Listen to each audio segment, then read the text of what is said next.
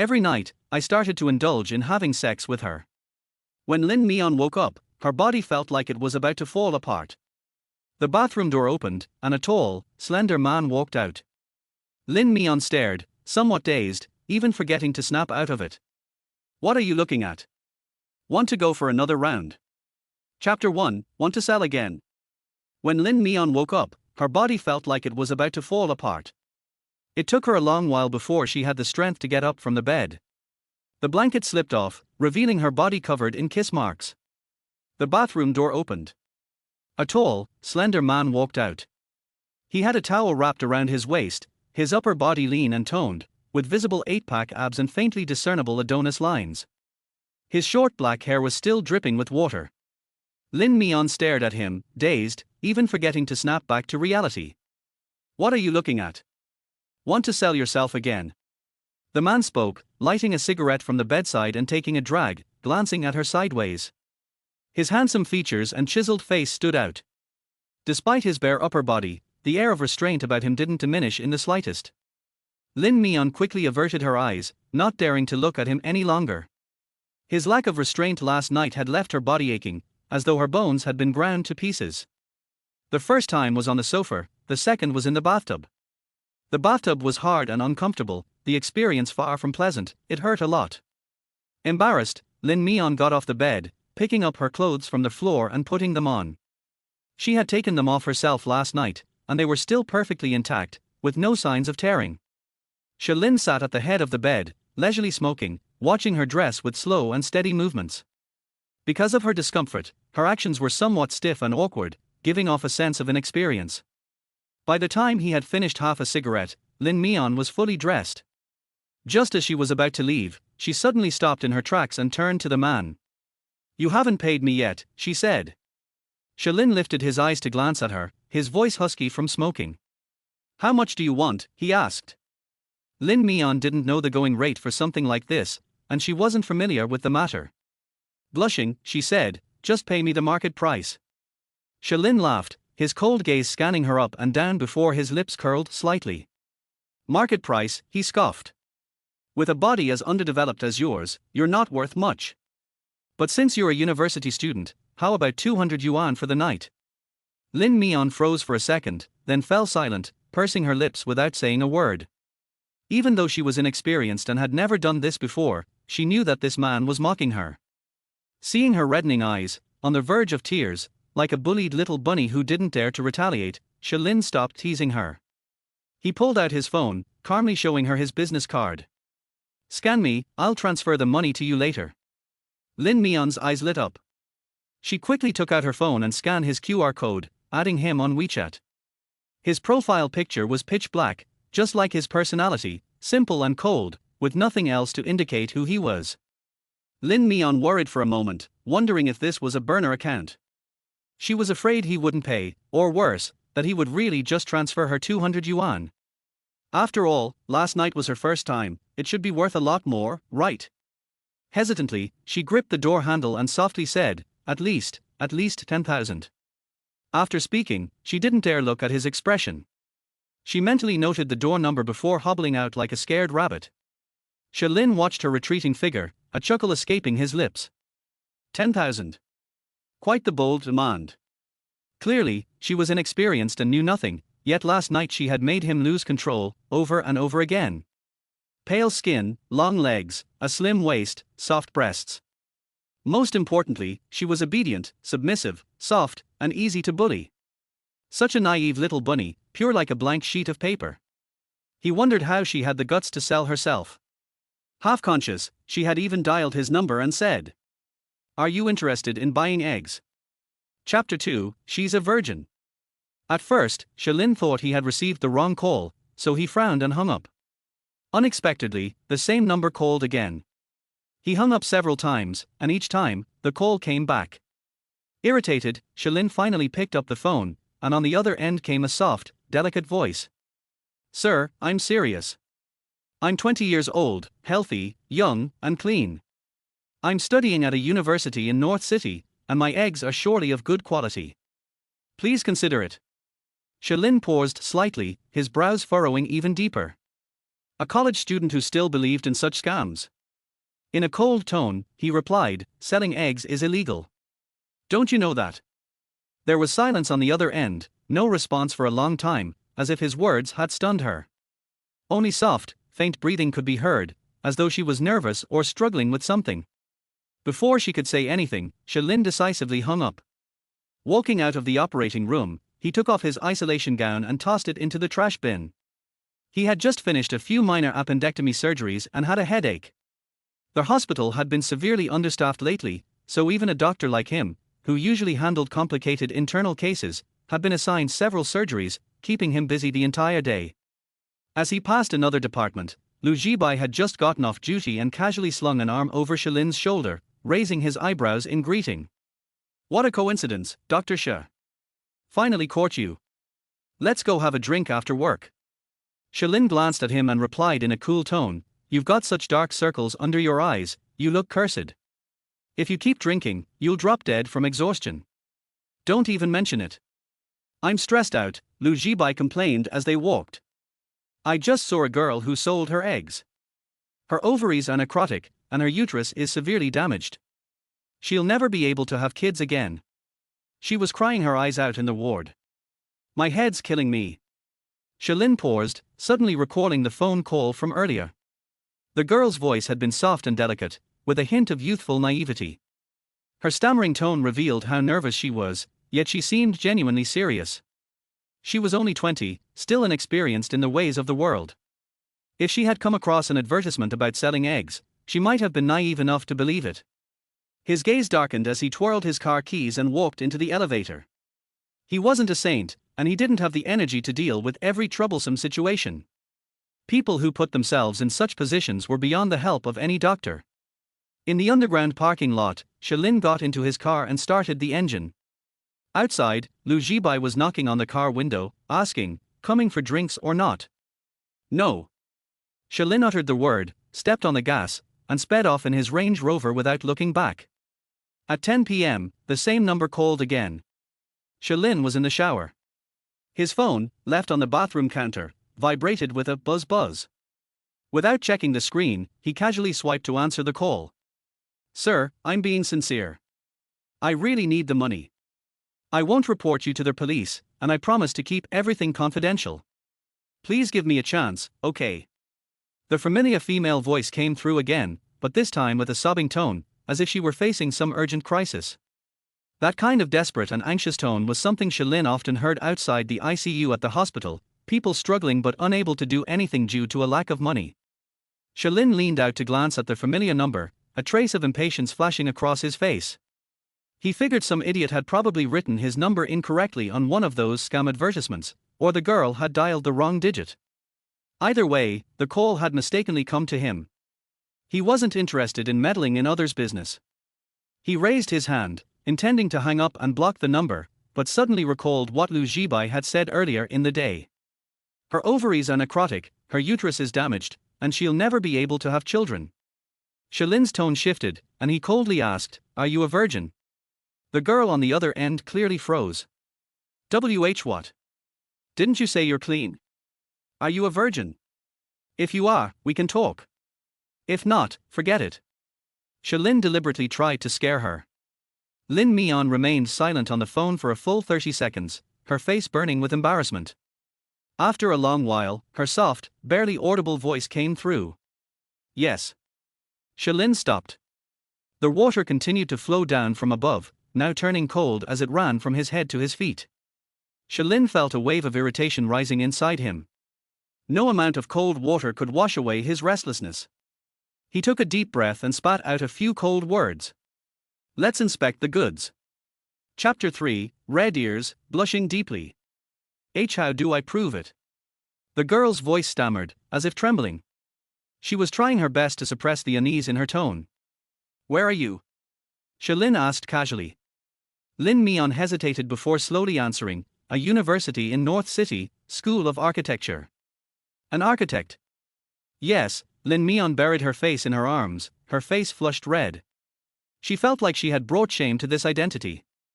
Lin turned off the water, grabbed a towel to dry his hands, and walked out of the bathroom, his long, slender fingers gripping the phone. He wasn't the type to bring people to his home. But it was late, and he didn't feel like going out. He was gambling on whether this naive girl would actually come. If she did, he'd give her a good scare. So, he gave her his apartment address, Bafang City, Building 6, Unit 1009. Come over. Lin Mian's face burned hot, and even her neck and ears were flushed, the red so intense it looked like blood would drip. She checked the time, her dormitory lights would be out, and the doors locked in half an hour. She hesitated. But her mother's words kept echoing in her ears. We fed and clothed you, scraped together every penny to send you to college, and now that you're a university student, you won't even bring money home. All you do is cry about being broke. You're not even as good as Song Xiaoman next door, who only graduated from middle school and sends home 10,000 yuan every month from working. What good are you? Lin Mian bit her lip. When she remained silent for a long time, their voice on the other end suddenly sneered. If you don't have the guts, then stop dreaming of making big money. Go wash up and sleep, architect. Lin Mian clenched her fists and, steeling herself, said, I'll go. She was sitting in the dark dorm hallway, alone. Taking a deep breath, she made up her mind. I'll go. Wait for me. Bafang City wasn't far from a university. It was only 4 stops by bus and 2 stops on the subway. Following the navigation, Lin Mian boarded the last subway of the night. The carriage was empty, with only the broadcast announcements breaking the silence. After just a few minutes, she arrived at her stop. Once outside the complex, it took her a while to find Building 6. It was a high-end apartment, and the elevator required a key card. Lin Mian sat in the waiting area of the lobby, pulled out her phone, and called Shalin. I am here, but I can't get up. The elevator needs a card. When Shalin received the call, he hadn't expected her to actually show up. He remained silent for a while before, almost against his better judgment, saying, wait. Then he hung up, threw on some casual clothes, and headed downstairs. In the lobby, there were a few scattered people sitting on sofas and chairs in the waiting area. Shalin scanned the room and spotted a girl sitting in the corner. She wore a plain white t-shirt, loose jeans, and black canvas shoes, an ordinary outfit. Her body language radiated nervousness, making her look both pure and foolish. He stepped forward. Lin Mian had been sitting there for a while, feeling uneasy as she took in the grand surroundings of the high-end building. She straightened her back, trying to appear more composed. The next second, a male voice sounded above her head, 6529. Instinctively, Lin Mian looked up and was met with a sharply defined, handsome face. He stood before her, one hand in his pocket, looking down at her with an imposing presence. He was tall, with a clean, fresh scent of body wash mixed with the distinct scent of masculinity. Lin Mian froze for 2 seconds, not fully processing what was happening. Then, she heard the man coldly repeat himself in a calm, detached tone. Phone number ending in 6529. Virgin. Chapter 4, Take it off, quickly. Lin Mian's face turned instantly red. Her head buzzed, and her body began to stiffen. She hadn't expected the fierce-sounding man on the phone to look so refined and clean. Just standing there, he was so handsome that it was hard to look away. However, the cold and distant aura he radiated made her hesitant to approach. He seemed to have just taken a shower, his short hair still slightly damp, and his eyebrows and eyes carried an air of aloofness and laziness. Lin Mian nodded, her face flushed. It's me. Follow me. The man uttered 2 words and turned to walk towards the elevator. Lin Mian stood up awkwardly, her mind buzzing as she followed him. This place was designed as a high-end apartment complex, with 2 units per floor. As they exited the elevator, Shalin unlocked the door with his fingerprint. With a beep, he opened the door, his tone somewhat nonchalant. Come in. Lin Mian swallowed hard and cautiously stepped inside. The room felt very spacious to her, around 200 square meters, with simple decor in a grey and white color scheme. The details exuded a subtle, luxurious taste. She had heard that the houses here were very expensive, housing elite professionals. Just looking at the lavish facilities in the lobby, ordinary people couldn't even imagine how many years it would take to afford one. Lin Mian stood timidly at the entrance, feeling as small as a mouse. Shalin closed the door, opened a cabinet at the entrance, and tossed her a pair of disposable slippers. Lin Mian obediently took off her shoes and put her feet inside. As she walked into the living room, the man sat on the sofa, reclining slightly, with his legs crossed in a relaxed manner. His deep-set eyes scrutinized her body up and down, without concealing his blatant curiosity. Lin Mian felt like a product being appraised for sale. Since he didn't say anything, she didn't dare to move recklessly. She stood obediently in the living room, her head bowed. Until he uttered 3 words. "Take off your pants." "What?" Lin Mian stiffened all over. "Don't know what prove it means." Shalin raised his eyes to look at her. "If you don't prove it, how will I know if you're a virgin?" Lin Mian bit her lip, overwhelmed by an unprecedented sense of humiliation. Her hand trembled as it rested on her waistband. Her mind was a jumbled mess, buzzing loudly. Although she couldn't make any sound, it felt as if her head was deafeningly noisy. The man's gaze pierced through her, his pupils dark and penetrating. He even changed his posture, casually watching her every move with an indifferent intensity. Lin Mian's heart raced, her face hot, as if all the blood in her body rushed to her head. Her hands fidgeted nervously. Shalin toyed with a glass of water and began to explain to her in a slow, relaxed manner. After egg retrieval, you might experience bloating, nausea, vomiting, ovarian enlargement, difficulty breathing, and other discomforts that you will have to bear yourself. Severe cases can lead to infections like hepatitis B, syphilis, AIDS, etc. But as a student from a university, you should be more aware than I am. I shouldn't have to remind you. Lin Mian's face turned pale as a sheet. Her hands trembled even more violently. "Take it off, quickly. I'm in a hurry." Shalin placed the glass on the coffee table with a dull thud, making it impossible to gauge his emotions. Lin Mian gripped her waistband tightly, holding the buckle for a long time without daring to let go. The next second, she suddenly recoiled. "I changed my mind. Sorry, I'm leaving now." She hurriedly turned to escape, trembling as she grabbed the doorknob, but it wouldn't budge. The door was locked from the inside. Lin Mian's heart leaped into her throat. At that moment, Shalin strolled over leisurely, his tall, imposing figure effortlessly pushing her against the door. He moved closer, his handsome face just an inch away from hers, exuding a strong sense of pressure. "Changed your mind? Too late. You can't just say you're selling and then not sell. This world doesn't work that way." Chapter 5, Do You Want Something Else? Lin Mian's pupils constricted, her face alternating between green and white, her back pressed tightly against the door. "I really regret it. Please let me go, sir. I promise I won't come back again." Shalin looked down and saw her tear-filled eyes, her eyelids red and her nose tinged pink, looking pitiful. He coldly asked, "You really won't sell?" No, I won't sell," Lin Mian hurriedly shook her head. "And you won't sell in the future?" Lin Mian could no longer hold back her tears and trembled as she spoke, "I won't sell again. Please let me leave, I will be grateful to you for the rest of my life." Shalin tilted his head, his knuckles tapping her shoulder twice. She was so thin, it felt like there was only bone, with hardly any flesh. He shifted his gaze away. "Get lost." Crying, Lin Mian turned to open the door but couldn't get it to budge. A large hand reached over from behind and pressed down on her hand, lifting it up. With a click, the door opened. The lock was actually reversed. Lin Mian didn't care about that anymore. She burst out, crying, and forgot to change her shoes. After running a few meters and seeing the elevator entrance, she could no longer bear the pressure and leaned against the wall in front of the elevator, gasping for air. It was quiet here, she didn't dare to cry out loud. Covering her mouth, Lin Mian let the tears fall one by one, her teeth chattering uncontrollably, making clattering sounds. She was terrified.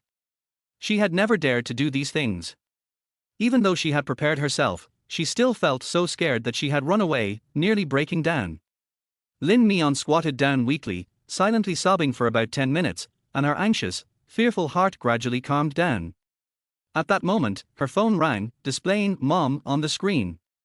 Lin Mian answered the call, crying, hoping for comfort amidst her fear, but the next second, a barrage of curses came from the other end. "You ungrateful, dog-bred bastard.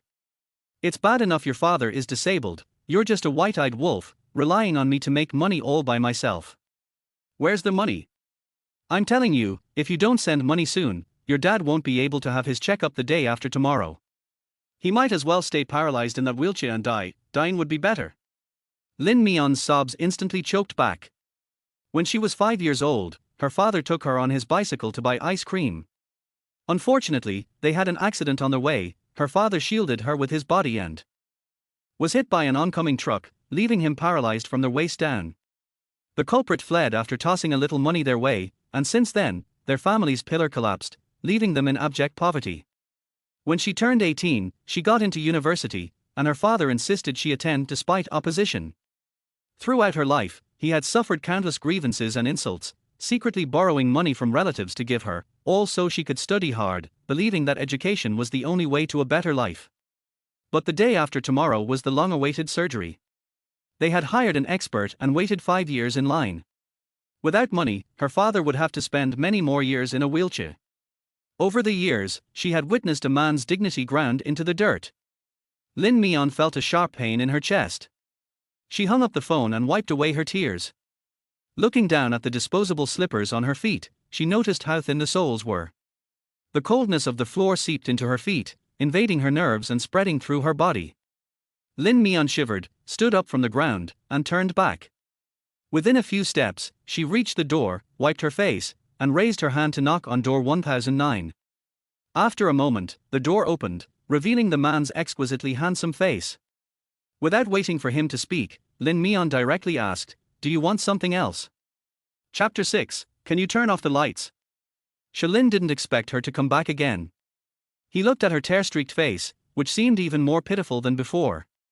Her lip was split, her eyes were red and swollen, and silent tears streamed down her cheeks, suppressing her distress and despair. It seemed she had been triggered by something. He leaned against the wine cabinet. "Are you sure?" Lin Mian clenched her fingers. "I need money." "Same old rules, take off your pants." Shalin spoke, wanting to see if she would really go all out. Lin Mian sniffled as she closed the door, stepped inside, and began to take off her coat. A thin layer of fabric was quickly removed and thrown onto the floor. Then came her pants. With a click, her loose-fitting jeans fell neatly to the ground, leaving only a fitted undergarment. Lin Mian moved her hands behind her back and felt the metal clasp. She closed her eyes and unfastened it without a second thought. A sense of tragic bravery washed over her. Shalin calmly observed the girl before him. Her skin was quite fair, almost blinding under the light, her waist slender enough to be grasped with one hand, her figure petite and her legs well proportioned. Her hair was disheveled against her face, tears silently falling, creating a pitiful sight that made one want to ravage her. The more she cried, the more it stirred the primal instincts within the man. It even dispelled the last remnants of his pity. Shalin's gaze deepened as he sat on the sofa, beckoning her with a hand, his voice flat and cold. "I'll give you 20 minutes. Be proactive. If you fail to pique my interest, just turn around and leave." He was clearly being fierce. Yet it still didn't scare her off. Lin Mian pursed her lips and slowly walked to him, squatting down close to his body. She didn't know how, she had never been in a relationship and hadn't even watched any related movies.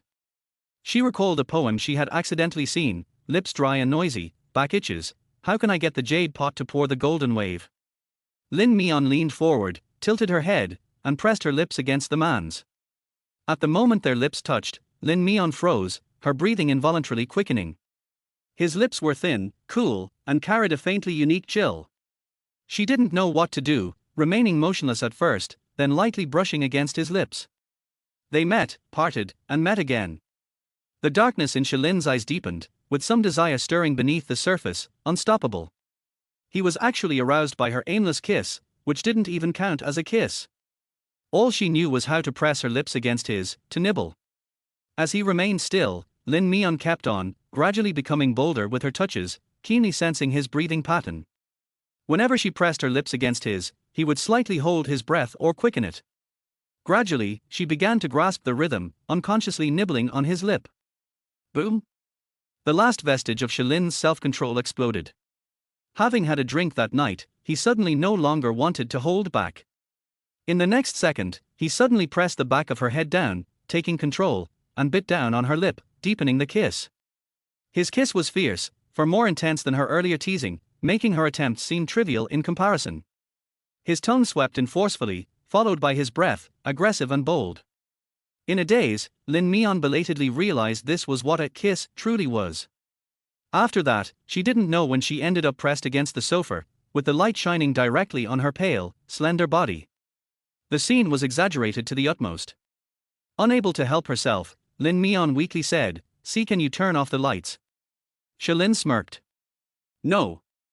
Lin Mian had no choice but to shut her mouth and close her eyes. His movements were quick, his gaze was cold, yet his actions betrayed his raw, straightforward dominance. Lin Mian couldn't take it any longer and clung to his bulging bicep. "Can you go a little slower? It hurts."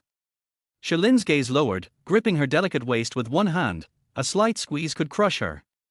His Adam's apple bobbed as his deep voice filled her ear, laced with a hint of dark mockery. "If you're not afraid of the pain from selling eggs, why be afraid of this? Endure it." Lin Mian didn't dare to speak again and silently buried her face in his chest. Chapter 7: No intimate relations for a week. After leaving Baifang City, Lin Mian took the subway back to her dormitory alone. Her roommates were all in class, so she slipped into the bathroom to take a shower. Her gaze fell upon the marks on her body, red and purple, which looked somewhat alarming. The man from last night wasn't gentle at all, in fact, he was almost coldly rough. She spent quite a while scrubbing herself inside and out before slipping into her pajamas and lying down on her bed, letting out a long breath. The familiar surroundings and scents helped to ease her mind a little. Lin Mian took out her phone to check. Shalin still hadn't transferred the money to her.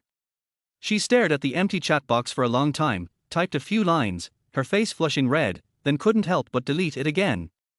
Better to wait a bit longer. It felt somewhat awkward to bring up this matter. Shalin had an early surgery and had been busy for several hours, completely forgetting about it. It wasn't until 3 in the afternoon that he emerged from the operating room, checked the time on his phone, and suddenly recalled the matter when he noticed the faint marks on his arm. He opened WeChat with a single tap, easily finding Lin Mian's account. Her profile picture was a dark-toned cartoon image of a girl wearing a black hat. Her name was just 2 simple letters, LM. Their chat history was completely empty, devoid of any messages. If that woman was so eager for money, why wasn't she asking him for it? Shalin curled his lips, typed in a string of numbers, but hesitated and deleted it while entering the password. Let's see how long she can keep up this act. Back in the outpatient department, he was on a tight schedule.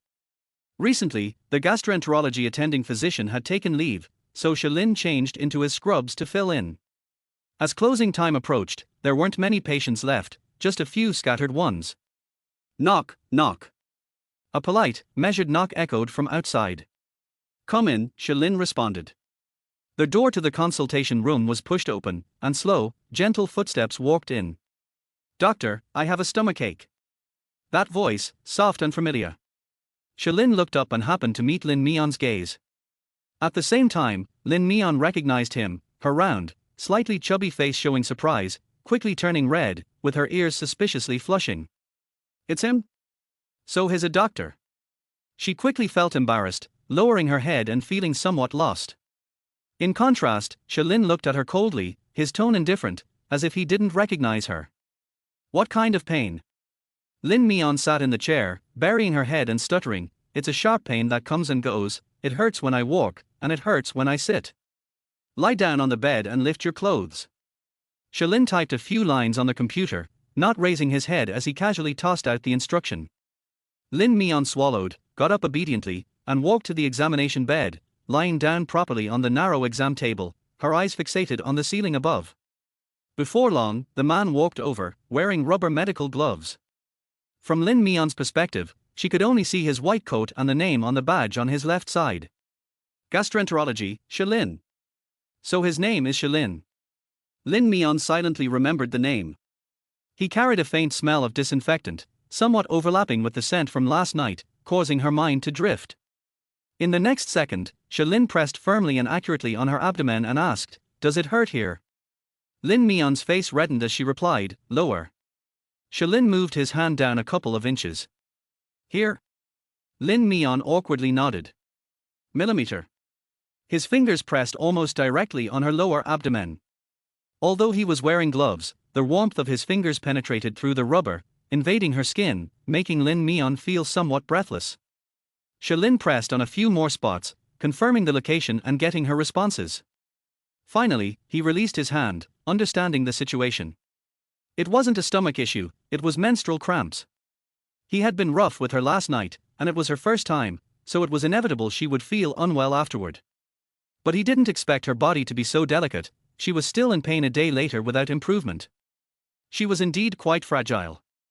Shalin sat at the desk, his knuckles rhythmically tapping as he typed. I'll prescribe you some medication. Take it 3 times a day after meals. Lin Mian blushed as she got off the bed, quickly adjusting the hem of her clothes. Then, she obediently sat down in the chair opposite Shalin, waiting for him to prepare the prescription. After printing the prescription, Shalin handed it to her with his long, distinct fingers. He paused for a moment, then suddenly added coldly, remember, no intimate relations for a week. Lin Mian's face turned even redder, her head buzzed as she nodded, taking the prescription and her health insurance card from him. Did you remember? The man held her card and asked again. Lin Mian nodded, I remember. Repeat it. 3 times a day after meals, no intimate relations for a week. Lin Mian repeated it, her cheeks burning, wishing she could dig a hole and bury herself. Wasn't it his fault that she was in this state? Other than being with him, she had no intimate relations. Let's go. The man leaned back slightly, releasing her health insurance card and prescription. Lin Mian took the prescription and fled in a panic. As she reached the door, her steps hesitated for a moment, and she turned to him, saying, You still haven't transferred the money to me. Chapter 8, She walks a little awkwardly. Shalin raised an eyebrow, took out his phone, and opened their WeChat conversation. How much do you need? He asked, tilting his head at her. How much did she need? It was her first time doing something like this, and she wasn't very familiar with the market price. However, her father's surgical fees were quite substantial. Lin Mian hesitated, unsure how much to say. Seeing her like this, Shalin tapped a few keys on the keyboard and read out the search results a few seconds later. According to the egg donation market, vocational school students get around 20,000 to 30,000, college graduates get 50,000 to 80,000, and graduates from 211 or 985 schools start at 100,000. He looked up at her. How much do you need? 50,000 or 100,000? Lin Mian didn't expect him to know this. The prices he mentioned were far higher than those posted in the school bathrooms, leaving her a bit at a loss. She lowered her head and quietly said, 50,000. Shalin unlocked his phone, tapped a few buttons, and transferred the money. The sound of the transfer echoed, and Lin Mian instinctively looked at the screen. When she saw the amount, she was taken aback. A full 100,000. He had given her double. Lin Mian looked at him in astonishment, shocked by his generosity. She hadn't sold her eggs, nor was she being kept by him. Subconsciously, she felt he had given too much. Shalin put away his phone and glanced at her, who was still in a daze. Still not leaving. He had intentionally left half as her pocket money. For a female college student, this amount was enough to support her living expenses for a long time, preventing her from foolishly selling her eggs again. Lin Mian came to her senses, biting her lip as she accepted the money. Thank you, she said quietly. The man looked at the computer screen, his striking features showing no emotion, his voice flat and cold. Next. Lin Mian clutched the prescription and left the room. Outside, she ran into Lu Jibai, who was about to enter. They brushed past each other, and Lu Jibai glanced at the prescription in her hand, his eyes filled with a hint of intrigue. Lin Mian was focused on getting her medicine and hurriedly left. In the consultation room, Lu Jibai entered, his tone somewhat gossipy. Gastroenterology, why are you prescribing gynecological medication? Shalin glanced at him. Mind your own business. Lu Jibai leaned over the desk, his eyes scanning Shalin's body, accurately noticing the rolled-up sleeves that revealed faint red scratch marks on his forearm. His eyes immediately turned meaningful. I was wondering why you didn't drink with me yesterday, turns out you had plans. Shalin stared at the computer, his tone indifferent. Did you come in here just to say that? Lu Jibai said, the girl who just left, she's your girlfriend. Not exactly.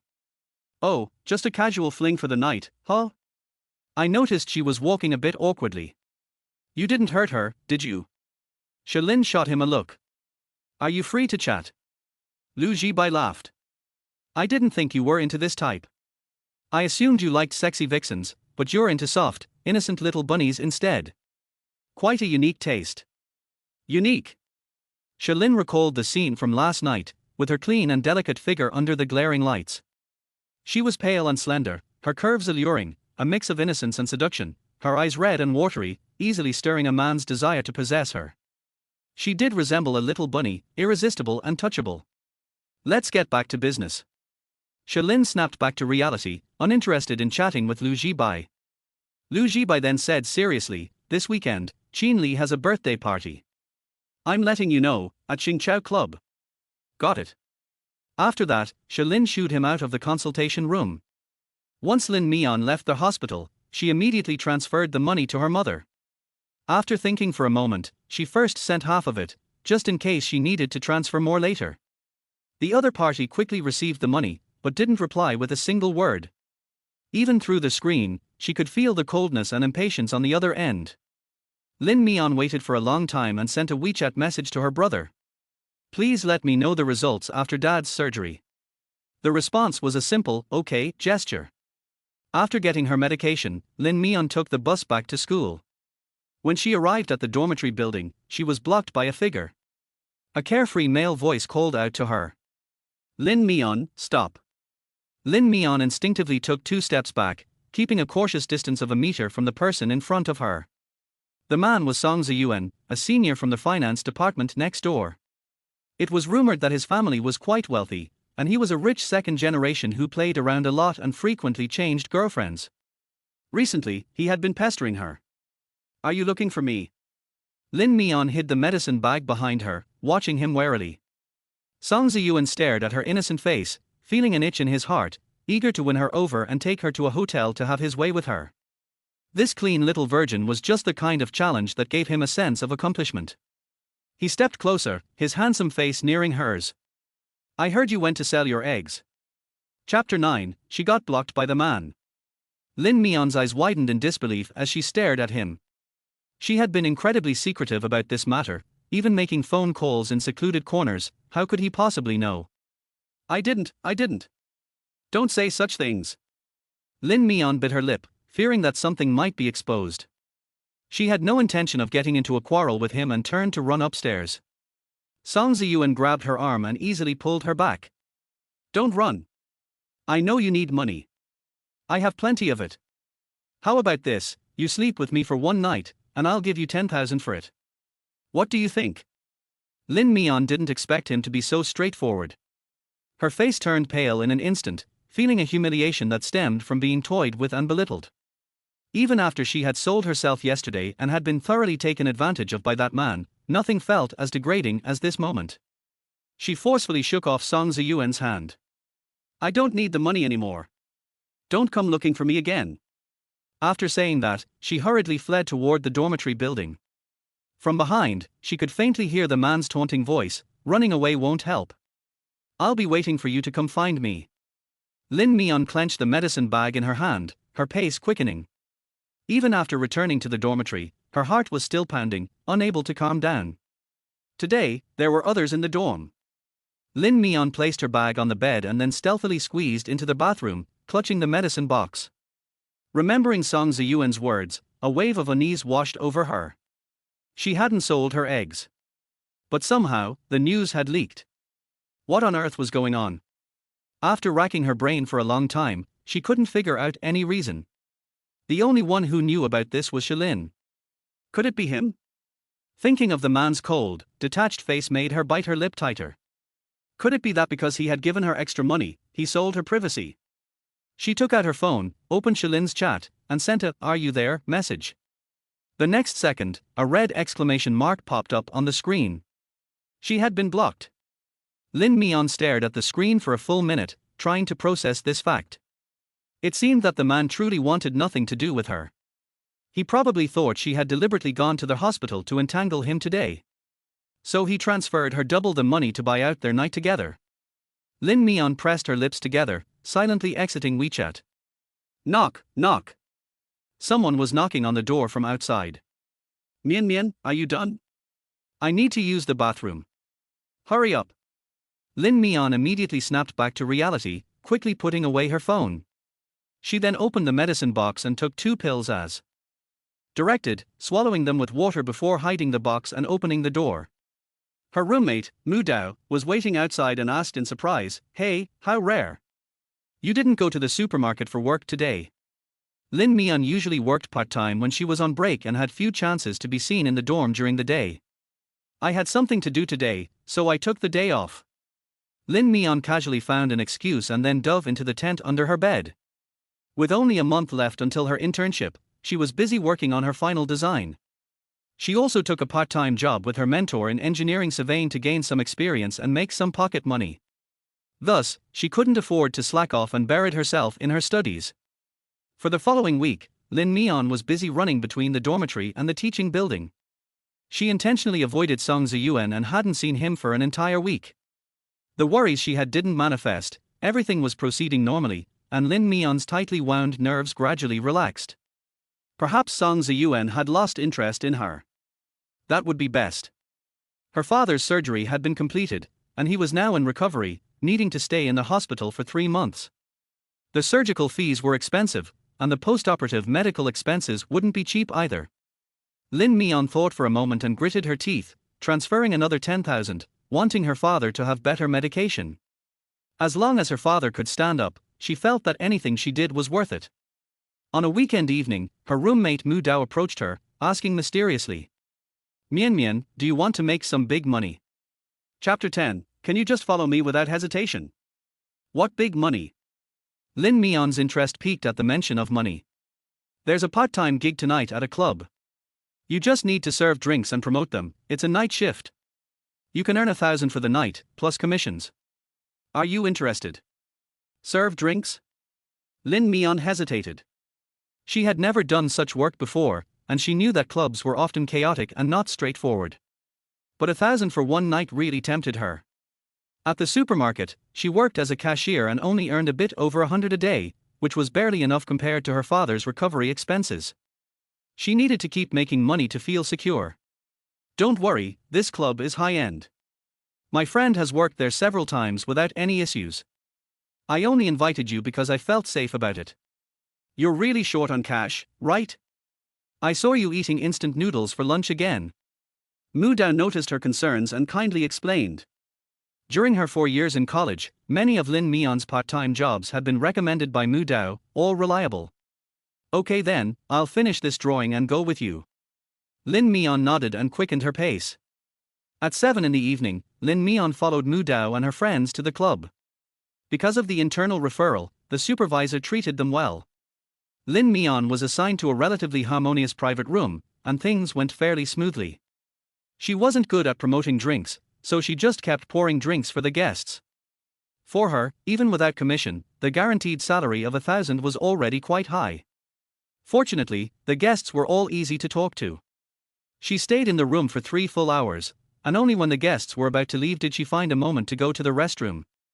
As soon as she entered, she almost bumped into a man.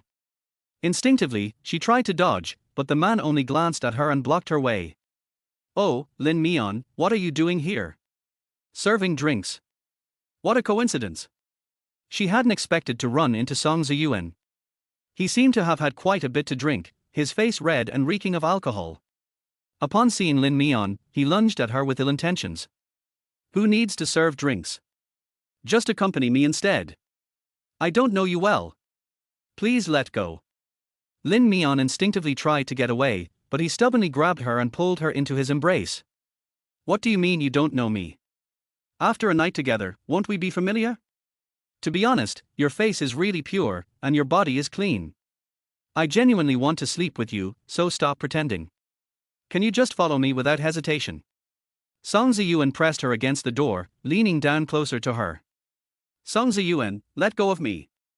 Lin Mian felt a surge of panic and desperately tried to push him away, but it was useless. "HMPH. I couldn't get you in school. On my turf, do you think I'll let you get away? Don't struggle, I can make it less painful for you later." Song Ziyuan held Lin Mian's wrists tightly, refusing to let go no matter how she struggled. Lin Mian was on the verge of tears, her clothes askew from his grip. In such a noisy place, she screamed at the top of her lungs, but it was futile. Just as he was about to kiss her, Lin Mian bit down hard on her teeth. Bang! The restroom door suddenly burst open with a kick, interrupting their entanglement. Song Ziyuan irritably glanced over, and when he saw the man's refined and indifferent face, he froze in place. Uncle! Uncle! Chapter 11, Can you accompany me for one more night to offset? Shalin stood outside the door, wearing a tailored black suit, tall and straight, exuding an air of restraint. With his hands in his pockets, he casually glanced at Song Ziyuan and the woman beneath him, his brow slightly furrowed and his voice cold. What are you doing, messing around?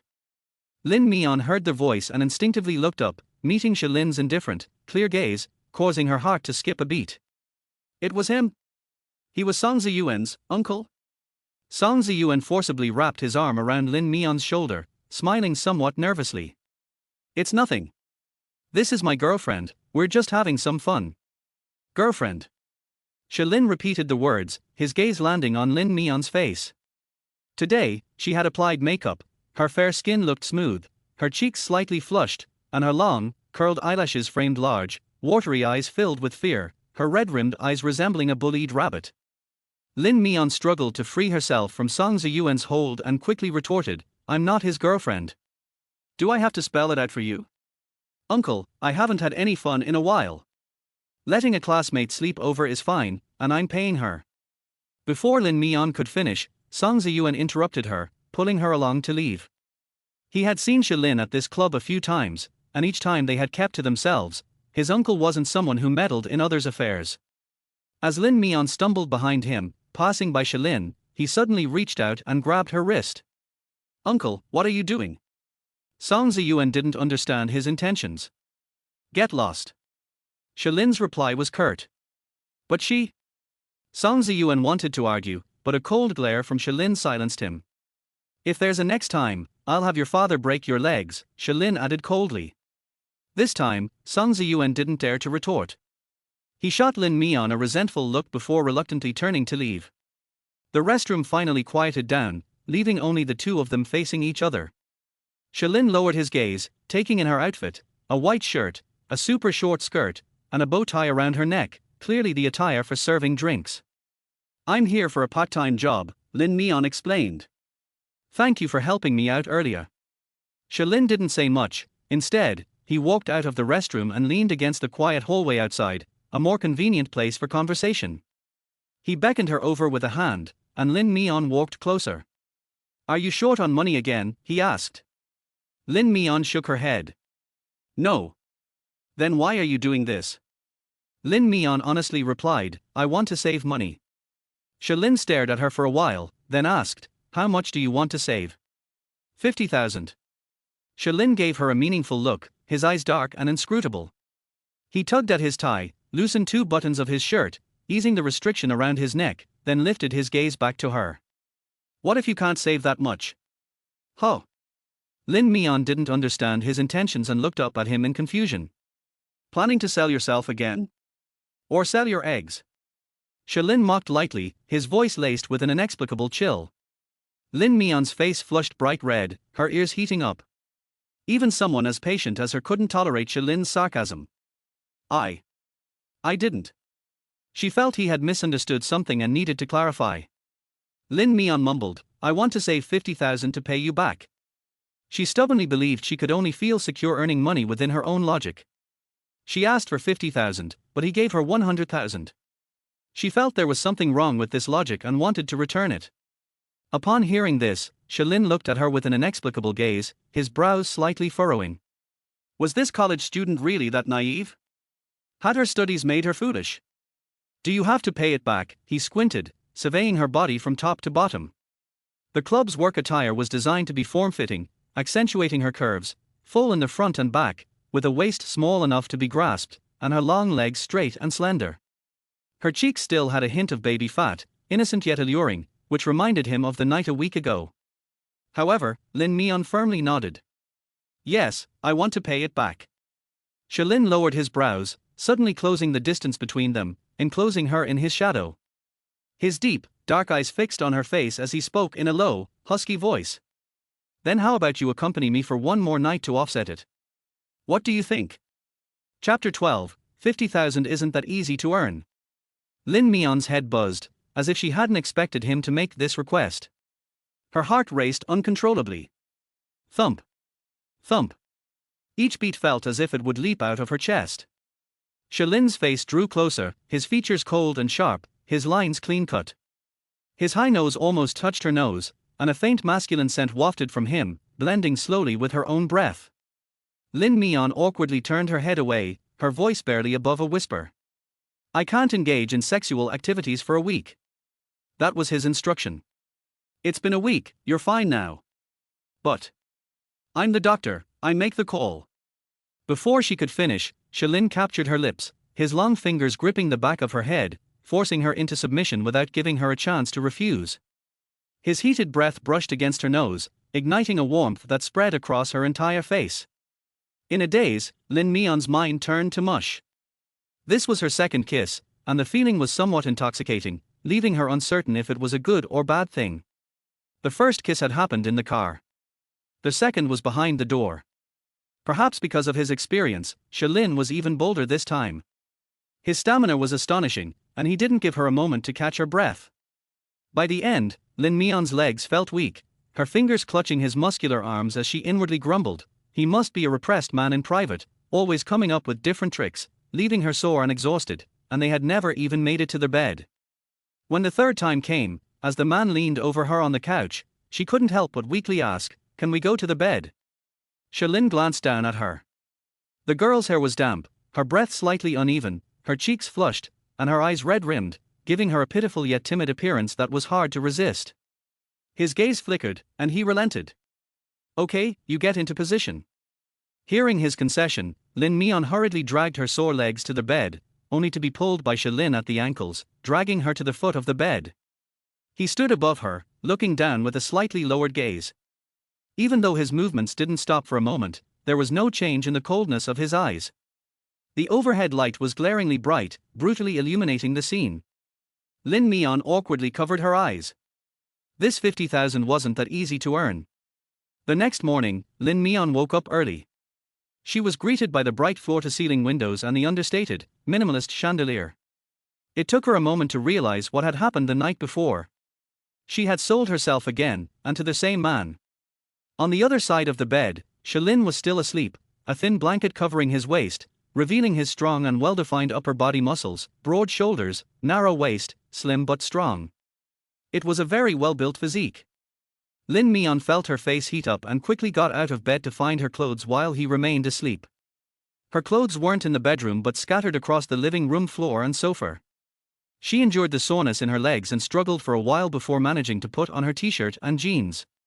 She had changed her clothes after leaving the club last night. Click. As the bedroom door opened, Shalin emerged in a robe just as she was squatting at the door putting on her shoes. He glanced at Lin Mian but didn't say much, instead bypassing her to the kitchen for a glass of water. When he returned, Lin Mian had already tied her shoelaces.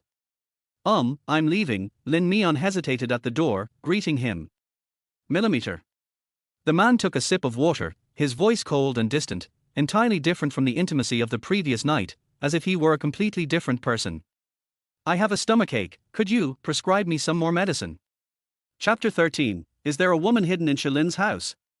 As soon as the words left Lin Mian's mouth, her cheeks flushed slightly. Since leaving him last time, she had experienced 2 or 3 days of stomach pain. Just when she thought she had recovered, after last night's rough treatment, the familiar cramping had begun again this morning. Shalin paused for a moment, his gaze shifting to her legs. "Does it hurt again?" Lin Mian awkwardly nodded, answering honestly, "It hurts just like last time, it's quite uncomfortable."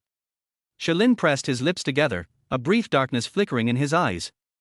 He set the cup down on the coffee table and dropped 2 words. "Wait here." A few minutes later, he emerged from the bedroom holding 2 boxes of imported medicine and tossed them into Lin Mian's arms. "These are painkillers, take one after meals once a day. If it still hurts after 2 days, come to the hospital to see me." Lin Mian hurriedly stuffed the medicine boxes into her bag and thanked him. "Thank you. Let's go." He turned and headed back to the bedroom, leaving her without further ado. Having had 2 close encounters, Lin Mian understood his aloof nature to some extent. Their relationship was transactional, and it was already a bonus that he had let her stay the night. She adjusted her bag and was about to open the door to leave when. Ding dong, ding dong. The doorbell suddenly rang. Startled, she instinctively looked up, and on the small screen in the entryway appeared a familiar face. It was Song Ziyuan. Lin Mian's heart stopped for a moment, and she reflexively retreated into the living room, her face turning beet red, feeling both nervous and flustered. What's wrong? Seeing her unusual reaction, Lin peeked his head out and asked. Your nephew is outside. Lin Mian replied, her cheeks still flushed. She remembered that last night Song Ziyuan had called Lin uncle and had been quite respectful, so she didn't expect him to come to Lin's apartment. If Song Ziyuan saw her here, it would be too embarrassing. Lin seemed momentarily stunned, but his expression quickly returned to calm. While tying the sash of his robe, he nodded toward the bedroom. Go inside. Lin Mian instantly understood his meaning, quickly stepped into the bedroom, and closed the door behind her. Lin glanced at the somewhat messy living room before walking over to open the door. Uncle, why did it take you so long to open the door? My dad sent me to bring you the documents. Song Ziyuan's voice came from outside, and even though it was separated by the bedroom door, Lin Mian could vaguely hear. The stuff is here, you can go now. Lin took the documents and unceremoniously dismissed him. Wait a moment, I have something to tell you. Song Ziyuan leaned in, eager, and said directly, it's about last night at the club. Can you not interfere with me?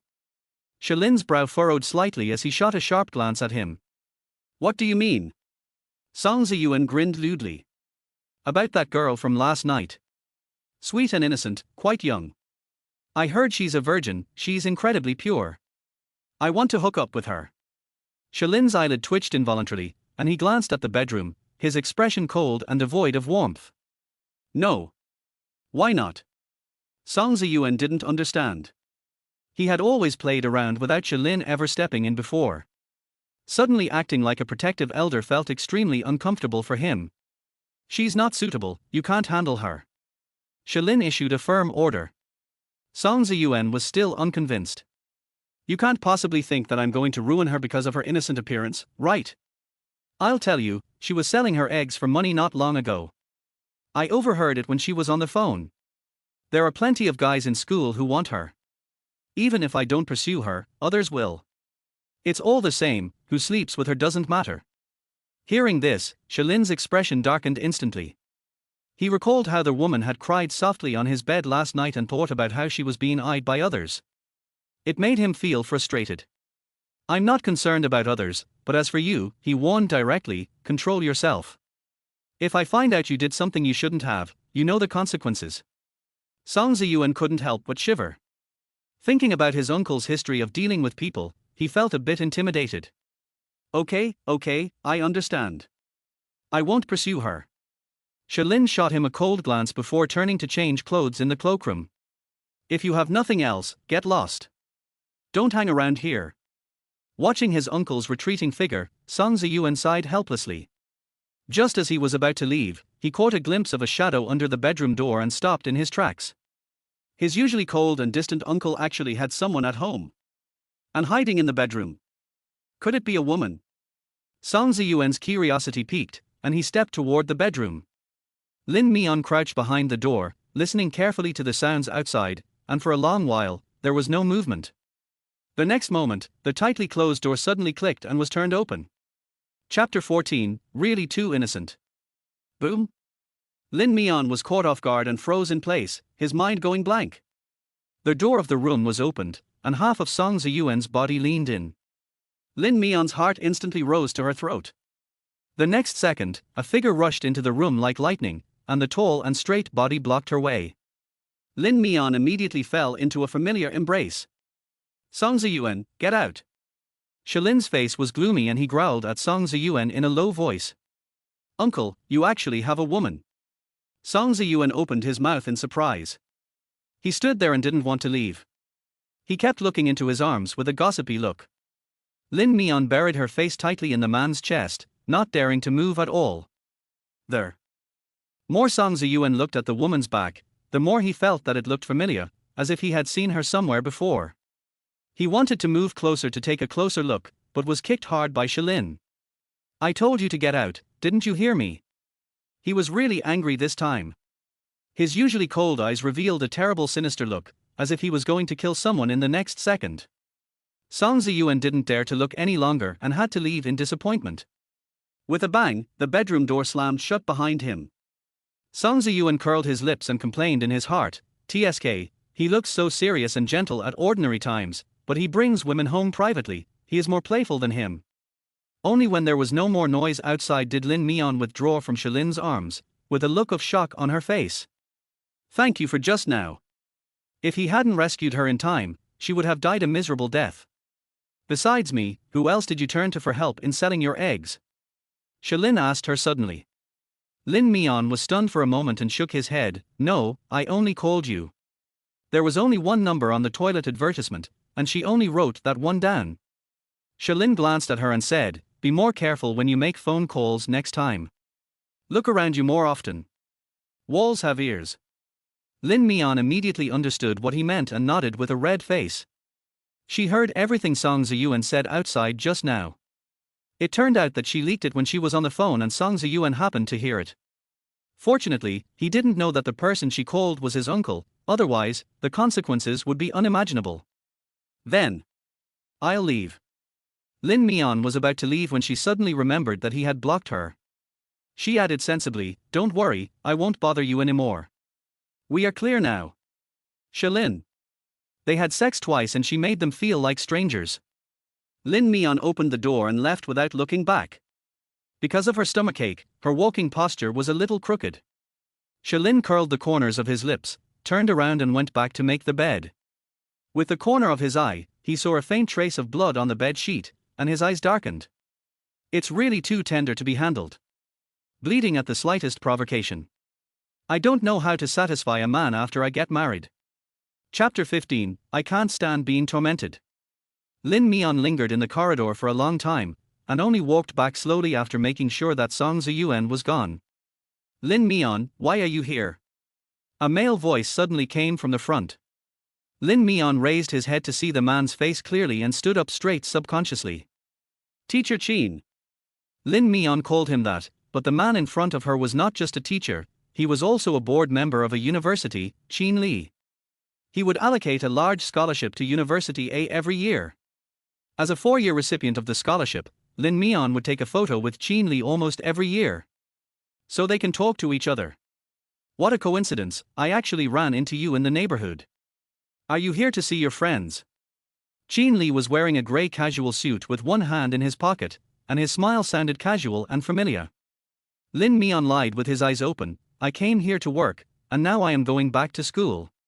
She has always worked part-time to pay for her studies, and all the teachers in the department know it. Qin Li nodded in understanding. "Oh, I see. I remember you are about to graduate, right? Are you graduating this year?"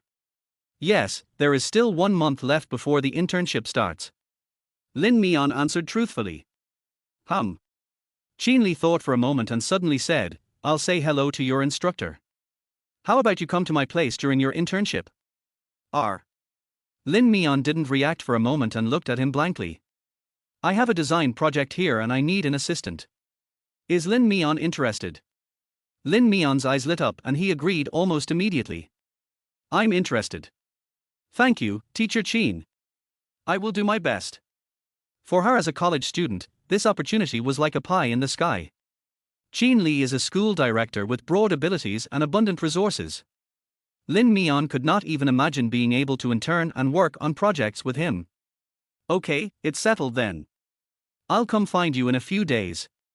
Lin Mian instantly became happy. "Thank you, Teacher Qin." "Goodbye, Teacher Qin." She walked out of the community in great joy, not even feeling the pain in her legs. It seemed that the man was a lucky star, as he had easily helped her get a good internship opportunity. Beep. Not long after Lin Mian left, a black Land Rover stopped beside Qin Li. The window was half lowered, revealing Shilin's cold and indifferent face. Qin Li opened the car door skillfully and got in. "Dr. Shi, it was my birthday yesterday, but you disappeared halfway through the drink. What were you doing disappearing for the second half?" Shilin started the car. "Something happened." "What could possibly happen to you? Did you pick up a woman?" Qin Li teased him, there are scratches on your arm. TSK TSK, they look fresh. Which little wildcat hit you so hard? Shalin glanced at his hands on the steering wheel. His shirt sleeves were half rolled up, revealing a few red scratches on his arms. The scene from last night came to my mind. At first she begged him by grabbing the bed sheet, but later she couldn't bear it anymore, so she grabbed his arms with her two little hands and begged in a whining manner. In the end, praying didn't work, so I started to scratch it from time to time. Wildcat. Is it a wild rabbit that bites people out of anger? Shalin retracted her gaze, thinking about what she and Qin Li were talking about just now, and how they looked very happy, so she asked casually. The one you were chatting with just now, is he your student? Chapter 16 The Taste of Being a Man. Qin Li became excited when he talked about this. Yes, she is an excellent student in our school who has won the scholarship for 4 consecutive years. The little girl has great potential and is very outstanding. She is a good seedling. You are good at judging people. What do you think of her? Is she capable enough? Qin Li stepped forward and asked. Shalin pulled his lower lip sarcastically and said, it's better to clean up the small advertisements in the girls' restroom in your school. When Lin Mian returned to the dormitory, he immediately poured himself a glass of water and opened the medicine given by Shalin and put it into his mouth. Bite. The phone screen lit up. She picked up the phone and opened it. Someone transferred 1,000 yuan on WeChat, and her roommate Mu Dao's voice sounded from behind her. Mian Mian, I've transferred the part-time job fee from last night to you, but why didn't you come back all night? You came back even later than I did. If you hadn't sent me a text message to let me know you were safe, I would have thought you were taken away by gangsters. Lin Mian put away the medicine box and lied with a blushing face, I went to the convenience store to work the night shift last night, hoping to earn some extra money. You work too hard. You're almost like a 24-hour soldier, working so hard to make money. No wonder you have such dark circles under your eyes. It's obvious that you didn't sleep all night. Hearing this, Lin Mian's cheeks turned red involuntarily. In fact, in a sense, she did not sleep all night and was very hard-working. I am indeed very sleepy. I will go to bed and take a nap. You can wake me up for lunch at noon. Lin Mian yawned and thought about climbing into bed to get some sleep. Okay, then go to sleep. I'm going out to have dinner with my boyfriend, so I won't accompany you. I'll come back at noon to take you to a good meal. Mu Dao happily turned around in her little skirt, the delicate makeup on her face glowing, making her look particularly sweet. Lin Mian couldn't help but pursed her lips and teased her, having dinner with your idol? Are you sure you're not on a date? The love bubbles in your eyes are about to pop out. You've never been in a relationship, so you don't understand. The contact during the ambiguous period is the best, especially the tacit feeling of pulling each other. It's not fun when you're in love. Mu Dao raised her eyebrows and leaned over the bed to suggest to Lin Mian, Mian, I strongly suggest that you find a boyfriend and have a relationship. Otherwise, an honest girl like you will most likely fail in relationships in the future. Lin Mian pursed her lips and smiled, I'm very busy, so I don't want to find a boyfriend. You have never tasted a man before, otherwise you will definitely be addicted. The taste of a man. Lin Mian recalled some unspeakable scenes in his mind. He moved his aching limbs and silently complained in his heart. She is not addicted. After Mu Dao left, Lin Mian was left alone in the dormitory. She changed into her pajamas and was about to take a nap when her cell phone rang. Lin Mian glanced at the name jumping on the screen and immediately picked up the phone happily. Dad, why did you call me? I miss my daughter. Can't I call and ask? Father Lin's kind voice came from the other end of the phone. Of course, no problem. I miss you too, Dad. Is your leg feeling better? Lin Mian sat up holding the phone. The operation was successful. The doctor asked me to stay in the hospital for 3 months. I will be able to walk after I recover. Lin's father. There was indescribable excitement in his voice. After being paralyzed for several years, he can finally stand up like a normal person, and he can't hide his excitement. By the way, Mian, I heard from your mom that you sent the money for my surgery. You're still a college student and haven't even graduated yet, so where did you get such a large sum of money? As expected, only her father noticed her identity as a poor student, while the other people in the Lin family only urged her to send money and never cared where her money came from. Lin Mian grabbed the bed sheet and said in a relaxed manner, I took a private job a few days ago. The sponsor is very wealthy. This is the design fee he advanced to me. Dad, you don't have to worry. I will start my internship in a month, and then I will be able to earn more money to support you. When Father Lin heard her words, he finally felt relieved. Dad doesn't want you to support him. It's enough if you can take care of yourself. That gold master is good and is willing to advance your salary. You have to follow him and work hard, okay? Thinking about it, her sponsor had already blocked her. Lin Mian nodded awkwardly, I know. After chatting for a few sentences, the doctor on the other end of the phone began to urge Lin's father to do rehabilitation training, and Lin's father had to end the call reluctantly. After hanging up the phone, Lin Mian breathed a sigh of relief. Her finger accidentally swiped to the address book and caught a glimpse of the familiar phone number on it. It was Shilin's number that she had bombarded before. She stared at her phone for a long time and deleted Shilin's WeChat and number. The transaction is completed and the payment is made. She will no longer have any contact with him. Just consider this as a small episode in her life. Chapter 17, Encountering him again. In the next few days, Lin Mian threw himself into his busy studies again. Time passed quickly, and her life returned to its previous peace, so peaceful that she even thought that the absurd things that happened before were all a dream. In the blink of an eye, it was the internship period. During this period, Song Ziyuan ran into Lin Mian several times, but his attitude became much more restrained. Apart from making a few jokes, he didn't dare to touch her. It seems that his uncle has a strong deterrent effect. Lin Mian has been looking for a house these days. She was going to do an internship, and it happened to be summer vacation, so the school dormitory would be closed and she needed to find a house to move out. Lin Mian was originally planning to share a house with Mu Dao, but Mu Dao established a relationship with her ambiguous boyfriend and they became boyfriend and girlfriend, and the two of them lived together intimately. Lin Mian didn't want to disturb them, so he had to go look for them alone. There is a demolished community near the school. It looks a bit old and dilapidated. There are many rental houses in it. Because of the low prices, many newly graduated students live there. It took Lin Mian half a day to find a small single room with one bedroom and one bathroom. It was simple. Although it was a little small and she could not move her legs, she was still very happy. Because this was her first small room of her own in the true sense. After paying the rent and deposit, she moved in that night with her luggage, packed up her things briefly and went to bed. Buzz buzz buzz. The cell phone rang suddenly.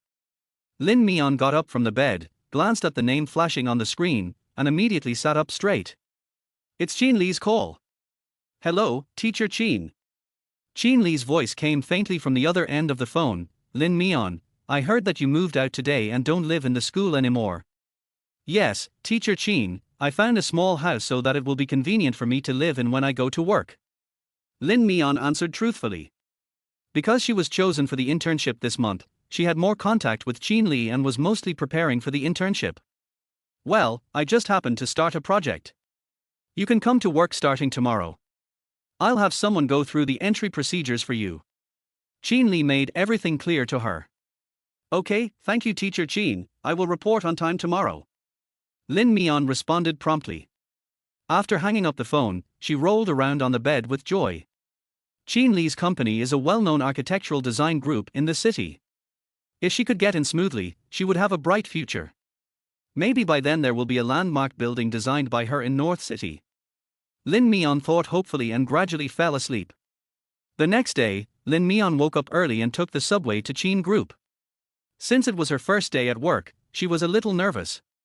She put on some light makeup in the morning and didn't even have breakfast. The onboarding process went smoothly. The front desk colleague helped her familiarize herself with the company environment and then arranged a workstation for her. Ms. Lin, this is your workstation. Your immediate supervisor is our CEO Qin. He will personally guide you. Just wait here for a moment. Lin Mian nodded and thanked him politely. Thank you. You're welcome. President Qin will be here soon. Please familiarize yourself with the environment first. After the front desk finished arranging all their work, they turned around and left. Lin Mian sat at her workstation and looked around. There were few people in this office, and there was basically no one at the workstation. Next to her was Qin Li's office. The door of the room is closed and no one is there. Her position is more like that of a junior assistant. It is a great fortune to be Qin Li's assistant. Soon, Qin Li arrived. He was still wearing light gray casual clothes today, with one hand in his pocket, a smile on his face, looking lazy. Mian Mian, good morning. Lin Mian immediately stood up and greeted him. Good morning, Mr. Qin. Don't be so formal. You are my student, so just be casual. Have you completed all the employment procedures? Qin Li asked. Lin Mian nodded. It's all done. That's perfect.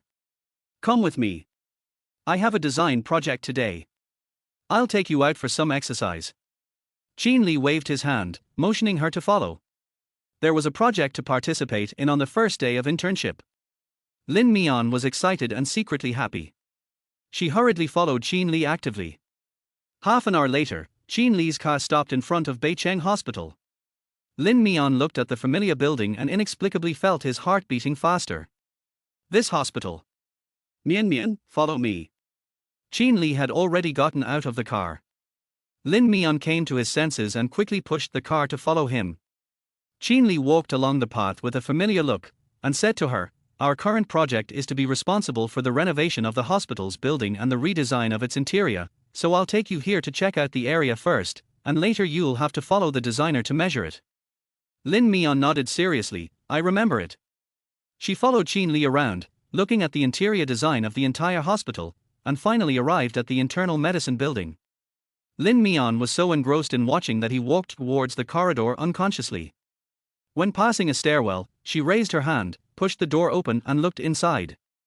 The next second, she was caught off guard by a pair of cold and deep eyes. Is it him? Lin Mian's heart suddenly stopped. Chapter 18. How does it hurt? The man was wearing a white coat and sitting on the stairs. He had a cigarette between his long, bony fingers, and the sparks were flickering in the dim light. He raised his eyes, stared at her casually, and blew out a smoke ring. Looking for me? His voice was cold and dull, with a hint of laziness and hoarseness from smoking. Even when he suddenly saw her in such a place, he didn't look surprised at all. Lin Mian quickly shook his head and said hello reluctantly. What a coincidence, Dr. Shi, I'm here to work, and my internship project happens to be in this hospital. Afraid that he didn't believe her, she deliberately shook the measuring tool in her hand to prove that she was not pestering him. In her impression, a man like him would hate being entangled by women the most. Shalin's eyes fell on the tools in her hand. He looked at them for 2 seconds without saying anything. Instead, he raised his hand to put out the cigarette and gave her the measuring position in the corridor. Measure it. He uttered 2 words concisely. Lin Mian immediately understood, thanked him, and then walked into the corridor with the tools. Just at this moment, Qin Li followed in from behind. When he saw Shalin, his handsome eyebrows raised. Hey, Dr. Shi, why aren't you sitting in for consultation right now? Are you slacking off here? Shalin rubbed his brows and said in his usual cold tone, I just finished an operation and came out to get some fresh air. Qin Li understood. I understand. Being a doctor is stressful. It's normal for you to relax and vent occasionally. Lin Mian was working in the back while listening with his ears perked up. It turns out that a calm and composed doctor like him can also have mental stress. No wonder he is so wild in bed every time. He probably vents his feelings in bed. By the way, let me introduce you. This is my little apprentice named Lin Mian. You met him last time in Bafang City. Do you still remember him? Qin Li introduced enthusiastically. Shalin glanced at Lin Mian and was speechless. Not only have I seen him, I've also slept with him. Mian Mian is a very honest child. She will come to the hospital for measurements often in the future. Please take good care of her for me. Qin Li blinked and greeted him. Shalin's eyes paused, and he nodded lightly, his voice even and even. Got it, time's up, I have to go to see patients. He turned around and wanted to go out, but Qin Li suddenly slapped his forehead and turned to Lin Mian and said, Oh, Mian, you have a stomachache, right? It's a good opportunity to ask Dr. Shi to take a look at you. He has to see patients anyway. He accidentally noticed that Lin Mian had a stomachache in the morning and she kept holding her belly. After asking her, he found out that it was an old problem of hers. However, Shalin has superb medical skills, so he can help with the diagnosis. When Lin Mian heard this, she was immediately horrified and quickly waved her hand. To refuse, no need, Teacher Qin, this is an old illness of mine, no need to trouble the doctor. As soon as she finished speaking, she saw Lin raise his eyelids and asked casually. Oh? How does it hurt? This sounds so familiar, he asked the same question last time. Lin Mian immediately became embarrassed, and her ears felt slightly hot. It's just a stomach problem, an old problem. Your stomach problems also need to be treated properly. Let Dr. Shi prescribe some medicine for you and take good care of yourself. Qin Li echoed from the side. Okay, then let's go to my office. Lin said. Now, Lin Mian didn't even have the chance to refuse, and was enthusiastically pulled by Qin Li to go to Lin's office. It was still the same clinic as last time. In just a few days, 2 more banners appeared on the wall, both of which were banners of gratitude presented by family members. Lin Mian looked at the words silently and felt a little more respect for his medical skills. His medical skills are indeed very good. Last time she had a stomachache, the medicine he prescribed was cheap and effective. She showed obvious improvement after just 1 meal. Sit down and hold your wrists out. Hearing the man's words, Lin Mian sat down obediently and stretched out her wrist. Lin raised his hand and pressed his warm and powerful fingertips on her pulse. The force was not light, but heavy, and there was an indescribable feeling of oppression. Lin Mian subconsciously held his breath and dared not move. She had always thought he was a Western doctor, but she didn't expect that he could actually take pulses. She had always had an inexplicable admiration for Chinese medicine. At this moment, she saw the man's clear facial features, his serious and focused expression, and the warmth emanating from his fingertips. Her face felt a little hot. Lin listened carefully to her pulse, his eyes involuntarily falling on her wrist. The woman was very thin and very white. Her almost transparent skin allowed one to see her blue veins. Her wrists were so thin and soft that they seemed like they could be broken with one hand. If they were in bed, he could hold both of her wrists with one hand. Lin's eyes gradually became dim. Even the force seemed to increase slightly. Chapter 19. Are you afraid of me? It was not until he sensed her looming emotions that he came to his senses and let go of her hand with a calm expression. My heart is beating a little fast. He raised his eyelids. Why are you so nervous? Lin Mian's ears suddenly turned red. I didn't. As expected, there are no secrets in front of Chinese medicine. Even the accelerated heartbeat was diagnosed by him. The spleen is weak, the dampness is heavy, and the gastrointestinal function is weak. Lin continued, eating junk food is not good for the stomach, especially instant noodles. Lin Mian didn't expect that he could even see this, and even accurately know what food she had eaten. Mian, do you usually eat instant noodles? Qin Li asked her. Lin Mian admitted sheepishly, when I was too busy studying, I just made do with a bite. Maybe I ate a little too much. That won't do. Your health is the capital of revolution. You are young and this is the time to take care of your body. How can you just make do with it? No wonder you have a stomachache. Qin Li frowned and said, Lin, please give her some stomach medicine. I think this girl works so hard that she doesn't care about anything. She might eat instant noodles next time. Lin typed a few words on the computer, and then said lightly. You need to take care of your stomach, and taking medicine is useless. He paused and added, but if this continues, it will easily develop into duodenal ulcer, chronic gastritis, pancreatitis and gastric cancer. Hearing the word gastric cancer, Lin Mian raised her eyes in fear, and met the man's half-smiling eyes. His teasing look was no different from the last time he explained to her the dangers of selling eggs. They were all trying to scare her. Lin Mian bit her lip and nodded sullenly, I understand. I will eat well. After all, the word cancer is still very intimidating when it comes from the doctor's mouth. She is a normal person, so of course she is afraid of death. That's perfect. It's time for dinner. Mian, come with me to eat. I remember there's a restaurant nearby that serves pretty good home-cooked food. It's perfect for nourishing your stomach. Qin Li looked at the time and enthusiastically took Lin Mian downstairs to eat. Before leaving, he casually asked Lin, do you want to come with us? Lin stood up, okay. Qin Li. No, did he hear it wrong just now? Lin was always a workaholic when he was in the hospital. He would never leave the building all day long, and he couldn't even make an appointment for a lunch break. He wanted to be polite, but he didn't expect Shalin to agree so readily. Is this still the doctor who was so popular? Are you still not leaving? Shalin had taken off his white coat, revealing a neatly tailored white shirt underneath. He was not wearing a tie, and 2 buttons on his collar were undone, revealing a small piece of his collarbone, adding a touch of sexiness to his abstinence. Lin Mian looked at it for a few seconds and then looked away in panic. It has to be said that this man is so attractive that she always looks at him unconsciously. Once she sees him, those exciting scenes will unconsciously emerge in her mind. Her ears felt even hotter. Okay, then take my car and go together. Qin Li raised his eyebrows and waved at Lin Mian. Mian, follow me, we will treat Dr. Shi to a meal today, just as the payment for his pulse diagnosis. Lin Mian hurriedly followed behind Qin Li, keeping her head down to avoid him the whole time, and even sat in the passenger seat when getting in the car, leaving Shalin sitting alone in the back seat. It wasn't that she didn't like him. But, she always remembered his attitude. He blocked her, meaning he didn't want to have anything to do with her.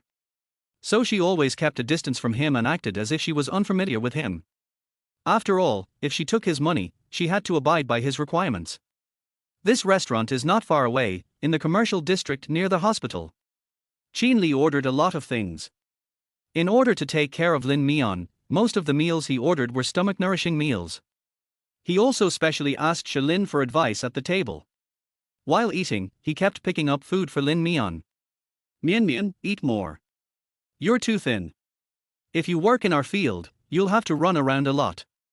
You need to be stronger to be more resilient. Lin Mian was flattered and nodded repeatedly. Thank you, Teacher Qin, I can do it myself. Okay, eat as much as you want. You're welcome. Qin Li looked at her with a smile as if he was looking at a girl from a training program. Lin Mian began to eat the rice in the bowl consciously. It seemed that the dishes recommended by Shalin were very appetizing. She added vegetable soup and finished a bowl of rice. She felt much better in her stomach. After dinner, Qin Li went to pay the bill. Lin Mian took advantage of the break to go to the bathroom. As soon as she came out after washing her hands, a tall and familiar figure leaned against the bathroom door, blocking her way. When Lin Mian saw the man's face clearly, her pupils dilated instantly and she felt a little uneasy. You? Are you afraid of me? Shalin turned his head, his dark and deep eyes staring at her directly. Chapter 20. Are you hiding from me because you hooked someone else? Why are you so nervous seeing me? He asked her straight to the point. I didn't. Lin Mian just felt embarrassed. The transaction relationship between the two of them was not open to the public. If she didn't hide away, would she greet him openly? Shalin obviously didn't want to let her go. He raised his foot and walked towards her step by step. His tall and slender body pressed her against the sink. Lin Mian subconsciously stepped back until his lower back hit the marble countertop, leaving him with no way to retreat. The man lowered his head slightly, and his angular face approached her. Are you hiding from me because you hooked someone else? He is more generous than me and gave you a higher price. Lin Mian suddenly opened her eyes wide and understood what he meant in a second. He is my leader and teacher. It's not the kind of relationship you think. There is nothing innocent between us. Lin Mian couldn't help but explain.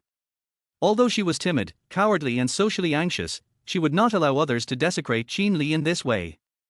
Qin Li is the most gentle and kind teacher she has ever met. Shalin sneered at her words. He approached her again, his powerful aura enveloping her, and every word he spoke was filled with advice. Qin Li is not someone you can mess with, understand? Lin Mian frowned, not understanding what he meant. Shalin took a step forward, raised his hand to pinch her chin, and whispered every word into her ears. If you need money again, I can allow you to come to me to make a deal. After all, we are old acquaintances, and we are very compatible in bed. If you perform well, I will increase your price. Lin Mian's face suddenly turned red. She raised her hand and pushed him away forcefully, only to feel her ears burning and her head buzzing. It's over between us. Let's end it here. After she finished speaking, she fled out of the bathroom in a panic. Even after leaving the hall, her heart was still pounding in her chest. Lin Mian reached out and patted her red face, trying to calm herself down. She was actually teased by a man with dirty jokes in the toilet. He seems to be a gentle and abstinent doctor, but I didn't expect him to speak so bluntly. Just at this moment, Shalin also walked out of the bathroom. When Qin Li came back after paying the bill, he saw Lin Mian's appearance and couldn't help but blame Shalin. What were you doing just now? Why did you make my assistant's face turn red? She is thin-skinned and a good girl. Don't tease her. Shalin pulled his lips and murmured softly, really, good boy. So obedient that she climbed into his bed on her own initiative in the middle of the night, so obedient that she slept with him twice. Qin Li came to the rescue and said, Mian Mian, ignore him. He is just like that. He is straightforward and has no emotional intelligence. Don't bother with him. Lin Mian didn't dare to argue with him. She didn't even have time to hide. When they were leaving, the man's slender arm accidentally touched her hand. Lin Mian quickly retracted her fingers, feeling as if an electric current had passed through her. She wasn't sure if he did it on purpose. But her senses are extremely sensitive now. It seemed that as soon as she met him, all her calmness and composure collapsed, and even the pores on her body expanded twice as much. It was really strange. In the afternoon, Qin Li sent them to their hospital, answered a phone call and left. Before leaving, he handed Lin Mian to another master to help take care of her, and Lin Mian followed the master to continue her surveying work. Since the layout of the entire hospital was to be overhauled, Lin Mian was responsible for the measurement data of the entire third floor. Among them was the entire internal medicine office, as well as the clinic where Shalin worked. Lin Mian took his time to measure all the buildings and terrain on the third floor, and then slowly came to Shalin's clinic. Fortunately, the man had a patient in front of him and couldn't take care of her for the time being. After explaining the reason, Lin Mian took his tools and started working hard. With a glance, she saw the examination bed in the inner room. Lin Mian couldn't help but think of the last time she lay on it, with her clothes lifted up and him pressing on her stomach. The strength and temperature of the man's fingers seemed to be still engraved on her lower abdomen, warm, heavy, and thick. Her face flushed slightly and she looked away unnoticeably.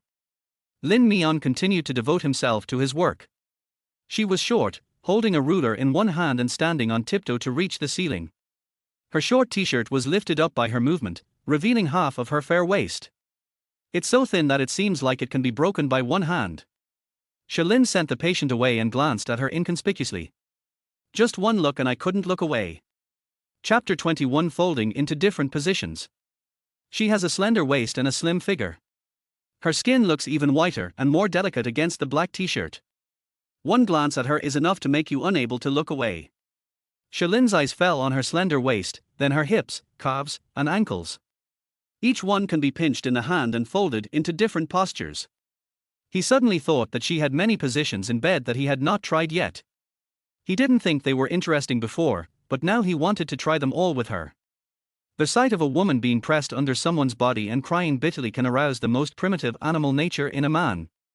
Lin Mian didn't notice the man's aggressive gaze at all. After she took the measurements and wrote them down in a notebook, she was about to put away her tools when her foot suddenly slipped and she fell forward. Lin Mian opened his eyes wide and screamed subconsciously. Just as she was about to fall, a large hand suddenly reached out from behind her and gently grasped her waist. The man's handsome face was right in front of her, his white coat was close to her, and her nose was filled with the faint smell of disinfectant. Thank you. Lin Mian blushed, propped herself up and thanked him. However, Shalin did not let her go. He held her waist with his big hands and asked a question that seemed to be inexplicably caused. Aren't you short of money recently? Lin Mian was stunned for a moment, but he quickly realized what he meant and his face became uncontrollably embarrassed. She pushed Shalin away with all her strength, kept a distance from him, and said in a firm tone. No, I won't be short of it anymore. Dr. Shah, thank you for helping me when I was in trouble, but it was just a deal. Let's end it here. Shalin had expected her to say this, and there was no fluctuation on his cold face. Just at this moment, Lin Mian's cell phone rang. She glanced at the screen and saw that it was her mother calling. Lin Mian didn't want to stay here any longer, so she packed up her toolbox and hurriedly fled the clinic holding her cell phone. The clinic was empty. Shalin looked at his empty palms, took a deep breath, and suppressed the inexplicable anger in his heart. She was just a young girl, and it was only 2 short nights, but he was inexplicably addicted. It's really like seeing a ghost. In the empty corridor, Lin Mian was sitting in the stairwell holding her cell phone, and a familiar voice came from the receiver.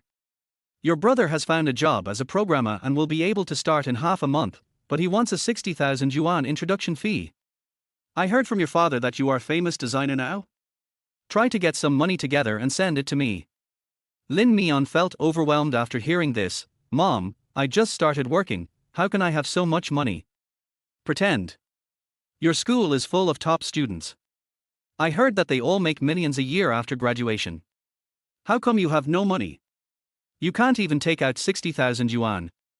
Lin Mian explained with a headache, I am just a designer assistant now, with a fixed salary, and I am still in the learning stage. How can it be easy to make money? My brother started working earlier than me, so he should have some savings, right? When Lin's mother on the other side heard this, she became even more angry. I don't care. If you can raise enough money for your father's surgery, you have to raise money for your brother. You are college student supported by your whole family. You can't just ignore the two boys in our family. Lin Mian. Mother Lin continued to scold her, I tell you, either you send me the money, or you come back to get married. The girl next door, Xiao Zhao, has 300,000 yuan as a gift for her marriage. What's the point of having a poor girl like you? Lin Mian became angrier and angrier as she listened, and mustered up the courage to retort, I'm not going back. She had studied hard for 12 years and finally escaped from that suffocating place. She would never go back and get married. In the past, she was scolded and bullied because of her father, but she endured it. But now that daddy's leg has healed, she doesn't want to endure it any longer. You little bitch, you're rebelling, aren't you? You've grown wings and dare to challenge me. If you're brave enough, come back here and I'll beat you to death. The person on the other end of the phone was still cursing and extremely emotional, as if he was going to tear her apart alive in the next second. Lin Mian hung up the phone cruelly.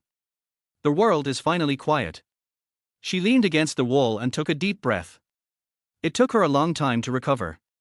Although she was used to those unpleasant words, she still couldn't help feeling uncomfortable and suffocated every time after making a phone call. The cell phone kept ringing, like a death warrant. I will not give up until she accepts it. Lin Mian simply turned off the phone. She sat in the corridor for a while, calmed herself down, and then went out carrying the toolbox. It turned out to be lunchtime, and as soon as I went out, I ran into Shalin, who was coming out of get off work at the elevator entrance. With his hands in his pockets, he and Lu Zibai were waiting for the elevator slowly. At this time, he had taken off his white coat and was wearing a grey casual suit. His long legs were straight and his aura was cool. It easily attracted the attention of a group of young nurses. Chapter 22 I slept twice and became addicted. While he wasn't aware of her, Lin Mian quickly changed direction and went to the other end of the corridor to take the elevator. Mian, I've been looking for you so hard. Why is your phone turned off? It's almost time for dinner, and President Qin asked me to take you to dinner on time. As soon as she got on the elevator, she bumped into Chen Qian, the designer who was accompanying her today. Lin Mian smiled apologetically, I'm sorry, Sister Qian, my phone turned off automatically. I was planning to find you in the cafeteria. That's just right. Come with me to the cafeteria. Mr. Qin said you have a bad stomach and asked me to watch you eat. Chen Qian took her arm and they walked out of the elevator together.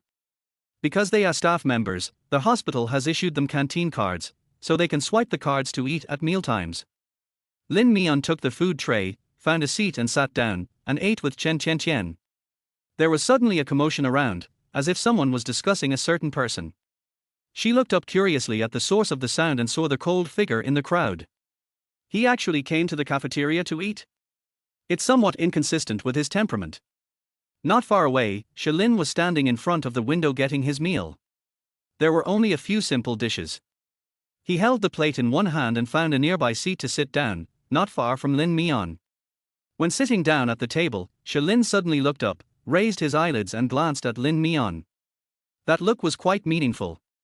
Lin Mian felt his gaze and quickly lowered her head to avoid him, concentrating on eating. Chen Qian, who was standing next to her, started chatting with her about gossip. Mian, the handsome guy at 10 o'clock on your upper left just glanced at you. Do you know him? Lin Mian knew who she was talking about without even looking up, and quickly denied it. I don't know. He is a recognized beauty and an aesthetic handsome guy.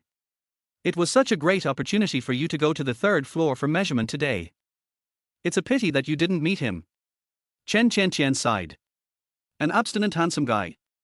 Lin Mian stuffed rice into his mouth and complained silently in his heart. When he was in bed privately, he was not abstinent at all.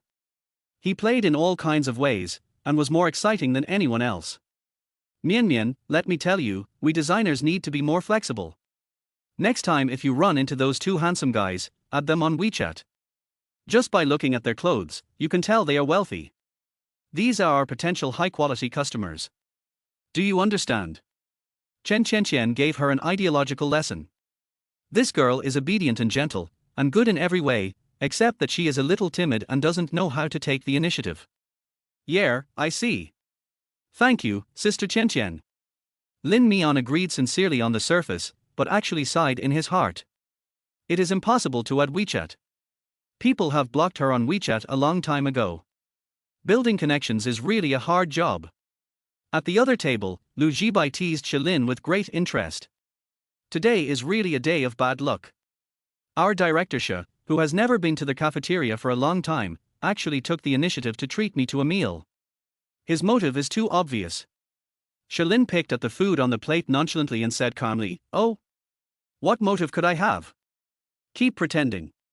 Lu Jibai sneered at him. 10 minutes have passed since we entered the cafeteria, and you've glanced at the girl no less than 3 times. Sima Zhao's intention is obvious. Are you here to eat, or to eat people? Shalin curled his lower lip and said nothing. Seeing that he rarely gave any explanation, Lu Jibai understood. How come you're addicted after sleeping with her twice? Are you tempted to do something evil? Eat your meal and don't ask questions that are not necessary. Shalin blocked his mouth. Look at you, you're an old man in your 20s, why are you shy? If you like to sleep, then you like to sleep. That girl looks silly, but I didn't expect that she could keep you thinking about her. Could it be that she is very good in bed, with many tricks and good taste? Lu Jibai was eager to try. He also wanted to have a taste of what it's like to be a young college student. Shalin felt inexplicably upset after listening to his words. He put down his chopsticks, frowned slightly, and gave him a faint warning. It's better for both of us not to sleep with the same woman. Why? Diaphragm. Lu Jibai. Chapter 23, Shalin is not interested in women? Because of the phone call yesterday, Lin Mian was absent-minded the whole day. During this period, she did not dare to delay the progress of her work and turned on her mobile phone for a while. As soon as she turned it on, she was bombarded with calls from Lin's mother, and the ringtone rang one after another. She had no choice but to continue turning off the phone. She finished the measurement of the 3rd floor yesterday and stayed on the 6th floor all day today. She didn't see Shalin again. After get off work in the evening, Qin suddenly appeared in the hospital and came to pick up Lin Mian in person. Teacher Qin, why are you here? Lin Mian was quite surprised to see him. I'm done with my work, so I came here to pick you up for dinner. You always don't eat well, which makes me worry. How can I not keep an eye on you? Qin said half-jokingly. Lin Mian felt very embarrassed. She had only been working for 2 days, but she was already eating Qin meals, and every meal was as good as that at a big restaurant. When she was in school, she wouldn't have dared to do this for a whole year. Teacher Qin, my stomach isn't that fragile. The hospital gave me a canteen card, so I've had good meals these past 2 days. It's not good to keep asking you to spend money. Oh, it's just a little money, it's not a big deal. Qin waved his hand, not taking it seriously at all. Since I'm here, my little disciple, please do me a favor and have a meal with me today. Since he said so, Lin Mian certainly couldn't refuse and simply nodded. Okay, then when I get my salary, I will definitely treat Teacher Qin to a meal. Then I'll remember that you owe me a meal. Qin laughed heartily, then picked up Lin Mian's toolbox himself and walked out with her. Teacher Qin, please let me carry the toolbox. Lin Mian was really scared and panicked. What did it mean to ask her boss to carry tools for her? This thing is heavy enough. There's no point in letting a girl carry it when there's a man here. Qin raised his lips and said in a very easygoing manner, just follow me, get used to it, and don't feel too stressed. Lin Mian felt flattered. Teacher Qin is a really nice person. She is the most easygoing and kindest teacher she has ever met. She silently cheered herself up in her heart. Lin Mian, come on, work hard and repay Teacher Qin. When they arrived at the underground garage, Jean Lee had just started the engine when a black Land Rover squeezed in from the front. The license plate number was so familiar that Jean Lee rolled down the window and greeted him. "Dr. She, are you off work already?" Shalin glimpsed Lin Mian in the passenger seat through the lowered car window. His eyes froze for 2 seconds, and he replied calmly, "Yeah." Jean Lee said, "Mian Mian and I are going to Xianya Pavilion for dinner. Do you want to go? Do you want to join us?" Shalin's eyes once again slid over Lin Mian, who was sitting in the passenger seat. The girl didn't even want to look at him and she glanced away deliberately, her intention to avoid suspicion being obvious. "Oh, you don't like him that much?" As if he was some kind of monster. Shalin pursed his lips and looked away coldly. "No, I have something to do." Jean Lee didn't ask any more questions and nodded. "Okay, you go ahead and do your work." The two cars drove out of the garage one after the other. The black Land Rover quickly disappeared in the traffic. Lin Mian, sitting in the passenger seat, breathed a sigh of relief, and his heart was at ease.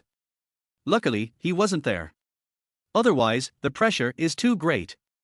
She always felt that when she was with Jean Lee, Shalin's eyes looked at her with a kind of sharpness that made her feel uneasy. "By the way, Mian Mian, did you and Shalin know each other before?" Jean Lee asked suddenly. Lin Mian's heart skipped a beat and she shook her head. "No, I don't know him." "Why did Teacher Chin ask that?"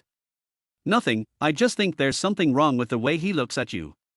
Jean Lee smiled. "But I know him, he has a cold and indifferent personality, like boiled water, he doesn't like women, he's very boring, he probably won't do anything to you." Lin Mian pursed her lips and dared not say a word. She suddenly realized that they didn't seem to understand Shalin very well. At least in terms of not being close to women. Half an hour later, the car stopped in front of Xianya Pavilion. Jean Lee had already booked a table, and Lin Mian followed him in. The style of this restaurant was more upscale than the last time. Beautiful piano music was floating in the restaurant, and the waiters were polite. It was Lin Mian's first time in such a high-end restaurant, so she inevitably felt a little awkward. Jean Lee took good care of her. He introduced the local specialties to her and helped her order a few dishes, eliminating Lin Mian's choice-making difficulties. The waiter left with the menu. Not long after, two figures suddenly appeared at the next table. Because they were too eye-catching, Lin Mian raised his head and took a quick glance. This glance made me feel uneasy. Chapter 24 His Always Haunting. The man was wearing a white shirt and a black suit, sitting casually in his seat. He was very handsome and cool, and could easily attract the attention of the opposite sex around him. That cold and dull profile was engraved in her bones at a glance. Sitting opposite him was a beautiful woman with delicate makeup, tall stature, and wearing a sexy black dress. She looked very intimate. Shalin handed her the menu, and she smiled sweetly and lowered her head to order. Lin Mian subconsciously looked away. "Hey, Dr. She, I was wondering why you didn't come to dinner with us. Turns out your girlfriend had a date." Jean Lee also saw them and walked over with a smirk on his face to tease them. Shalin curled his lips slightly and said without comment, "I heard you said this restaurant is good, so I came here to try it." Jean Lee chuckled, "This restaurant has light food, which is good for the stomach. I brought Mian Mian here specially." "Oh, it seems that President Chin cares a lot about his little disciple. Just to keep his stomach healthy, he has to run so far to eat." Shalin glanced at Lin Mian meaningfully. Lin Mian just felt that there was something else behind his words and didn't want to pay any attention to him. "As for my own little apprentice, I naturally have to pay more attention to her. She is my only talent to be nurtured." Jean Lee blinked his eyes and achieved a great result with little effort. "Okay, I won't disturb your date. Let's eat our own food." Shalin pursed his lips and looked away unnoticeably.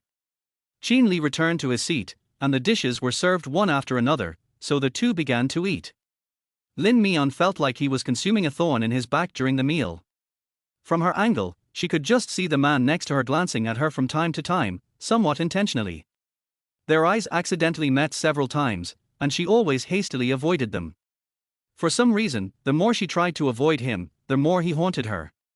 It's like metaphysics, very confusing. "Mian Mian?"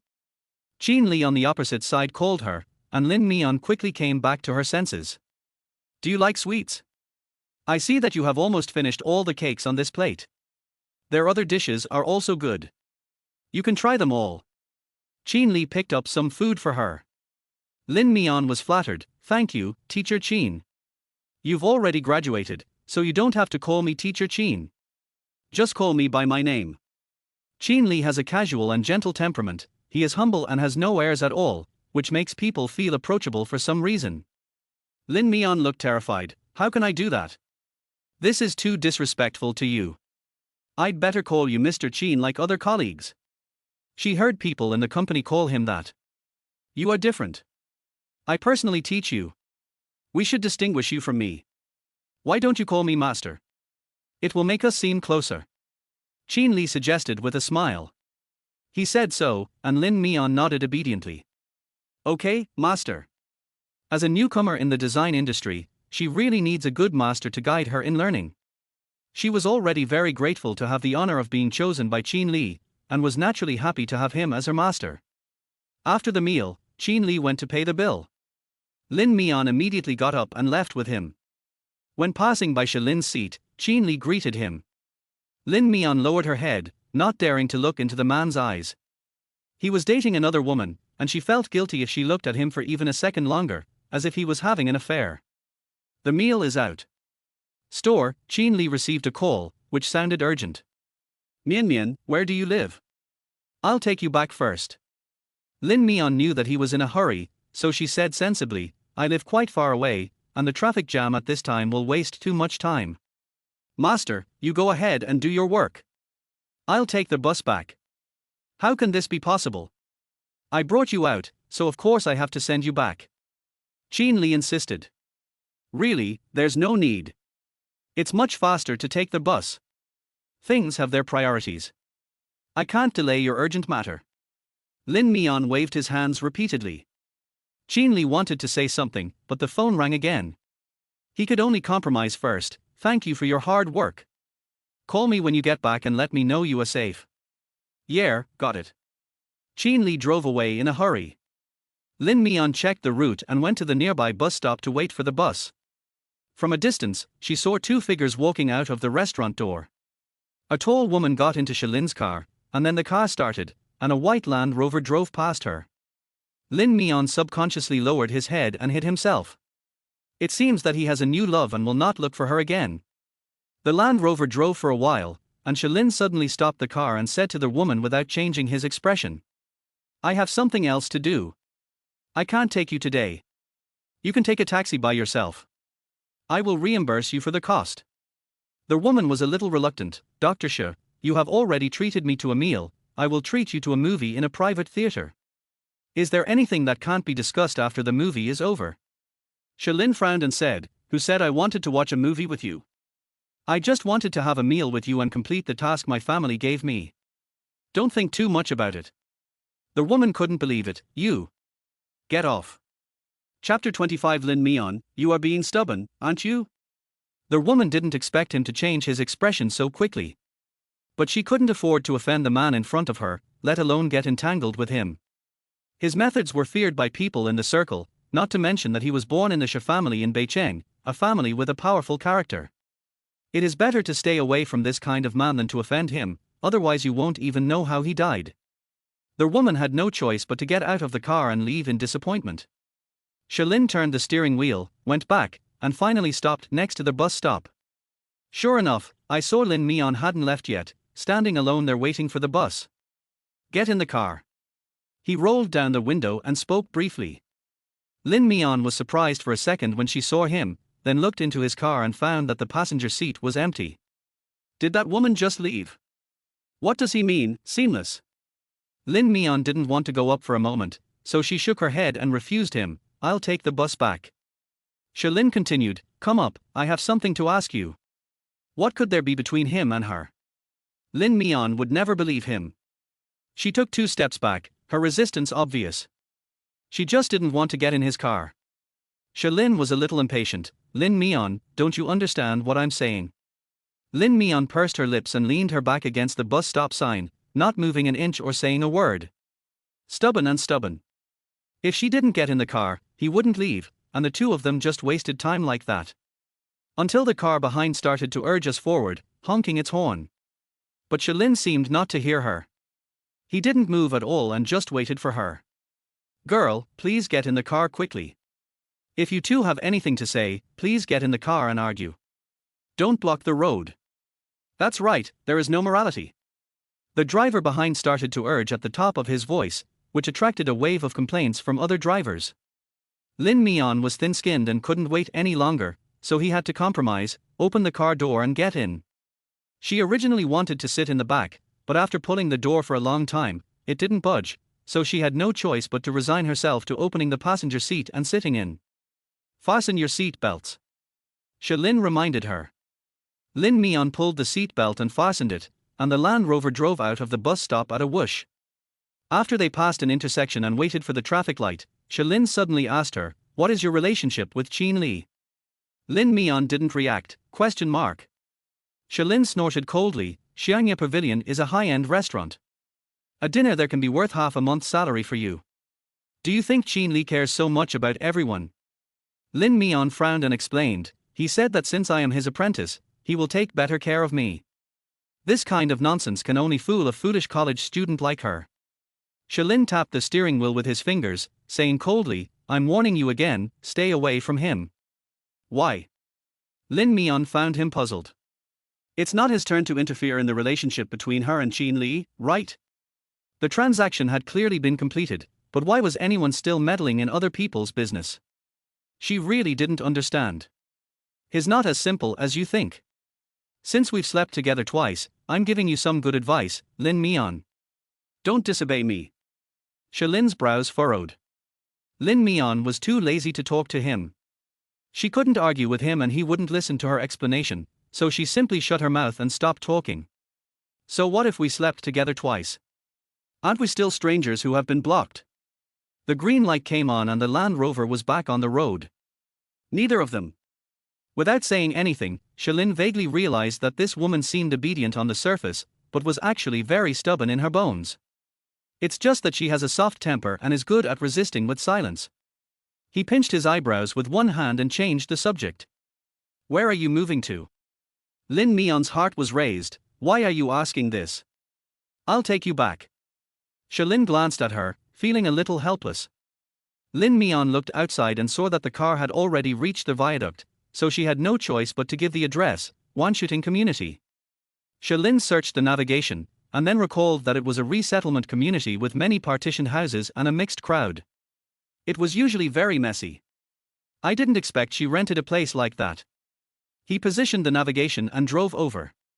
40 minutes later, the Land Rover stopped downstairs of the community. It was the beginning of the nightlife. Various snack stalls were set up outside the community. The smell of oil smoke floated in the air, and the vendors were shouting at the top of their lungs. Many people came out to drink, eat skewers, and make a lot of noise. Lin's Land Rover looked out of place in this area. Lin Mian did not let him enter the community, but stopped by the roadside, because the road conditions in the community were even worse and there were many people, and if he was not careful, he would bump into someone. Thank you for taking me back. Goodbye. Lin Mian thanked him politely and tried to open the door and get out of the car. The next second, I heard a click, and the car door was locked. She couldn't help but turn her head to look at the man, her face full of confusion. I'll say it again, stay away from Qin Li and be cautious, understand? He said this over and over again, and Lin Mian was really angry.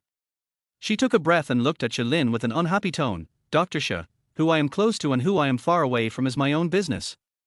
You can't control my interpersonal relationships just because you slept with me twice. You have crossed the line, do you know that? Chapter 26. I really want to hold her down and beat her to death. Lin didn't expect that she would dare to talk back. His face darkened 2 shades. Lin Mian, you are being stubborn, aren't you? Lin Mian mustered up the courage to continue. I am telling the truth, and teacher Qin Li is so kind to you, but you have repeatedly said bad things about him behind his back and tried to sow discord. Dr. Xia, forgive me for being blunt, but it is you I want to stay away from. Lin gripped the steering wheel tightly, the veins on his forearms throbbing. Okay, very good. She has become so sharp-tongued, a soft rabbit that bites people without any warning. It seems that her limp look in bed was all fake. Dr. Xia, please unlock the door. Lin Mian said stiffly. Lin tilted his head and stared at her. In the dim carriage, his eyes were dark and sharp, as if he wanted to see through her inside and out. Lin Mian straightened his back and looked at him without fear. She had been hiding for 2 days and was tired of it. Lin Mian, you are quite courageous. Lin suddenly sneered and uttered a few words abruptly. With a click, the car lock was opened by him. Lin Mian didn't have time to think about the meaning of his words. She turned the door and jumped out of the car. As if she was afraid that he would chase her, her figure quickly disappeared in the community. Lin sat in the car and lit a cigarette irritably. After taking a few puffs, he felt even more irritated, so he put out the cigarette. Thinking of the woman's recent chatter, he closed his eyes and uttered a curse word in a low voice. Grass. She's so stubborn, I really want to pin her down and beat her to death. It seems that I was too lenient last time. Lin Mian almost jogged all their way back home. She leaned against the door, patted her chest and let out a long breath. She said those words just now in the heat of the moment. Now thinking about it, they were really too harsh. That man must be so angry that he must die. Never mind. Anyway, he has a new love, so just treat it as a complete breakup and just stay away from him when you see him next time. Lin Mian rushed into the bathroom, took a shower, changed into pajamas, and then lay down on the bed exhausted and turned on her cell phone. As soon as I turned on the phone, countless text messages popped up. There is also a long list of voice bombardment on WeChat. They all come from the same person, Lin's mother. Lin Mian randomly clicked on a few messages, which were filled with obscenities and curses. In the end, he had no choice but to resort to the most shameless threats. You little bastard, don't think you can get away with it just by turning off your phone. If you don't transfer the money to me before tomorrow, I will personally go to your school with a knife and commit suicide. Blood will splatter on the spot. You're the one who forced me to death. I will destroy you even if I die, and let everyone on the internet know what an unfilial person you are. If I die, your father won't have an easy life either. The more she spoke, the more extreme she became, almost going crazy. Lin Mian knew that she was capable of doing such a thing.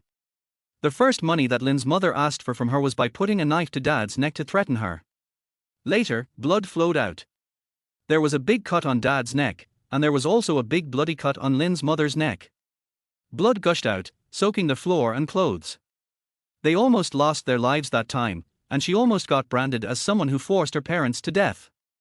Lin Mian has been living in this shadow for these years, but he can't escape it every time. He has to accept it once and for the rest of his life. She closed her eyes, opened WeChat, transferred all the remaining money, and then typed a line of words. That's all I have. If you push me any further, I won't have any more. You can figure out the rest yourself. A few minutes later, the other side collected the payment and finally calmed down. Lin Mian found Qin Li's WeChat and sent him a message saying that he had arrived home. The other party must be very busy and hasn't replied to her for a long time. She turned off her cell phone and buried her head in the quilt. A huge fatigue swept over her body, as if all the blood in her limbs had been drained. In the past, every time she was asked for money, she would hide in her bed and cry secretly. But now, she didn't even have the energy to cry. Bang!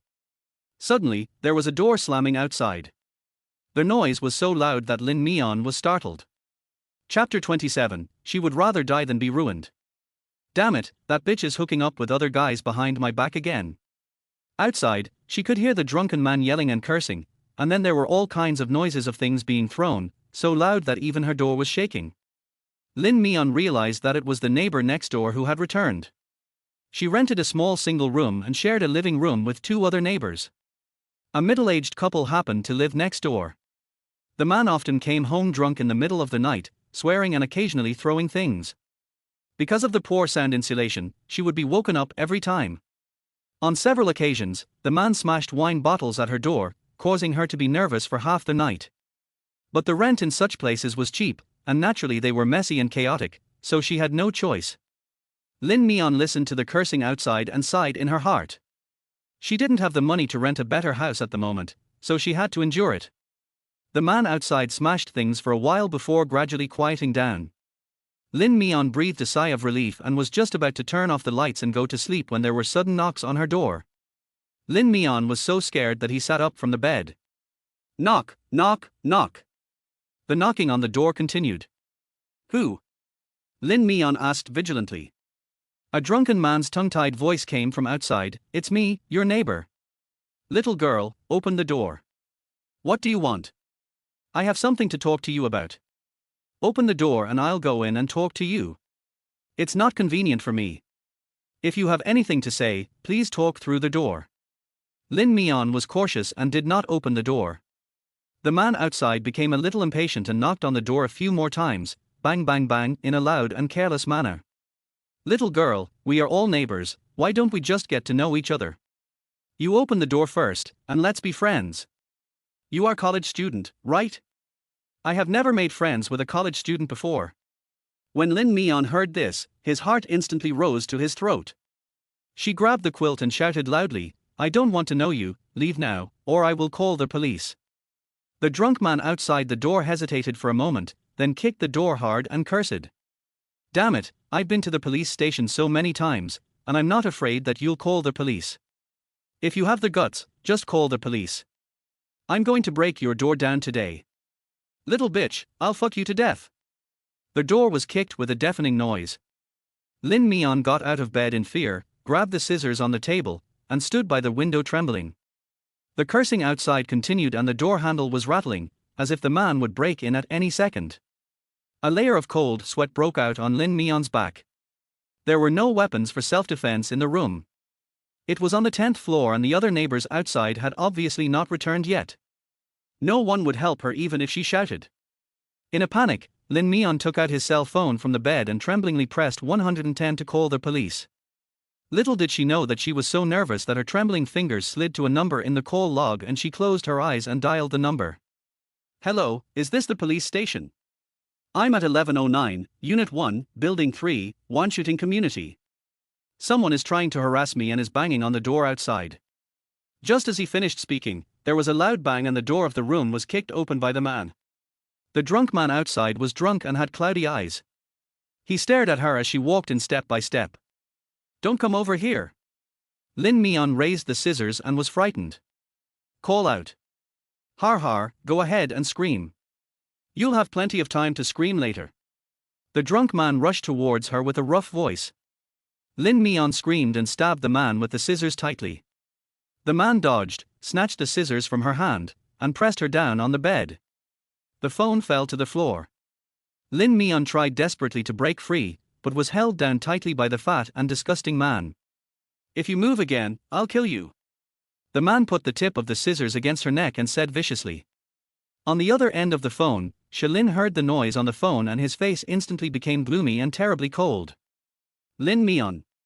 He called the phone a few times, but there was no response from the other end. Only intermittent sounds of struggling could be heard from the receiver. He turned the steering wheel and quickly rushed to Lin Mian's community. Lin Mian was pressed heavily on the bed by the drunkard, a pair of greasy hands were groping her body, the disgusting smell of alcohol filled her nostrils, mixed with bursts of stench, she felt nauseous and vomited. The man continued his actions, trying to tear off Lin Mian's pajamas. She tilted her head and bit the man's palm hard. The man screamed in pain. He threw away the scissors and slapped her in the face.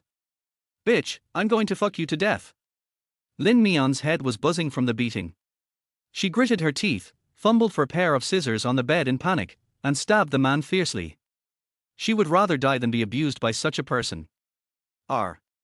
The man's abdomen was cut by her and his clothes were torn, but he seemed to be even more excited. He grabbed her hair with bloodshot eyes and pressed his smelly mouth against her. Bang. The shaky door was kicked open again. Chapter 28. Beg me, act like a spoiled child, and let me take you home. A tall and slender figure suddenly rushed in. He grabbed the man by the back of his collar and pulled him to the ground, then with a bang, he punched him in the face with his strong fist. Punch after punch, so fierce. Oh. The man was beaten so badly that he had no power to fight back. He lay on the ground groaning loudly in pain.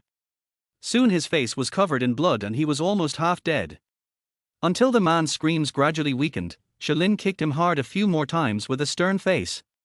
When he was sure that he could not get up, he stood up and checked on Lin Mian's condition. How are you? Are you hurt? Lin Mian was breathing rapidly, grabbing the quilt on the bed to wrap herself tightly, and her tears were falling uncontrollably. Shalin saw that half of her face was swollen with slap marks on it, her long hair was disheveled, her expression was dull, and her whole body was shaking uncontrollably. He walked forward, pulled back the quilt, wrapped her in the sheets, picked her up and walked out. When he reached the door, Shalin caught a glimpse of the cell phone that had fallen on the floor. He squatted down, picked it up, and threw it into her arms. Lin Mian was held by Shalin and stuffed into the car. She was unable to come to her senses for a long time. Until Shalin was about to pull the sheet off her, Lin Mian trembled violently and reflexively dodged his hand. "Let me see if you are injured," Shalin reminded. Lin Mian's emotions gradually relaxed. He stared at Shalin blankly and said in a hoarse voice, "Call the police." "Keep calling the police." Shalin said, "I've called the police. They'll be here soon. Be good and open the bed sheet so I can check your body." Lin Mian shook his head and said, "I'm not injured. I'm fine. You have such a big slap mark on your face, and you still say it's okay." Shalin asked back coldly. Lin Mian bit her lip and said nothing. She wrapped herself tightly, curled up in the passenger seat, lowered her head and refused to let Shalin touch her. Shalin took a deep breath. He had no choice but to turn on the air conditioner and heater in the car. His hands were still stained with blood and emitted a faint fishy smell. He took out a bag of alcohol wipes from the car cabinet and wiped his hands carefully. A few minutes later, the sound of police sirens was heard downstairs, and a police car stopped with lights flashing. It was Shalin who called the police on the road. Shalin opened the car door and got out. He talked with the police outside for a while. Then several policemen came upstairs and soon came down with the drunk man. The man was taken into the police car. The police confirmed the information with Shalin and asked the victim to go to the police station to give a statement. Shalin nodded and turned back to the car. "I'll send you to take a statement first. Are you in good condition now? Can you go to the police station?" When Lin Mian heard his words, he nodded subconsciously. "Can. Okay then, fasten your seat belt," Shalin reminded her. Lin Mian silently reached out to fasten his seat belt. The police lights in front flashed as they cleared the way. Shalin's car followed behind them. On their way, Lin Mian finally calmed down, wiping her tears and still thanking him. "Thank you." If he hadn't barged in at the critical moment, the consequences for her would have been disastrous. Shalin pursed his lips and said, "You called for help yourself, so I feel embarrassed not to help you. What's there to thank you for?" Lin Mian was stunned for 2 seconds. "I clearly called the police. How did the call end up on Shalin's phone?" And she had deleted his number, so her hand slipped so accurately. "You called the police to me. It seems that you are quite good at it." Shalin said lightly, "You are lucky. You hit the right target. If it were someone else, I'm afraid you would have been." He didn't say the rest. Lin Mian shuddered with fear and wrapped himself even tighter. It took 2 hours to arrive at the police station and finish taking the statement. Because the evidence was conclusive, the drunk was temporarily detained in the detention center to wait for the result to be dealt with after he sobered up. After tossing and turning all night, Lin Mian was exhausted. After leaving the police station, a cool breeze blew over her and she shivered suddenly. Shalin then drove the car and stopped in front of her. Lin Mian opened the door and got in tacitly. The Land Rover started and slowly left the police station. "Are you going back?" Shalin asked. Lin Mian nodded, "Go back." Shalin turned the steering wheel and turned a corner on the road. "We're not going this way. It's too late. I need to go back to Bafang City.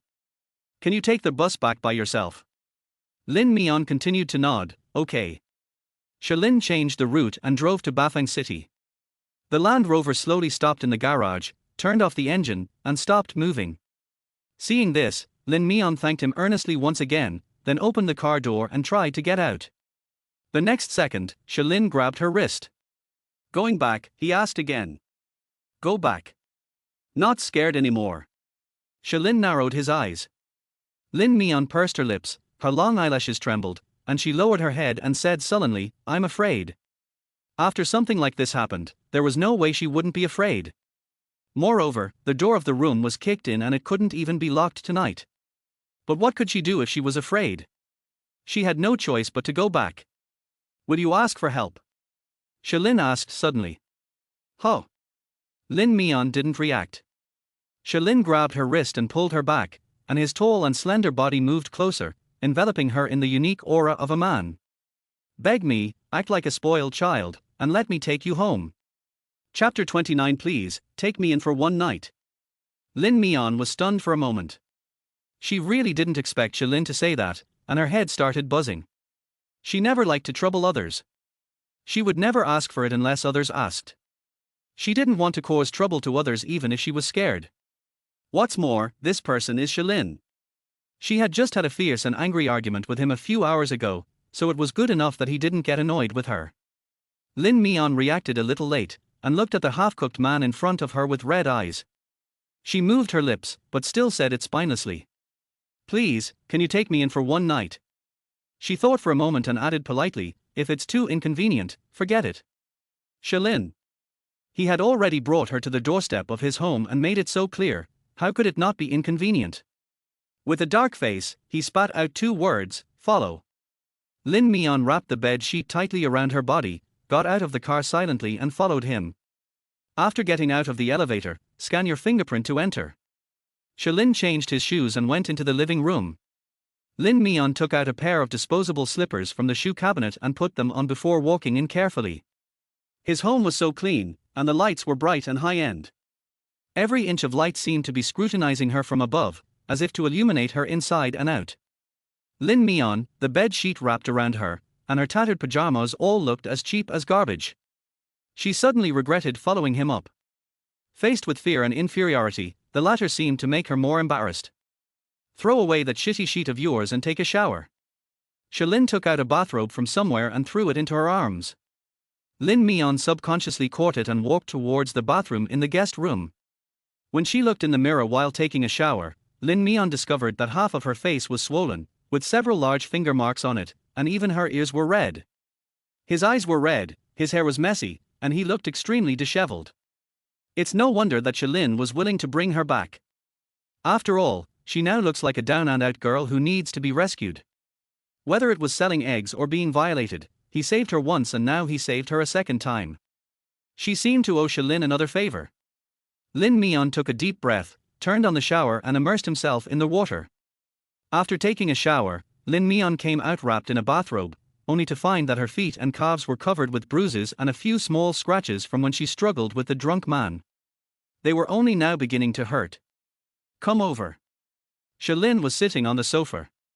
On the coffee table in front of him was a medicine box, with cotton swabs, iodine, and an ice pack next to it. Lin Mian walked over obediently and sat on the sofa. Shalin threw the ice pack into her arms, then unscrewed the iodine and applied it to her calf wound.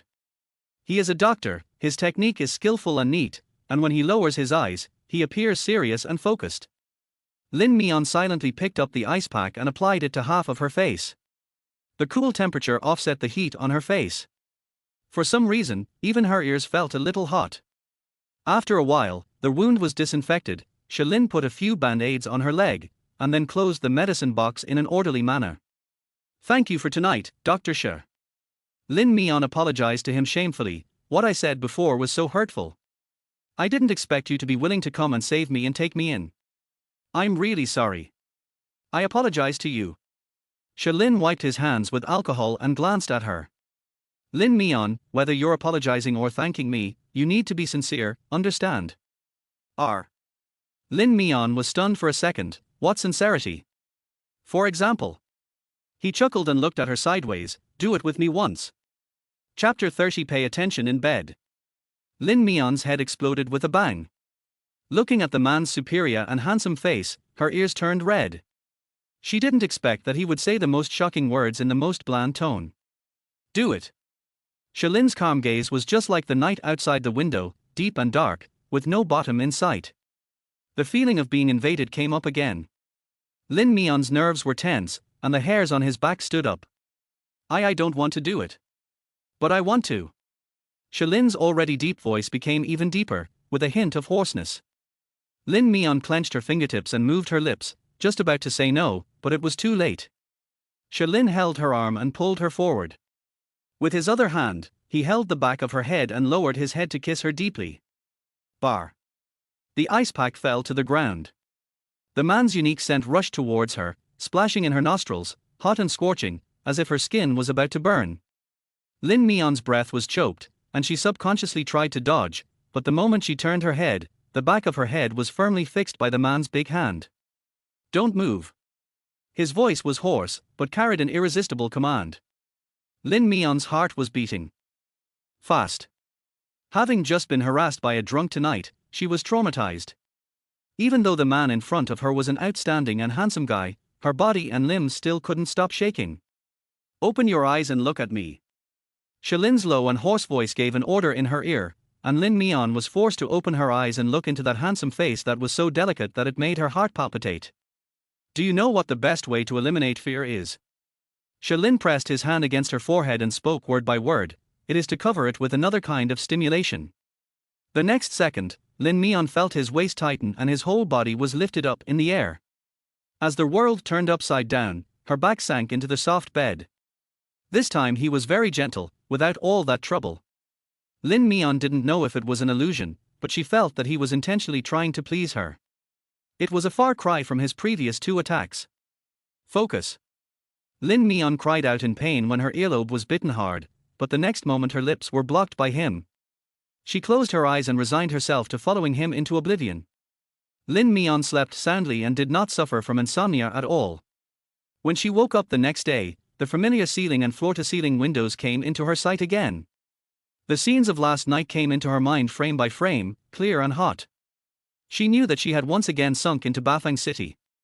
The other side of the big bed was empty, with no trace of Shilin, but the entire bed and quilt were filled with his unique scent. Lin Mian dragged his sore legs out of bed, picked up the bathrobe that had fallen on the ground, wrapped it around himself, opened the door and walked out. There was no one in the living room, only a note left. "I have something urgent to do, so I will be out for half an hour." The 2 words in the lower right corner of the note are vigorous and powerful, and the characters can be seen through the back of the paper. They are somehow similar to him. Lin Mian looked at the time. It was just past 6 o'clock, so there was still a long time before work. She simply went to the kitchen and took a look around. There were very few ingredients in the refrigerator, only a dozen or so bottles of soda neatly arranged. She thought about it, took out her phone and ordered some takeout and some ingredients. Half an hour later, when Shilin came back, he smelled a fragrance and saw a figure moving in the kitchen. There were a pile of takeout boxes on the dining table. There were a lot of things and it looked very generous. Shilin glanced at the order price and his eyes deepened. He rented a dirty, shabby little room for himself, but he was lavish in treating others to meals. A typical people-pleasing personality. Chapter 31: Sleeping with the same woman 3 times. "You're back." The kitchen door was opened and Lin Mian came out carrying 2 plates of cold dishes. She was still wearing the bathrobe she wore last night. The deep V neckline was loose, revealing her delicate collarbone. Her fair face was still red and swollen, and it had not completely gone away. Looks so pitiful. There were still a few purple marks on her neck, which were caused by his impulse last night. Shilin's eyes darkened, his gaze fell on the small dish on the table, and he raised an eyebrow at her. "You made these?" Lin Mian nodded and said, "I have to thank you for saving me last night. A breakfast is not enough to express my gratitude." Shilin sat down and said with a half-smile, "Didn't you give me your thanks last night?" Lin Mian's face turned red instantly. "I."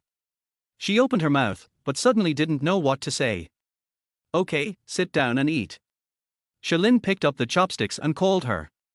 Lin Mian shut up and sat obediently opposite Shilin, drinking his porridge absent-mindedly. The scene from last night kept lingering in her mind. The previous 2 times were transactions, and she didn't know what kind of relationship this time was. Friends with benefits? One-night stand? Or a tacit understanding between adults? "How much is the rent for your house?" Shilin asked her suddenly. Lin Mian came back to his senses and answered subconsciously, 1,500. This is the cheapest small studio in the urban area of the northern city. Change it. Are moving, do you understand? Shilin looked at her and repeated it. This time Lin Mian understood. Even if he didn't say anything, she didn't dare to live there. Although the drunkard was arrested last night, his wife still lived next door and there was no guarantee that he wouldn't cause trouble for her. "I understand. I will look for housing in other communities." Lin Mian nodded. Shalin was full, so he picked up his phone, opened WeChat and clicked a few times. Then, he suddenly looked up at Lin Mian, frowning in displeasure. You deleted my WeChat. Lin Mian was stunned for 2 seconds, then he reacted, lowered his head and said sullenly, You blocked me first. She still remembers the conspicuous red exclamation mark. Shalin was silent for a few seconds, and finally remembered that he had blocked her. After they slept together for the second time, he felt that she had done it again and again, so he blocked her. If you sleep with the same woman 3 times, her nature has changed, and you will most likely not be able to get rid of her. Unexpectedly, Shalin looked up at the woman opposite him, his Adam's apple rolled, and he pulled out his QR code and pushed it over. Add me in. Although Lin Mian didn't understand why, when she saw his sharp and irresistible eyes, she still took out her phone and added him. Shalin passed quickly. The first thing to do is to open her WeChat and enter a sum of money to transfer. When Lin Mian saw the transfer amount of 50,000 in the dialog box, he looked at him in great surprise. Keep the money. I don't have the habit of sleeping with women for free. Use the money to rent a decent house. Don't hang around in that resettlement area. I can't always save you accurately. Shalin put away his phone, and his expression returned to the calm and indifferent look he had during the day. It turns out that all the things he did and said last night were just for the sake of sleeping? It's still a deal. Lin Mian stood there in a daze for a few seconds, and then quickly digested this fact. His finger paused in the air above the screen, and he bit his lip to accept the money. Dr. Shi is so generous. Thank you, Dr. Shi. Shalin frowned when he heard this, feeling that there was a hint of sarcasm in it. He narrowed his eyes and said quietly, Lin Mian, if you are short of money next time. Chapter 32, He won't recognize me after sleeping with me. Dr. Shi, it's getting late. I have to go to work. I won't bother you anymore. I'd like to borrow your guest bedroom for a while I change my clothes. Lin Mian interrupted him, stood up and ran into the guest bedroom before he could finish. Not only did she order takeout in the morning, she also gritted her teeth and bought a set of clothes in the same city, and had it delivered to Shalin's apartment along with the takeout. Time was limited, so she didn't bother to wash it. She just took off the tag and put it on, then put on her cheapest canvas shoes and prepared to rush to work. Fortunately, she had dinner with Jean Lee last night, and her toolbox was in Jean Lee's car, so she could go directly to the company today. She didn't say another word to Shalin until she left the house. Shalin was sitting in the living room, his deep eyes following her figure from the guest bedroom to the living room, then to the door, then she opened the door and walked out, closing the door with a bang. Their whole set of movements is smooth and flowing. He stood on the sofa for a few seconds, and his calm face gradually darkened. It took him a long time to throw his phone down, then he walked to the restaurant, picked up the 2 plates of side dishes and dumped them all into the trash can. Very good, after sleeping with him, he took the money and ran away. He did business more efficiently than him. Lin Mian, you are really great. Lin Mian arrived at the company early in the morning and learned that he had other work arrangements for the day and did not need to go to the hospital for measurement. She breathed a sigh of relief and finished all the work in the morning. She had some free time in the afternoon, so she ran to Jean Lee to ask for leave, saying that she wanted to find a house to move to as soon as possible. Didn't you just move? Jean Lee asked, puzzled. Lin Mian recounted what happened last night in general terms, but did not go into detail, only saying that the environment was rather chaotic and not suitable for living there anymore. Jean Lee keenly sensed her difficulties, thought about it, and directly suggested. Mian, why don't you live in my neighborhood? It's very close to the company, which is convenient for you to go to work, and most importantly, it's very safe. Jean Lee's community. Bafang City? Lin Mian was so shocked that her hair stood up. She couldn't help but sigh, Master, I'm just an intern. My monthly salary is not enough to rent a house in Bafang City. How could she afford to rent a high-end luxury apartment like that? You don't have to worry about that. The company has employee dormitories. There happen to be several apartments in Bafang City. It's a support program for interns. You can just submit an application to the HR department. If it's quick, they can take you in before you get off work. Staff quarters. Lin Mian was shocked. Why had she never heard that the company had employee dormitories before she joined? This benefit was just decided not long ago and has not been implemented yet. Just treat it as one of the first batch of employees. I happen to have nothing to do this afternoon, so I can help you move. Qin Li gave a relaxed smile. Lin Mian didn't expect that she would have such a good thing happen to her. It was really lucky. She nodded happily immediately. Okay, I'll go write the application right away. Well, go ahead. Qin Li smiled dotingly. Lin Mian took a few steps and suddenly remembered something. He turned his head and looked at Qin Li and asked. By the way, Master, do you know which buildings the apartments in Bafang City are located in? Shalin also lived in Bafang City, and she was afraid of living in the same building with Shalin. I'm not sure about this. You go and write the application first. I'll make a phone call and tell you later. Qin Li said. Okay, thank you, Master. Lin Mian turned and walked out of the office. Qin Li watched her walk away, then took out his cell phone and made a call. Hey, Shalin, do you have an empty house in Bafang City that no one lives in? How about renting it to me? Chapter 33, Move to the door across from Shalin. I never rent out my house. Shalin rejected him ruthlessly on the other end of the phone. Qin Li sighed, I just had to make a decision in a hurry. Considering our friendship, please do me a favor and rent it for a month. Shalin, why do you rent a house? Qin Li said, a girl in the company had an accident last night and had to move. Her rental community was too messy, so I was worried, so I thought of building some employee dormitories and let her come to Bafang City. Lin Mian. Shalin asked calmly. You guessed it so quickly. It seems like I can't hide anything from you. She is my apprentice after all, and I always want to take care of her. But if you don't want to rent it, forget it. I'll look for another place. Qin Li knew his temper. Doctors are more or less a bit misophobic and don't like outsiders touching their things. He can understand it too. Shalin was silent for a moment, then suddenly said, I can rent it to you, but I don't like too many people living here. It's best to limit it to one person, and it can't be turned into a staff dormitory. Qin Li immediately agreed, okay, no problem. As long as Lin Mian can move over, these are minor problems. Shalin hung up the phone and quickly sent a house number and password. Qin Li sent him a red envelope, but he confiscated it. He has always looked down upon such small amounts of money, and Qin Li is used to it. He will just treat him to a meal when the time comes. There is no need to be polite as he is our brother. He sent their house number to the HR department and told them some things, without letting them leak anything. Lin Mian completed the application procedures quickly and the house was allocated quickly. Within half an hour, Qin Li came to her waving his car keys. Mian Mian, let's go. I have nothing to do this afternoon. I'll help you move. Lin Mian was very embarrassed. Master, I can move it myself, I don't have much stuff.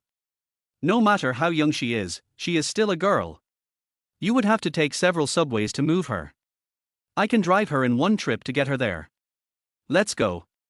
Qin Li didn't give her a chance to refuse and went out first. Lin Mian had no choice but to follow him. She always felt that she was causing too much trouble for him, but now she was just a small intern and had no capital to repay him. She could only keep this gratitude in her heart. When they arrived at the rental house, the living room was still messy and the door of her small studio was ajar because the lock had broken yesterday. She followed Shalin in a hurry last night and didn't have time to change the lock. However, there was nothing valuable in the room except some clothes and daily necessities, so it didn't matter whether the room was locked or not. Lin Mian packed his things quickly, filling a suitcase and a cardboard box, and that was almost enough. Master, let's go. Qin Li glanced up and down at the small room, a flash of surprise flashed across his eyes, and then he sighed. It's really too dangerous for a little girl like you to live here. Lin Mian smiled casually, actually, it's not bad here. It's just that I'm so unlucky to have a bad neighbor. Forget it, this kind of thing won't happen again in the future. Qin Li looked at her, his tone serious and gentle. Mian Mian, you are excellent and have outstanding abilities. I will do my best to teach you. You will definitely get better and better in the future. Believe me. Lin Mian felt like his heart was hit, and his eyes felt hot. Well, I will try my best. Good boy, let's go. Qin Li rubbed her head, carried her worn-out suitcase with one hand and went downstairs. Lin Mian held the cardboard box behind him and left the place without any reluctance. In the car, she called her landlord. Since the rental contract had not expired, the landlord did not return the deposit, but returned the remaining rent to her. Lin Mian was sitting in the passenger seat when she suddenly remembered an important piece of information. She turned around and asked Qin Li.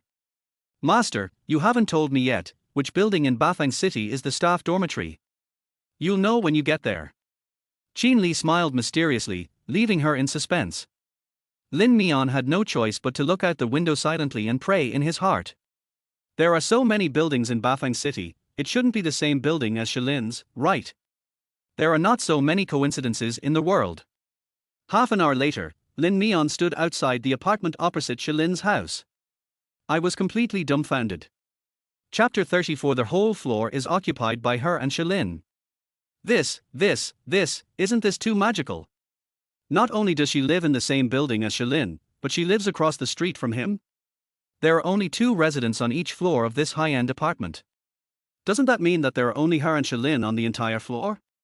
Lin Mian's heart suddenly became uneasy. Master, is this the employee dormitory assigned by the company? She asked unwillingly. Yes, this is the only apartment left. But no one has lived here for a long time. You may need to clean it. Qin Li raised his hand and entered the password, and the door lock opened with a click. The interior decoration layout appears before your eyes. Lin Mian looked at the decoration style and furniture in the room and was dumbfounded again. How come these sofas, coffee tables, cabinets, beds, are exactly the same as those in Shilin's house? If the direction hadn't changed, she would have thought she had taken the wrong path. What's wrong? Are you not satisfied with something? Qin Li noticed her abnormality and asked subconsciously. Lin Mian came back to his senses and shook his head blankly. No, I just find it a little unbelievable. Are all the furnishings of wealthy people designed in bulk? Even the furniture brands are the same. You, don't be so nervous. It's just a place to live. Just settle down and work hard for me. Qin Li thought she was showing off her fear, so he teased her in a relaxed manner. Lin Mian forced himself to suppress the turbulent waves in his heart and asked him without giving up. Am I the only one living here? Qin Li scratched his head and replied calmly, You are alone at the moment, but this is only temporary. When the other dormitories are vacant, you can move in. It turned out to be short-term. Lin Mian breathed a sigh of relief and was finally not so nervous anymore. Okay, thank you, master. Why are you being so polite to me? Qin Li moved all her luggage into the room and showed her around. Then, seeing Lin Mian was packing her clothes, he tactfully prepared to leave. Then you pack first. I'll grant you half a day off today. Just stay here and enjoy your stay. Lin Mian nodded and thanked him repeatedly. After leaving Lin Mian's apartment, Qin Li sat in the car, took out his cell phone and called his secretary. Check what other houses are for sale in Bafang City. I want to buy a few, the sooner the better. Mr. Qin, why did you buy so many apartments? The secretary asked puzzled. To run a staff dormitory. Secretary. When did their company benefits become so good that employee dormitories are located in high-end apartments? On the other side, Lin Mian packed his clothes, made his bed, and was sweating from exhaustion. She collapsed on the bed, took out her cell phone and checked the time. It was already 5 o'clock in the afternoon, and it was almost dark before she knew it. It's no different from going to work. Buzz. The phone vibrated twice and a notification was sent in the company group. The general meaning is to open employee dormitories and provide accommodation welfare subsidies for interns. Any intern can apply for a dormitory. And we urge everyone to put safety first when renting a house. This notice caused quite a stir. Many people lamented in the small group. This class of interns is really lucky. The company didn't have so many benefits before, and the old employees lost 100 million. I heard that this is the high-end apartment where Mr. Qin lives. I am so jealous that I am completely changed beyond recognition. I even want to be an intern. Lin Mian looked at the messages in the group and silently exited the interface. Fortunately, they didn't know she had moved in, otherwise they would have been even more jealous. But this apartment obviously had other bedrooms, so why was it granted to her to live alone? Lin Mian didn't understand it after thinking for a long time, so he simply gave up. She lay on the bed and rested for a while, then got up and continued working. There was a lot of cleaning garbage left in the trash can, and Lin Mian was going to go out and throw it away. She carefully lay on the cat's eye and glanced across. The door opposite was closed. Shalin should not have come back yet. She took advantage of the fact that no one was across from her, picked up the garbage bag and walked out. Just as she closed the door across from her suddenly opened. Chapter 35. Don't treat yourself as an outsider. Shalin leaned against the door frame, not seeming to be surprised by her appearance at all, and his expression was very calm. Moved? He asked calmly. Lin Mian nodded and forced a smile. Yes, what a coincidence, Dr. Shah, we are actually next door neighbors. Afraid that Shalin would think she was getting close to him on purpose, Lin Mian unnecessarily explained, this is our company's employee dormitory. I just applied for it this afternoon. It was randomly assigned. What a coincidence. Shalin snorted coldly, your company's benefits are good enough. Lin Mian was so disappointed that he had nothing to say. For some reason, she always heard a weird tone. She turned around to take out the trash, but the man called out to her from behind, wait. What's wrong? Lin Mian turned his head subconsciously. I have something to return to you. Shalin turned back, walked out again a few seconds later, and stretched out his hand to her. Between his bony fingers hung a pair of white underwear with small floral patterns. When Lin Mian saw this, his head buzzed. His whole face suddenly turned red as if blood was dripping from his eyes. He still has this. When she hurriedly changed her clothes in the morning, she put away all the other pajamas, but she forgot about her underwear in the toilet. She didn't expect him to pick it up and even wanted to return it to her openly. Lin Mian was extremely embarrassed. He hurriedly reached out to take the underwear, crumpled it into a ball in his palm and stuffed it into his pocket. Anything else? No more. Shalin withdrew his hand as if nothing had happened, and his fingertips seemed to have rubbed it a few times, with a feeling of wanting more. Lin Mian ran away with the garbage with a red face. The garbage bin was in the corridor. When she came back after taking out the garbage, not only was Shalin's door not closed, but there was also a tall figure standing at her door, chatting with Shalin across the corridor. Master, why are you here? Lin Mian blurted out.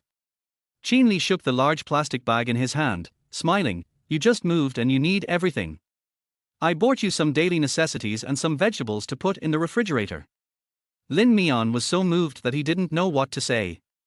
Master, I am already very grateful that you applied for a dormitory for me. How can I let you spend money on it? This gift is too expensive. It's just a matter of convenience. It's really nothing. I've already bought it. You can't ask me to take it back, right? Qin Li blinked and smiled cunningly. Of course Lin Mian couldn't chase him away, so she quickly opened the door and invited him in. Come in and sit down first, or I'll treat you to a meal. You've helped me so much, I have to express my gratitude, otherwise I'll be embarrassed. Lin Mian felt a little guilty. She would feel uneasy if she owed too much favor to others and kept thinking about how to repay them. Okay, but there's no need to go out to eat. I bought a lot of ingredients. You can also treat me to a home-cooked meal. I just want to try your cooking. Qin Li shook the bag. There were a lot of vegetables and meat in it, enough for several meals. He knew that the girl was in financial difficulty and had little money. He doesn't need this meal. Lin Mian readily agreed, okay, then I'll show you my skills. The two people were chatting happily at the door, completely forgetting that there was a bystander watching them eagerly across the door. Qin Li glanced and saw Shalin leaning against the door frame with his hands on his chest. He stared at them expressionlessly, like a resentful door god. Thinking that he was the landlord of this house, Qin Li touched his nose and asked, do you want to come? Lin Mian suddenly panicked, and before she could wink at Shalin, she heard the man speak casually. Want? Lin Mian. Qin Li, he really doesn't consider himself an outsider. Qin Li bought a wide range of things, BK*GE novels, BQGCN.com, come to BK*GE novels*, read the latest chapter*, full chapter, BQGCN. Not only are there vegetables and meat, but all kinds of seasonings are also prepared. Lin Mian walked into the kitchen carrying a bunch of ingredients and started cooking. During this time, Qin Li wanted to go in to help, but she pushed him out with great resistance. It was decided that she would prepare the meal from start to finish.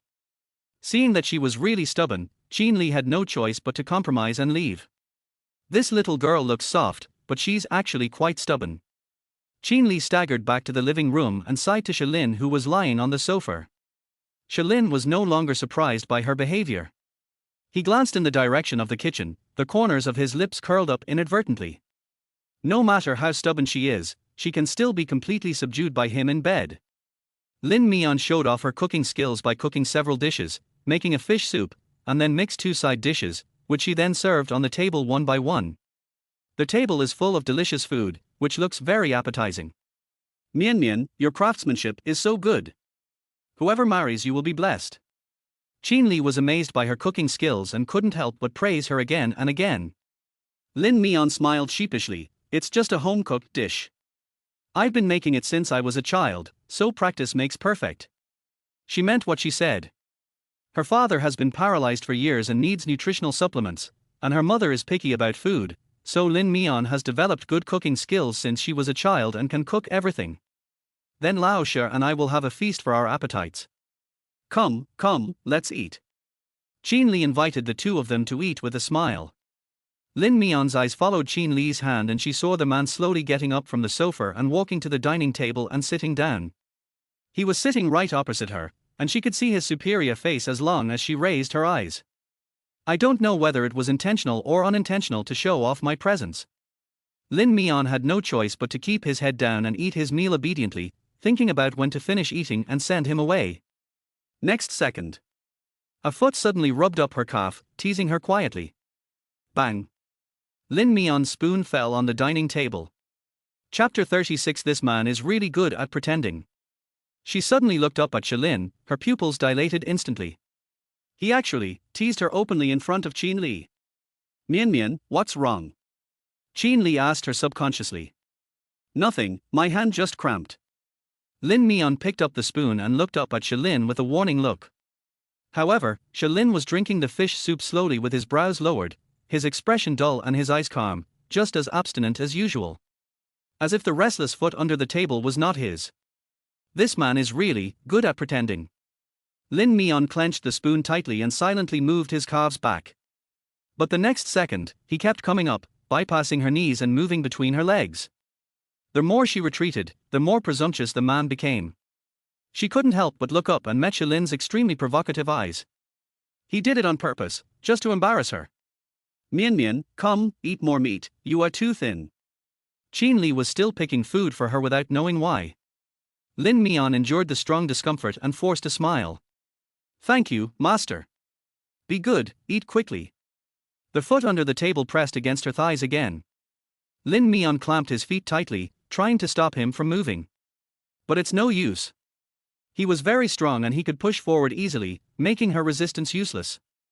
Lin Mian bit her lip, trying not to embarrass herself in front of Qin Li.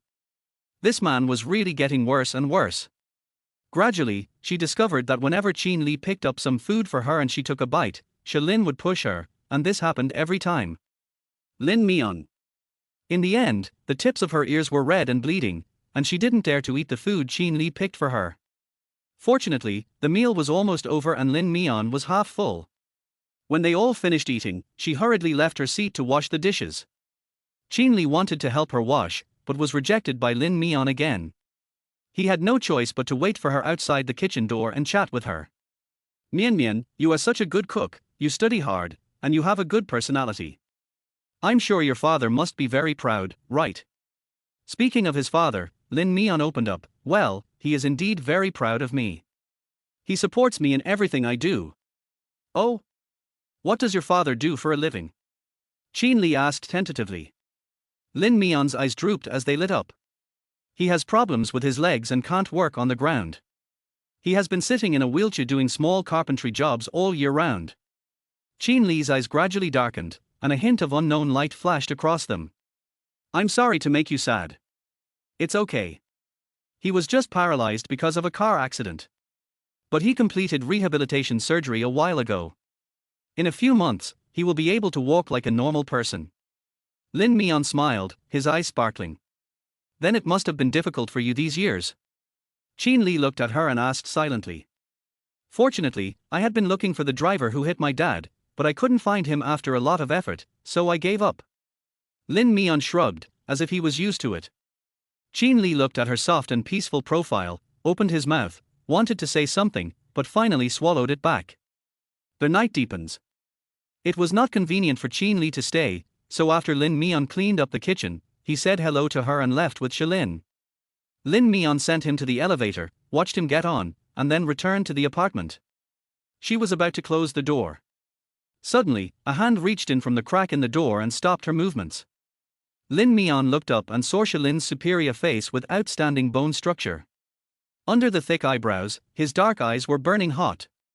He actually dared to come. What are you doing? Lin Mian was blocking the door and looking at him, his face full of vigilance. She could still vividly remember what he had done under the table just now, and the resentment in her heart even increased. Shalin walked in sideways, closed the door with one hand, and his tall and slender body gradually approached her, finally blocking her against the cabinet in the entrance hall. Lin Mian's heart was beating a little fast. Just as I was about to push him away, I heard the man speak slowly. Lin Mian, would you consider following me? Chapter 37, Obedient, Good at Sleeping, A Little Addicted. What? Lin Mian was stunned for a moment and looked up at him. The man was right in front of her at the moment. In the dim light, his eyes were somewhat dark, and it was easy to see the possessive desire hidden in his eyes. He is about to take action. Lin Mian moved his lips and felt his throat was a little dry. Follow you, what does that mean? Don't understand. Then I'll be more straightforward. I want to keep you for a long time. While I'm still a little interested in you, you can ask for a high price. Shalin pinched her face and said in a very clear voice, so, name a price, Lin Mian. No matter how much it is, it will be my support fee for you. Boom. Lin Mian felt as if thunder exploded in his ears. She stared at him with wide eyes, and it took her a long time to come back to her senses. She felt her fingertips trembling. It turned out that his series of operations were all for this purpose. Sleep with her, support her? She bit her lip and turned her face away forcefully. I won't. What did you say? Shalin frowned. I said I don't want to be supported by you, and I don't want to follow you. Lin Mian summoned up the courage to shout out, with a strong tenacity in his eyes. Shalin didn't seem to expect that she would be so tough. He looked at her motionlessly for a few seconds, then chuckled. You don't want to follow me, do you want to follow Qin Li? Lin Mian. Why did he bring this up with Qin Li again? Seeing that she didn't say anything, Shalin spoke in a deep and slow voice, as if to seduce the little beast beside the trap. Although Qin Li is rich, it's not that easy to get. With your salary, it's now 6,000 a month, more than 70,000 a year. After deducting the 5 insurances and 1 housing fund, as well as food and drink expenses, do you think you can fill the bottomless pit of your family with hard work? You. Lin Mian opened his eyes wide and looked at him in disbelief. How did he know about her family? Shalin curled her lips lightly. After the first night, she fell asleep, and a text message on her phone next to her pillow vibrated until most of the night. He only had to glance at her phone screen to know that she was short of money. I spent some time to look it up this morning and found out that her family was a bottomless pit. You're secretly checking on me. Lin Mian reacted quickly and questioned him in disbelief. Shalin narrowed his eyes but did not deny it. Lin Mian, think about it. If you follow me, you won't have to worry about money in the short term, and you won't have to be forced by your family. Your father's leg will also get the best treatment. We will set clear prices and each will get what we need. Clearly marked prices, everyone gets what they need. These words weighed heavily on Lin Mian's heart. Lin Mian took a deep breath and said in a hoarse voice, why me? Shalin said, maybe you are cleaner, more obedient, and sleep better, so you are little addicted. Look at these words. Every word hit her on the head, so ironic and embarrassing. Lin Mian gritted his teeth, raised his hand and pushed her away forcefully. I'm sorry, but I don't agree. Why? Shalin lowered his eyes and looked at her. Lin Mian clenched his fingers, stood there with his head down and said nothing. Even if she didn't say anything, Shalin knew what she was thinking, which was nothing more than those ridiculous and illusory reputations. He sneered and spoke to her lightly. Lin Mian, there is no difference between selling it once and selling it multiple times. Since you have done it, don't give yourself a pat on the back. Smart people should think more about the actual benefits. No, there is a difference. Lin Mian lowered his head and said in a low, hoarse voice, there is a big difference between sinking into infinity and struggling to jump out of the quagmire. She can compromise a few times, but she can't give up forever. Lin looked at her solemnly, his eyes gradually darkening. How stupid. He uttered 2 words. Lin Mian didn't want to listen to him anymore, so she turned her head away and rejected him calmly. Dr. Shi, I won't consider your deal. I have a job and I can make money. I still have a lot of hope for the future. I don't want to sink into despair for the rest of my life. I still have to struggle to climb out of the quagmire. Lin looked at her deeply and said, I hope you will always think so.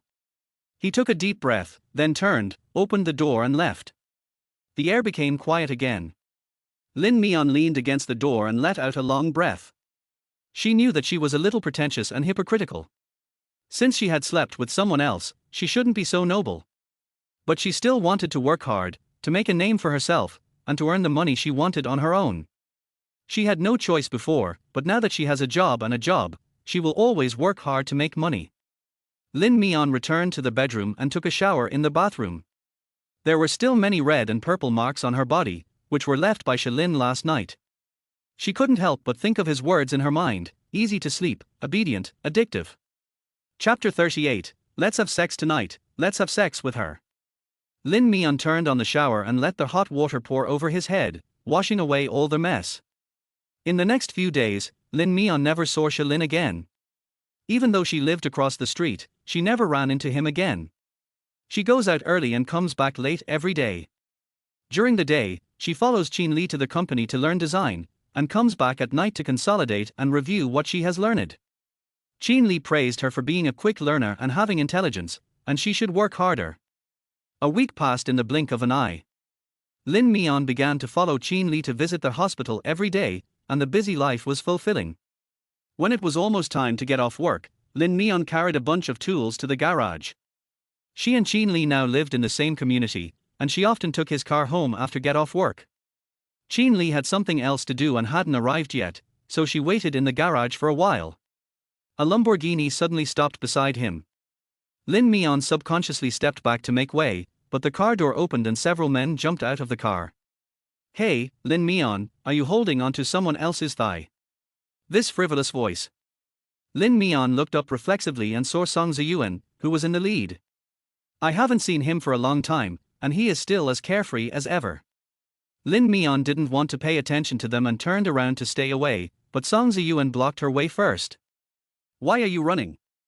We haven't seen each other for so long, don't you recognize me, your brother? Song Ziyuan smiled. Look at you. You followed teacher Qin to do some crappy construction work and made yourself look dirty. Your little face is all dirty. Come, let me help you clean it. As he was about to take action, Lin Mian reflexively dodged, his brows deeply furrowed. Don't touch me. Hey, I haven't seen you for a while. Your soft temper has become so bad. Your hot temper is even more fun. While I'm happy today, can you come with me? I'll take you home. No need, just leave. Lin Mian refused with a cold face. The smile on Song Ziyuan's face disappeared. Why, do you look down on me? As soon as he finished speaking, a follower beside him laughed at him mercilessly. Brother Ziyi, why are you sending her home? Are you planning to take her directly to your home? Har har har har. Having a bed and being able to sleep is the same for everyone. Is it sleeping or sleeping with someone? Har har har. A few people nearby were joking and making dirty jokes. Lin Mian felt extremely embarrassed. She turned around and wanted to run away, but Song Ziyuan grabbed her wrist tightly. Lin Mian struggled more and more. He became even more excited. Lin Mian shouted in desperation, Song Ziyuan, your uncle is upstairs, dare you touch me? Hey, you dare to threaten me with my uncle, right? Who do you think you are? My uncle will remember you just because he saved you once? Don't flatter yourself. Even if I pin you down here, my uncle won't say a word. Song Ziyuan forced himself forward, hugged her waist, and pushed her into the car. Lin Mian struggled and screamed, but she was no match for the strength of the men. In a hurry, she took out the tools in her bag and swung them hard. R. With a scream, blood suddenly flowed from Song Ziyuan's forehead. Fuck, little bitch, catch her. Song Ziyuan covered his forehead with his hands covered in blood, and gave orders in a frantic manner. Several men immediately chased Lin Mian, but since she was a girl, They caught it back. "Brothers, let's have some meat tonight, take turns with her," Song Ziyuan ordered viciously. This woman failed to eat it several times, but he still wanted to compete with her. Just when Lin Mian couldn't resist being stuffed into the car anymore, an angry voice came from a distance. "Stop it, everyone!" Not far away, Qin Li rushed over with a sullen face, and pulled Lin Mian behind him without saying a word. When he raised his eyes again, his eyes were filled with deep coldness. It's like he wants to kill someone. It turns out to be Teacher Qin. Song Ziyuan grinned and said, "Teacher Qin, Lin Mian is the one I want. Now that I'm off work, it's no use for you to take care of her, right? Considering that I've been serving you, how about you let her be given to me for one night? Roll." Qin Li cursed coldly, "If you dare to provoke her again in the future, don't blame me for being rude to you." Song Ziyuan said angrily, "I've never seen you control any woman before." Before he finished speaking, Qin Li turned to Lin Mian and said, Mian, go to the car and wait for me. I'll be there soon." Lin Mian was just frightened, so he nodded obediently and hurried away with the toolbox. It was not until she got into the car and closed the door that Qin Li turned his head. His handsome face, which had been so casual and gentle just now, suddenly became a little more sinister. "Song Ziyuan, don't touch her," he warned coldly, "otherwise, I will send you to jail in a minute for the bad things you did." Song Ziyuan was not convinced. "We are all on the same boat. If I go in, do you think you can escape?" Qin Li narrowed his eyes coldly, "Then you try and see who dies faster, you or I fall faster." "Song Ziyuan, are you going to fall out for a woman? He is really cruel." Qin Li glared at him coldly, then turned back to the car. Song Ziyuan stood there with his head covered, watching the rear end of Qin Li's car disappear into the basement, frowning in confusion. What's going on recently? Why are everyone defending Lin Mian? His uncle is, and so is Qin Li.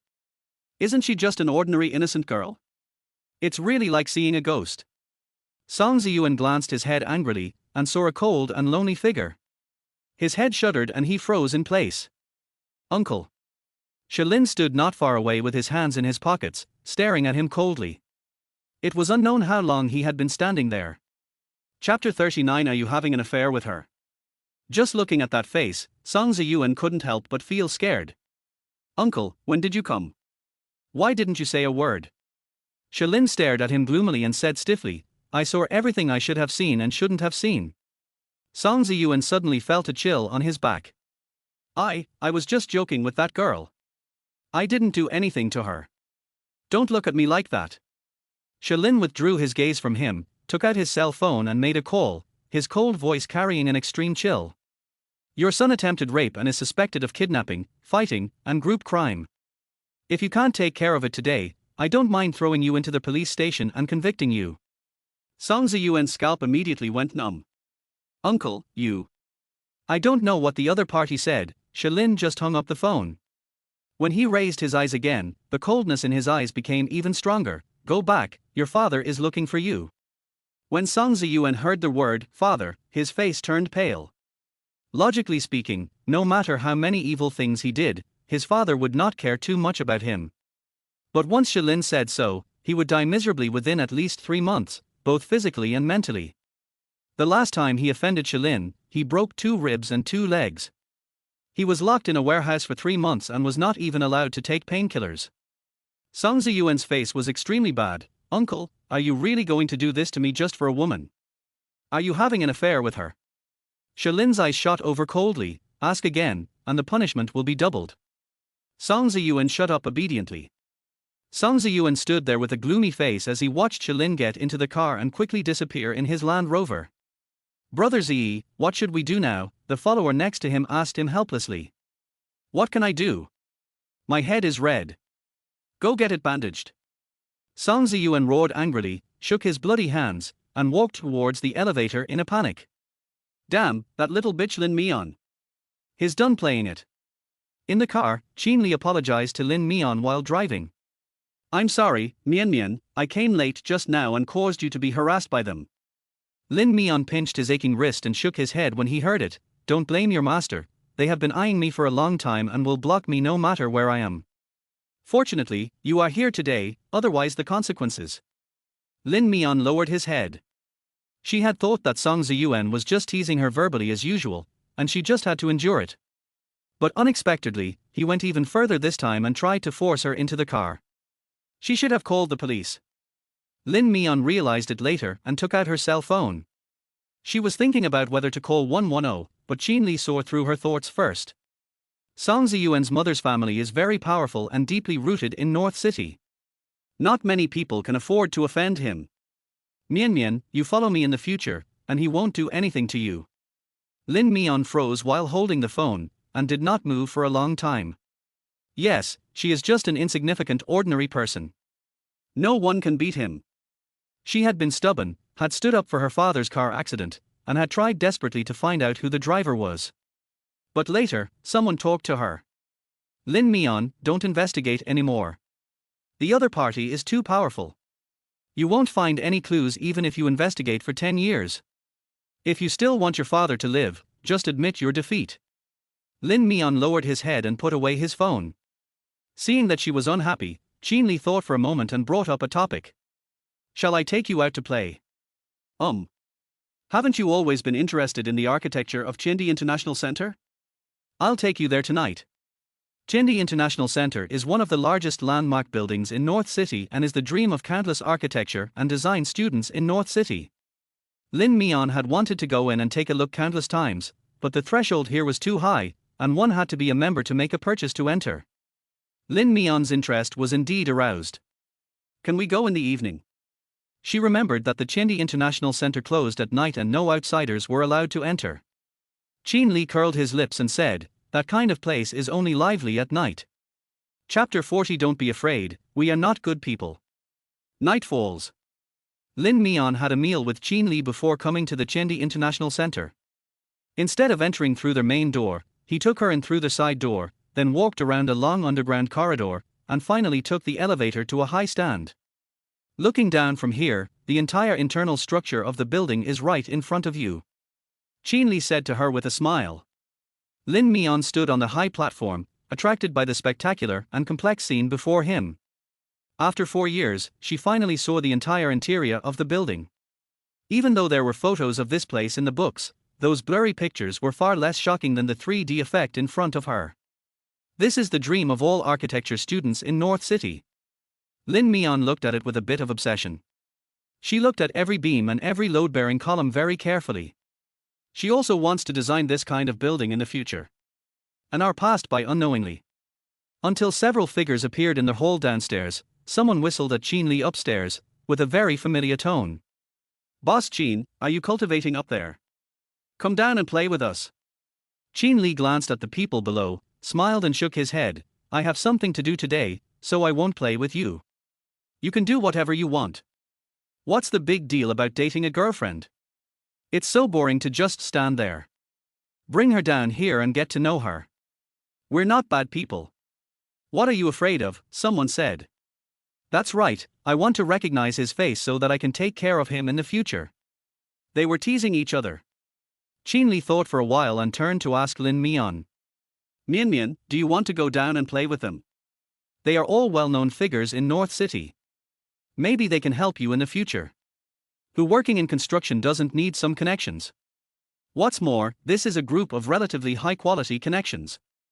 Lin Mian understood what he meant. He wanted to give her more client resources.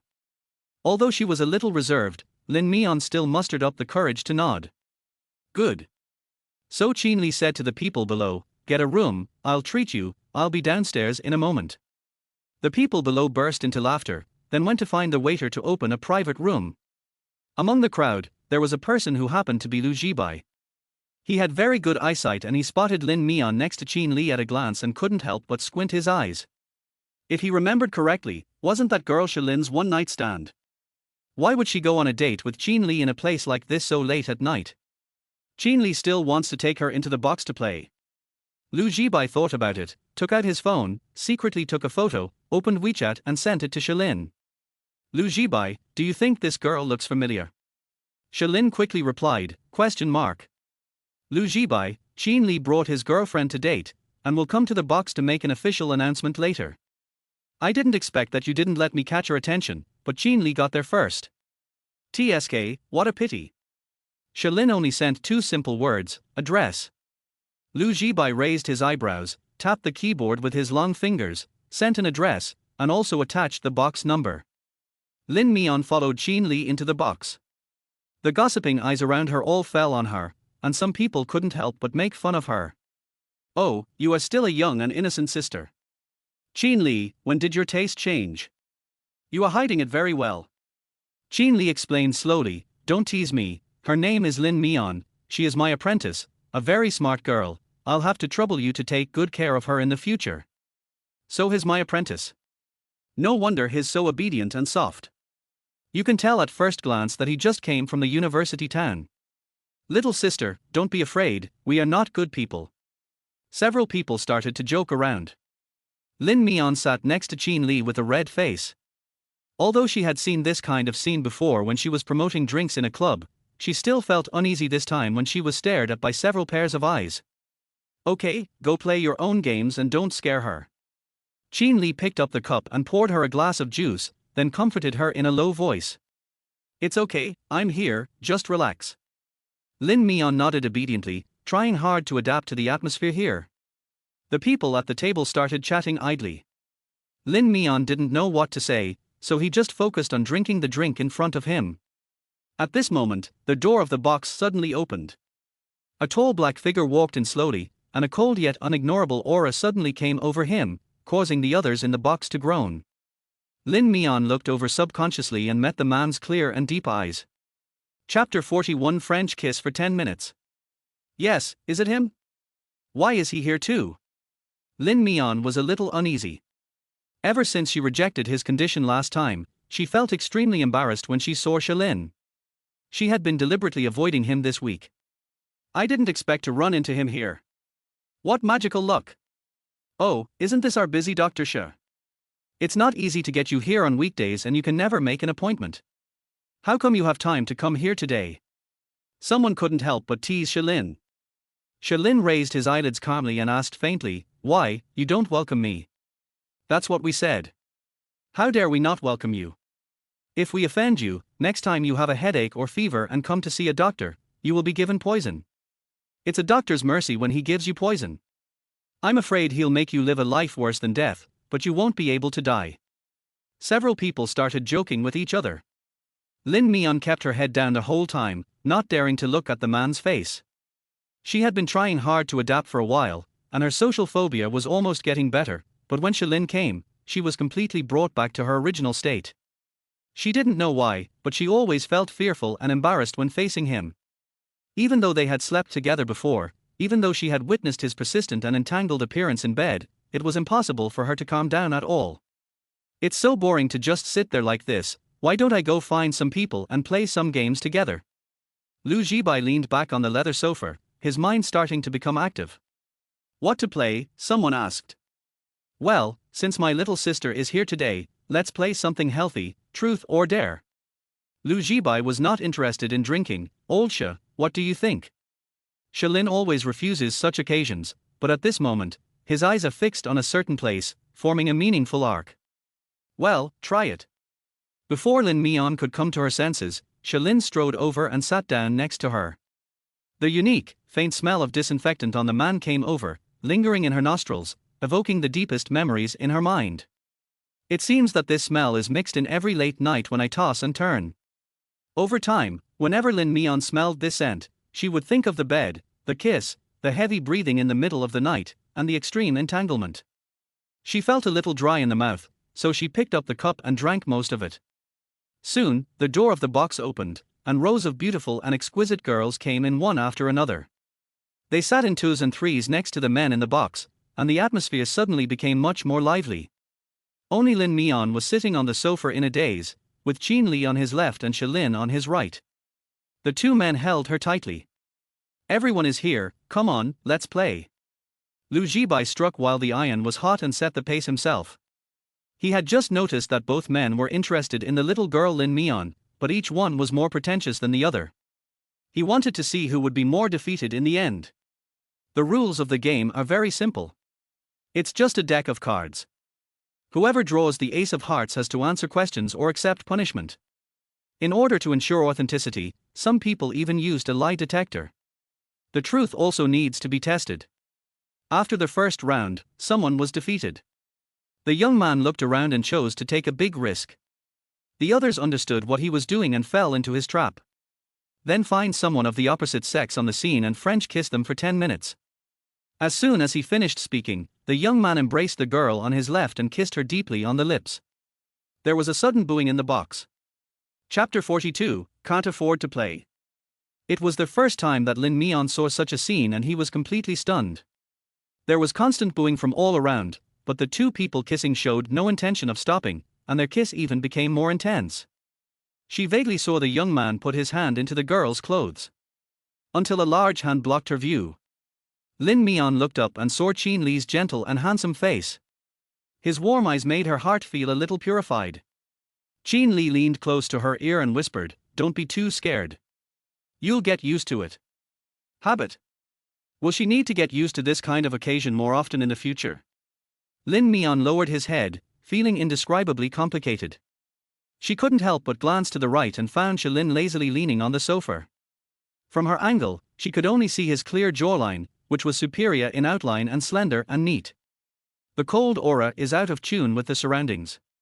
He held a glass of wine in his hand, lowered his head and drank it intermittently, his Adam's apple rolling slightly, revealing an indescribable sexiness. Lin Mian watched in fascination until the booing stopped. The two people who were kissing deeply reluctantly separated, and the box was filled with a strong atmosphere of ambiguity. Lin Mian quickly withdrew his gaze and sat upright. The second round of the game began. Lu Jibai dealt the cards skillfully. Soon everyone got their own cards. With Lu Jibai's shout of "show the cards," everyone turned over the cards in turn. Lin Mian also turned over his cards. A striking ace of hearts was revealed. "Wow, you're quite lucky, little sister. You got caught so quickly." Following someone's teasing, everyone's eyes fell on her with interest, some sizing her up, some probing her, and some watching the show. Lin Mian sat up straight awkwardly and clenched her fingers subconsciously, which was a sign of nervousness. "Come on, let's follow the rules. Do you want to choose truth or dare? Big adventure is definitely not an option." She couldn't accept kissing a strange man. Lin Mian said without thinking, "I choose truth." "Okay, props to little sister." As soon as Lu Jibai gave an order, someone brought up the lie detector and put it firmly on Lin Mian's pulse. "Sister, you have to answer the lie detector truthfully. If you answer wrong, you will be punished twice as much." Lin Mian was amazed that what they were doing was so high-tech. She nodded to show that she understood. The next question made her blush. "Who did you give your virginity to? What position did you use? Tell me in detail." Lin Mian's head exploded with a loud bang. She didn't expect that even the truth would be so blunt. If it was any other question, it would be fine, but it had to be this question. But the answer to this question was sitting right next to her. Lin Mian clenched his fingers, his face turned red as if it was about to boil, and he couldn't utter a word. Shilin beside him seemed not to hear anything. He leaned back on the sofa, playing with cards nonchalantly, without any reaction. As if he was unfamiliar with her. Lin Mian swallowed, extremely nervous. "Countdown 30 seconds. If you don't tell me, you will be punished twice as much, little sister." Lu Jibai reminded her quietly from the side. "What to do? Do you want to say it?" Lin Mian's palms were sweaty from nervousness. "You guys are over it, she's still young and doesn't understand anything, don't tease a little girl." Just when she was at a loss, Qin Li's voice came from beside her to rescue her. Lu Jibai was afraid that the world would not be in chaos. "Didn't we agree to abide by the rules and accept defeat if we gamble? Can't you afford to play?" Chapter 43, A Hero Saves a Beauty. Qin Li said, "I will take her place in her punishment." "Hey, Mr. Qin, are you trying to be a hero and save the damsel in distress?" someone shouted without thinking too much. Qin Li smiled and said, "I brought her here, so I will protect her. The girl is still young, so we can't let her suffer any grievances. Don't scare her. That's what I mean. We just asked some questions but didn't do anything. Look at the passionate kiss between Mr. Han and me just now. That's the normal operation of our game. Several people talked to each other and put Lin Mian on a high place. Lin Mian bit her lip and was about to say that she would accept the punishment herself, but Qin Li said it before her. Double punishment, I'll take her place. After these words were spoken, a few people did not take it seriously and waved their hands to give him this way out. Then let's drink 2 glasses of strong liquor. We'll pass this round. Don't say that the brothers didn't take care of you. If it were someone else, it wouldn't be so easy to pass. Qin Li nodded with a smile, deal. Lin Mian was still standing there in a daze, not daring to move, so Qin Li took off the polygraph from her wrist and winked at her reassuringly. Don't be nervous, it's nothing. Lin Mian felt a little sorry. Master, since I lost, I will drink these 2 glasses of wine. Anyway, she felt more at ease drinking than answering questions. You still have stomach problems, how can you drink?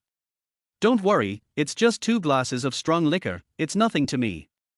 But Dr. Shi is still next to you. He just examined your stomach last time. Can you ask him if he allows you to drink? Qin Li moved Shilin out from the side. Lin Mian subconsciously looked at the man beside her. When she saw his cold and calm face, she swallowed the words stuck in her throat. Never mind, she didn't want to ask. After asking, I found out that it started with stomach cancer. While she was hesitating, Qin Li pried open a bottle of strong liquor.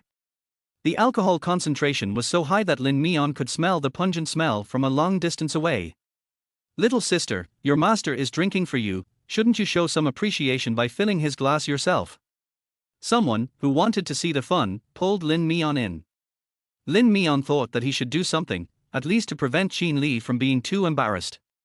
Under their teasing, she took the initiative to pick up the bottle and fill Qin Li's glass. Hurry up, feed your master. It's time for a disciple to repay his kindness.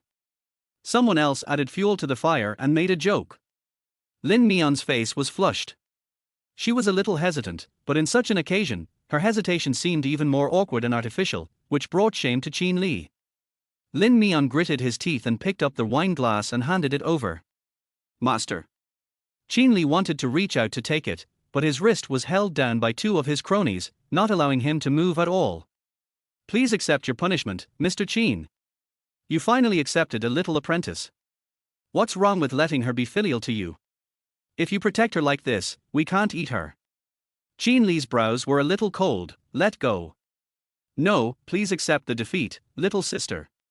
Your master is going to be angry. He is very scary when he is angry. Give him some wine. Lin Mian sensed that something was wrong in the atmosphere. She didn't want to cause trouble, so she immediately raised the wine glass and put it to Qin Li's mouth. It's just a drink, no big deal. Open your mouth, why are you still being so reserved? Someone urged Qin Li.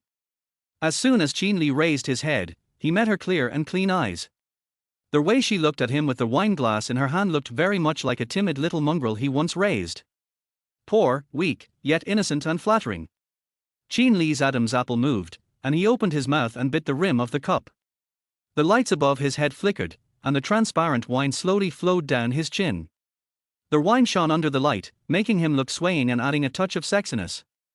Lin Mian thought that his hand was raised crookedly, so he quickly took out a tissue from the table and wiped it for Qin Li. Suddenly, she felt a sharp gaze behind her, staring at her intently. Chapter 44 Beware of Trouble. Lin Mian knew who it was without even turning his head. She cooperated with Qin Li to accept the punishment. Why was he staring at her? Lin Mian ignored his scrutiny and just cooperated with Qin Li to finish a glass of wine. Behind him, Shilin's gaze became increasingly deep as he fixed it on the woman. From his angle, half of her body was facing sideways towards him, allowing him to see her slender waist that could be grasped with one hand, and her curvy and slender figure. A week ago, this body was still twisted gracefully under him, and the slender waist was almost broken by him. A week later, she was feeding others alcohol. Is this what you meant by working hard to get ahead? Shilin pinched his brows and became more and more irritated. Here, Lin Mian had already finished a glass of wine and continued to pour wine under the urging of the crowd. Lin Mian put down his wine glass, but when he turned around to pick up the bottle, he accidentally bumped into Shilin, and the wine spilled uncontrollably. The wine splashed onto his black shirt, and the pungent liquid flowed down his arms. Lin Mian was startled and hurriedly put down the bottle and wiped him with a tissue. Sorry, I'm sorry. Shalin looked at her solemnly, his eyes were unfathomable, as if he was suppressing some unknown emotion. Lin Mian felt a chill on his spine. Ms. Lin, please be careful or you might get into trouble, he said suddenly. Lin Mian's hand trembled as he wiped his clothes, and almost poked his abdominal muscles. She didn't know why, but she always felt that his eyes were burning, as if they were going to burn her through. Lin Mian hurriedly wiped his clothes and bowed his head to apologize. I'm sorry, Dr. Shi, I accidentally stained your shirt. I'll wash it for you later. This shirt is handmade. It cannot be washed. It will be damaged. Lin Mian immediately changed the subject, then I'll find a dry cleaner to wash it for you. You can't dry clean it, it will deform. What clothes can neither be washed nor dry cleaned? How else can I wash it? As if noticing her stupor, Shalin spoke calmly. My shirt is quite delicate. I usually throw it away after wearing it a few times. But today this one is brand new and you have stained it in just a few hours. What do you think I should do? Lin Mian understood what he meant instantly. I'll give you a new one as compensation, okay? After telling her so many things in a roundabout way, wasn't it just waiting for her here? Okay, the total price is 50,000 yuan, bank transfer or credit card. Lin Mian. Sure enough, he was waiting for her here. She had exactly 50,000 yuan in her card, which was the transaction fee he gave her last time. Before she had even had time to warm up to the money for a few days, she had to pay it back. There were many eyes watching around, so Lin Mian had no choice but to grit his teeth. Okay, I'll transfer it to you. She took out her cell phone to transfer money, but was stopped by Qin Li. Olsha, why are you teasing her again? This girl is honest and timid. Don't scare her. How can she, and in turn, earn 50,000 yuan? Shalin inadvertently pulled out a smile at the corner of his lips and looked at Lin Mian meaningfully. Don't underestimate her.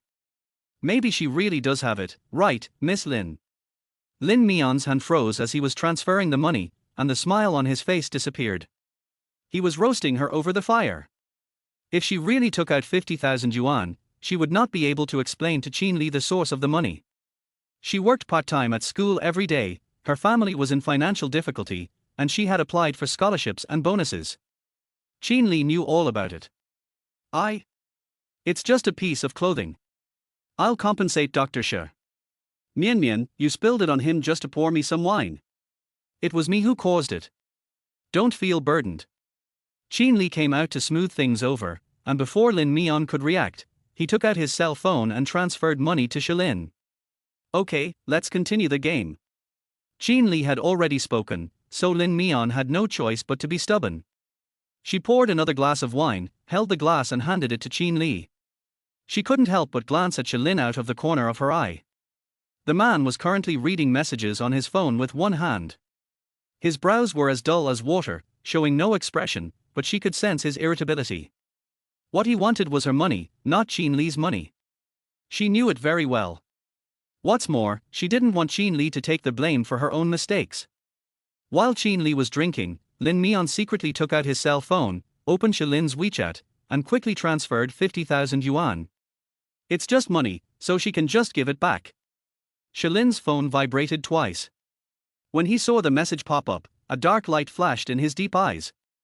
He simply clicked on the payment button and received all the transferred money. This woman, you can't let her have some spare money. He had to control her money at all times and make sure she was always short of money, so that she would be obedient. Chapter 45 How many times a night? The punishment was finally carried out. Lin Mian sat on the sofa, feeling relieved, only to feel that most of the energy in his body was used up. These young men really know how to have fun. The next round of the game continues, with Lu Jibai still dealing the cards and the others flipping over the cards. As expected, Shalin drew the ace of hearts this time. Oh, Dr. Shi got hit. Shalin slowly threw the cards on the table, a sharp look flashing in his dark eyes. I choose. His eyes swept across the box and he said, truthfully. I knew he would choose the truth. He's a rare germaphobe. Don't expect him to kiss anyone casually. Lu Jibai teased a few times, with a sly glint in his eyes. Sure enough, his next question was an explosion, When was the last time you ate meat? How many times a night? Lin propped up his chin, glanced to the side vaguely, and opened his lips slowly with a cold look. Last Tuesday, at 11 o'clock at night, 5 times in one night. Boom. Lin Mian's brain suddenly exploded and his cheeks became hot. He was talking about her. Last Tuesday was the night she was harassed by a drunk man, and it was also the night she stayed overnight at Lin's house. She only remembered that he was tireless that night and asked for it again and again. Later she was so tired that she fell asleep and had no idea how many times he did it. I didn't expect he remembered it so clearly. Lin Mian lowered her eyes, her eyelashes trembling slightly, and tried her best to avoid his gaze, for fear of accidentally meeting his eyes. You're so energetic, Dr. Shi. I'm afraid you didn't sleep all night, right? So many times in one night, what kind of sister is that? How well does she sleep, Dr. Shi? The box was once again filled with heated teasing. Lin was playing with the cards in his hand. He paused after hearing this and smiled faintly. It's really good. I still feel unsatisfied. Lin Mian couldn't bear it any longer, so he stood up and said he was going to the bathroom and was going to hide outside for a while. Qin Li was a little drunk, and the alcohol was gradually getting to his head, but when he saw her red face, he still stood up and staggered after her. Mian Mian, I'll lead the way for you. He lost his balance and nearly fell to the ground. Lin Mian quickly held his arm, and Qin Li leaned half of his body on her shoulder. Master, you are drunk, I can go by myself. It's okay, let's go. Qin Li leaned against her crookedly, and the two of them stumbled out of the box. The moment the box door closed, Lin's eyebrows became visibly cold and gloomy. He picked up the liquor on the table and drank it in big gulps.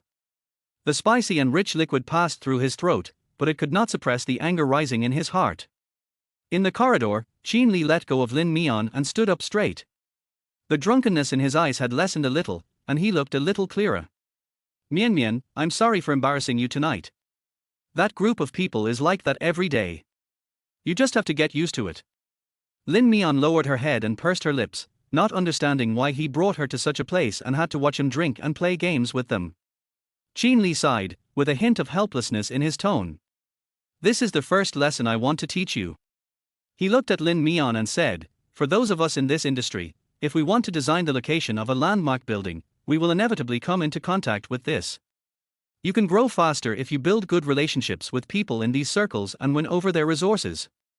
So Mian Mian, you have to learn to be thick-skinned, okay? Lin Mian was stunned for a second. She didn't expect that this was what he meant.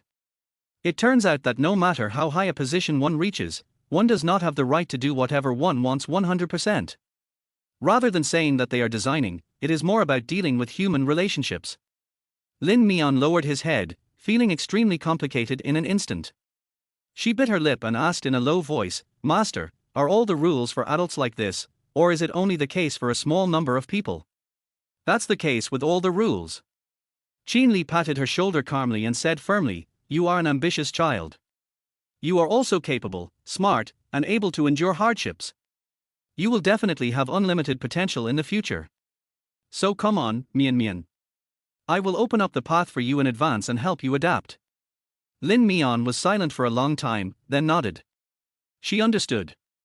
This is what it's like when you enter society. She has to learn to get used to it and learn to grow up. Okay, go to the bathroom now.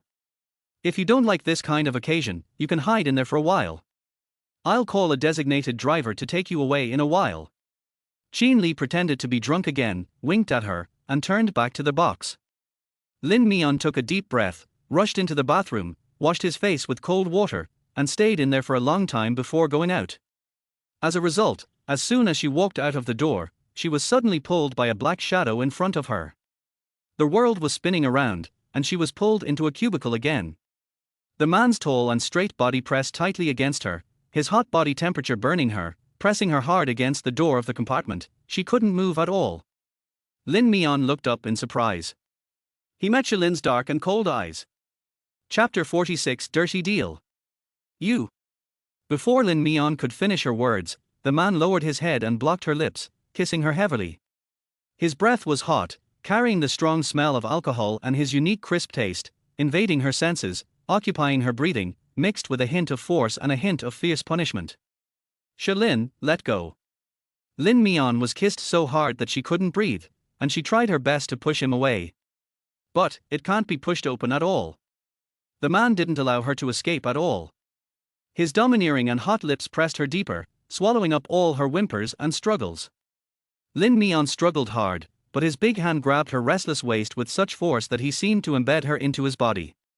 His bony fingers passed through her long black hair and grasped the back of her head, forcing her to look up at his face. He pressed down on her with a stormy kiss, leaving her no room to breathe. It's crazy. He is kissing her. He was actually kissing her forcefully. Lin Mian beat him desperately, but it was of no use. She didn't even know why Shalin blocked her in the bathroom to do such a thing. He forcefully pried open her lips and invaded every inch of her breath. All the strength to struggle was like an ant trying to shake a tree in front of him, and Lin Mian didn't even have a chance to resist. She gradually became weaker and could only allow Shalin to kiss her fiercely. An unknown amount of time had passed, until her mouth was filled with his rich scent, which could not be separated, and Shalin finally let her go, panting. Bang! Lin Mian raised his hand and slapped him. Shalin's head tilted by her hit. He pressed his teeth with the tip of his tongue, turned his head and pulled the corner of his lips to mock her. Okay, Lin Mian, you have a bad temper and dare to hit someone. You bastard! Lin Mian was breathing heavily, his chest heaving with excitement, and his eyes were red, as if he was about to cry in the next second. Asshole! Shalin laughed viciously. It's not the first time you've been kissed by me. We've slept together before, and we've used all kinds of positions. Now you call me an asshole. Don't you think that's a bit pretentious, Lin Mian? Lin Mian didn't expect him to mock her like this. We're already over, why do you have to keep pestering me? Just because you sleep well, I'm not satisfied yet. Shalin pressed against her body, and his hot breath sprayed up again. Lin Mian raised his hand and was about to slap him again, but Shalin grabbed his hand. Why, you still want to beat me, Lin Mian? Are you addicted to beating me? Lin Mian struggled with red eyes. Let me go, or I'll call for help. I bet you don't dare. Shalin slowly clamped her hands, not taking her words seriously at all. Lin Mian couldn't understand why he had to do this, pestering and torturing her over and over again, even though she had already laid her cards on the table with him and it was over. Shalin's exquisite and superior handsome face was infinitely magnified in front of her, and his tall body was about to come up against her again. Lin Mian raised her foot and wanted to kick the door to make some noise. Kick it hard. Shalin did not stop. You can lure Qinli over here and let him see what kind of dirty deal there is between you and me. He picked up the phone, swiped his fingers a few times, and clear recordings came from the phone. I'll sell myself, do you want me? Can you turn off the lights? Can you go a little slower? It hurts a little. Lin Mian's head exploded with a buzzing sound. Their whole person froze in place. Chapter 47, Finding Her Weakness. He actually installed surveillance cameras at home. I even copied it and played it over and over again in front of her. Abnormal. Lin Mian's heart was pounding and she jumped up to try to snatch his phone, but Shalin was too tall and she was like an ant trying to shake a tree. What exactly do you want? Lin Mian asked him in a low voice. Lin Mian, after sleeping with me 3 times, it's no longer up to you. Shalin turned off his phone, pinched her face and continued to kiss her. At this moment, all the restraint and coldness in his bones disappeared, leaving only the bad nature of a man hidden in the deepest part. He just wanted to bully and tease her badly. Buzz, buzz. The sound of a cell phone vibrating came from Lin Mian. She pushed him away, took out her cell phone and took a look. Qin Li's name was jumping on the screen. Just as she was about to answer the call, Shalin held her head and continued to kiss her. He even went a little further, and even his eyes were slightly red. He is angry. Lin Mian could feel it. But what right does he have to be angry, and with what identity? Lin Mian opened her mouth and bit him hard. Shalin let go of her in pain, but his eyes were still red, as if he was going to kill her here at any moment. What on earth do you want to do? Lin Mian growled while holding the phone. Follow me. I don't. Reason. Lin Mian stared at him without saying anything. Shalin said it for her, you are pretending to be noble and chaste. You don't want to sell yourself to me, right? Lin Mian bit her lip and turned her head away. Okay, then don't sell it, but if you provoke me, Lin Mian, you won't be able to get away for a while, unless I get tired of it. What do you mean? Oh. Before Lin Mian could finish her sentence, she was kissed again. Crazy. It's crazy. How can this man be in heat anytime and anywhere without limit? When Lin Mian came out of the bathroom, her lips were swollen. Fortunately, the light was dim at night and no one could see that her complexion was abnormal. Lin Mian took out a mask and put it on, covering himself tightly with only a pair of eyes exposed. When she returned to the private room, Qin Li had been waiting for her for a long time. Mian Mian, why did you take so long? You didn't answer my call. I thought something happened to you. Lin Mian shook his head. I'm fine, I just felt a little uncomfortable in my stomach, so I stayed a little longer. I'm glad you're alright. It's getting late. The designated driver is here. Let's go back. Qin Li shook the car keys and stood up from the sofa, his body still a little shaky and unsteady. The other people in the box had already been living a life of luxury. Some of them brought their girls with them, while others simply slept in the big bedroom inside the box. Lin Mian followed Qin Li out silently. Huh? Where did Lao She go? I haven't seen him for a long time. Did you see him in the bathroom? Qin Li looked around in confusion. Lin Mian shook his head repeatedly. I didn't see it. Forget it, let's go back first and not wait for him. Lin Mian glanced in the direction of the bathroom, quickly retracted his gaze, and quickened his pace to keep up with Qin Li. He'd better never come out. The car was very stable along the way. Lin Mian sat in the back seat leaning against the car window in silence, his mind full of Shilin's words, if you don't agree, I will do it until you agree. She knew that she had offended someone she shouldn't have offended. But what to do? Call the police? Shilin had so much evidence in her hands, and every video and recording was taken on her own initiative, so she didn't dare to report it at all. If the matter got out of hand, not only would her reputation be ruined, but she would also be fired from the Qinsha group. Shilin was right, she didn't dare to gamble. He really grasped every one of her weaknesses accurately. Chapter 48 Going Crazy Anytime, Anywhere. Lin Mian returned home and couldn't sleep the whole night. She couldn't come up with any good solution until dawn. The next day at work, she didn't dare to come out first. She waited for a long time through the peephole behind the door. Only after she saw the man opposite leave did she slowly walk out. As soon as she arrived at the company, she received a message from Qin Li saying that he was going on a business trip today and would not be in Beijing in the next few days. He could not take her with him, so he asked her to follow up on the project with her colleagues.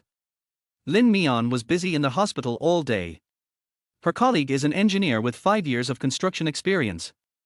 Everyone calls her Linder. She is the most powerful designer in the entire design department besides Qin Li, but also the one with the worst temper. Linder has always disliked Lin Mian, and this time she intends to order her around. Lin Mian, move this box of measuring instruments up there. I'll need them later. The measuring instruments are placed in a metal box at the feet. Because there are various models, they are very heavy and usually have to be carried by the workers themselves. Okay. Lin Mian agreed and watched Linder walk away. She tried hard to pick up the box, but it was too heavy, so she had to drag it. As soon as she reached the elevator door, she saw Linder press the door closing button and waved at her provocatively through the crack in the door. Oh, I almost forgot. President Qin asked me to teach you well. So you can climb the stairs with the box. It will be a good opportunity to exercise your ability. Only those who endure hardships can become successful, right? Before Lin Mian could say anything, the elevator door had already closed. She stood there, feeling a little dazed. No matter how slow she was, she could tell that Linder didn't like her, and even hated her a little. But hate it if you want, she doesn't live to be liked by others, and this little trick is nothing compared to the torture she suffered in her childhood. But Lin Mian is not stupid, she has plenty of ways. She would be exhausted if she climbed the stairs from here to the 10th floor and carried such a big box. Lin Mian dragged the iron box directly to the freight elevator level, pressed the elevator button for the 9th floor, and when she arrived, she dragged the box to the corridor and sat on the stairs to relax. The corridor of this freight elevator is an invisible passage. Lin Mian discovered it when he surveyed the terrain on the first day. Now it is just the right way to take a shortcut. Seeing that the time was almost up, Lin Mian stood up and climbed up the first floor carrying the equipment with great effort. The box was too heavy, so she moved the things inside twice. When she went upstairs, panting, she saw Linder's triumphant look. "You're so slow, it seems you don't have enough physical strength. You still need to practice more, otherwise how can you be qualified to do this job in the future?" Lin Mian nodded in agreement, looking very obedient. "Sister Linder, you are right. Seeing that you have achieved such great success now, you must have suffered a lot and been through a lot of hardships like me in the past." Linder's expression froze for a moment, then she turned her head away arrogantly. "Of course. I've had many hard times. Your little training is nothing compared to that." Lin Mian laughed along, pursed her lips and said nothing. The morning passed quickly, even though Linder deliberately made things difficult for her, with surveying, hanging ropes, and moving cement. But Lin Mian had no complaints at all, and even did his job with ease. The workers nearby stared at her in amazement and asked her in a dialect, "Girl, you are so strong and work so efficiently. It's rare to see someone like you." Lin Mian smiled without saying anything and threw the rust in his hand at the foot of the wall. This was nothing. When she was a child in the countryside, she had built walls under the scorching sun in the summer and carried water from the icy river in the winter. When she was most tired, she didn't even have food to eat. She was so hungry that her stomach ached and she could only drink water to fill her stomach. Compared to those days, this is nothing. It was time for lunch, and the workers put down their work and went to eat. Linder finally let her go and left with a delicate makeup on. She was very particular about food and looked down on the big pot meals in the hospital cafeteria. Lin Mian came to the cafeteria alone, packed a few buns while there were few people around, then went back to the corridor of the freight elevator and sat on the steps to eat. "The main reason why I didn't go to the cafeteria was because I was afraid of running into that pervert Shalin. After what happened last night, her impression of him completely collapsed. On the surface, he looked calm, gentle and abstinent, but in fact, he was just a lunatic. Going crazy anytime, anywhere. She would try to hide as much as possible now, and it would be best if she could never see him again." Just as I was thinking about it, a sound came from outside the corridor. "Dr. Shah, are you going to the corridor to smoke again?" Lin Mian stopped eating the bun immediately. "Oh no, he's coming." Chapter 49. This woman is getting more courageous. Lin Mian immediately got up and ran upstairs without even bothering to eat. When she ran up one floor breathlessly, she heard a man's footsteps coming from below, followed by the sound of a lighter clicking, as if he was lighting a cigarette. Lin Mian looked through the gap in the corridor and saw the figure below clearly. It really is him. The man seemed not to notice her. His slender body was leaning against the armrest, a cigarette between his fingers, puffing away carelessly. Gentleman yet a scum. Lin Mian couldn't stay there any longer, so he lightened his steps and ran down from the upper floor carefully. It rained heavily outside in the afternoon. Dark clouds gathered, thunder and lightning rolled down, half of the sky was black, and even the workers couldn't help sighing that there was rarely such stormy weather in the North City. "Looks like we'll be stopping work today." However, the workers did stop working, but Lin Mian was taken out by Linder. "Lin Mian, I noticed that there is something wrong with the painting on the right side of the load-bearing wall in your picture. The frame is wrong. Go outside and take a look at the original building, survey the terrain, and come back to correct it immediately." Lin Mian was a little confused, "But you approved this drawing yesterday." "We only started work after it was approved. It is normal to encounter unexpected problems during construction. We need to discover and correct them in time. Don't you even know this? Are you questioning me?" Linder asked back with a frown on her face. Lin Mian. She took a deep breath, not wanting to argue with her, so she picked up her umbrella and tools from the foot of the wall and went out. When they reached the door, Linder was still asking her, "Remember to take photos from all angles outside, don't be lazy." It was a thundering and lightning weather, and she took pictures with her mobile phone. It was a pity that she thought of doing that. Lin Mian didn't want to stay under the same roof with her, so he just went out to hide. The rain poured down in torrents, accompanied by a howling wind. Lin Mian's umbrella was blown out of shape just as she opened it, and the big raindrops hit her directly. In just a few seconds, my whole body was wet. Since he was already wet anyway, Lin Mian simply threw away his umbrella and ran into the rain with his tools. This building is extremely complex and covers a large area. Lin Mian had to go around to different locations to survey it, and it took a lot of time going back and forth. The rain kept hitting her head, body, and flowing down her face. Lin Mian took out a waterproof bag from his pocket and sealed his phone in it. When the lightning stopped, he raised his phone to take a picture. At a window upstairs, Linda hugged her chest and looked at the embarrassed and weak figure in the heavy rain, with the corners of her lips raised in sarcasm. "You want to snatch Jean Li from me? Are you worthy?" Lin Mian was drenched in the rain and finally sent the latest data and photos to Linda. It was already late, and she was dripping wet all over. She couldn't work at all, so she asked for half an hour's leave in advance and went back without even going upstairs. The air conditioner in the subway was blowing gusts of cold air, and she couldn't help but shiver. By the time we arrived at Bafang City, it was already dark. Lin Mian shivered and went to the bathroom to take a hot bath, then blew her hair dry, put on pajamas and wrapped herself in the quilt. But after half an hour, she felt colder and colder. "My head feels dizzy and a little hot." She probably caught a cold. Lin Mian wrapped himself in a quilt, feeling his consciousness becoming increasingly blurred. Just a good night's sleep. She thought drowsily that when she had a fever or a cold in the past, she would cover herself in the quilt and wait to sweat. Knock, knock, knock. I don't know how long it was before there was a knock on the door. Lin Mian's head was in a fuzzy mess, his consciousness was wandering far away, and he paid no attention to the sounds outside. Knock, knock, knock. The knocking on the door was getting louder and louder, and it seemed like they were not going to give up. Lin Mian was shivering with cold and buried herself tightly in the quilt, not paying any attention to what was happening outside. Lin stood outside the door for a long time, his handsome brows deeply furrowed. This woman was becoming more and more daring, and she even refused to open the door. He clearly saw the wet umbrella hanging at her door and was sure that she had returned from get off work. He pulled out his cell phone and dialed her number one-handedly. After a few beeps from the other end, the call was automatically hung up.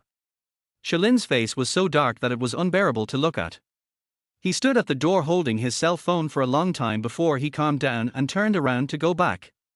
At this moment, there was a crisp bang sound from inside, as if something was broken, and Lin subconsciously stopped. "Lin Mian!" he shouted, but there was still no response. He simply reached out and pressed his bony thumb on the fingerprint lock, opening the door with a click. Chapter 50. Lin Mian, are you not afraid of me anymore? The living room was dark and no lights were on. Lin followed the route to find the bedroom.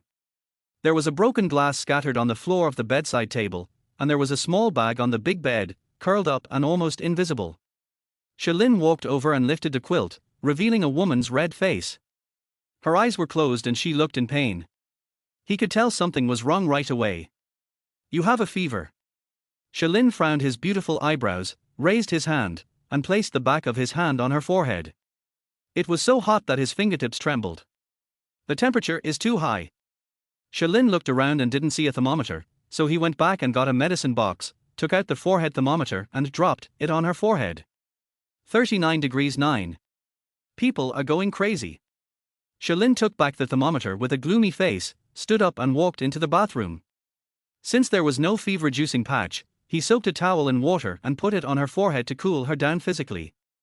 Then he went to get a glass of water, took out a pill from the medicine box and put it between her lips. As soon as the bitter taste touched her lips, Lin Mian frowned and spat it out. "Swallow the medicine, it will reduce your fever," Lin reminded her sternly. Lin Mian kept his lips tightly closed and refused to open them. "My mom said that taking medicine is hypocritical." Lin was speechless for a moment. "Do you listen to your mother or the doctor?" Lin Mian closed his eyes and stopped talking, his face turning red as if it was burning. Lin pinched the pill and tried again, but still couldn't put it into his mouth.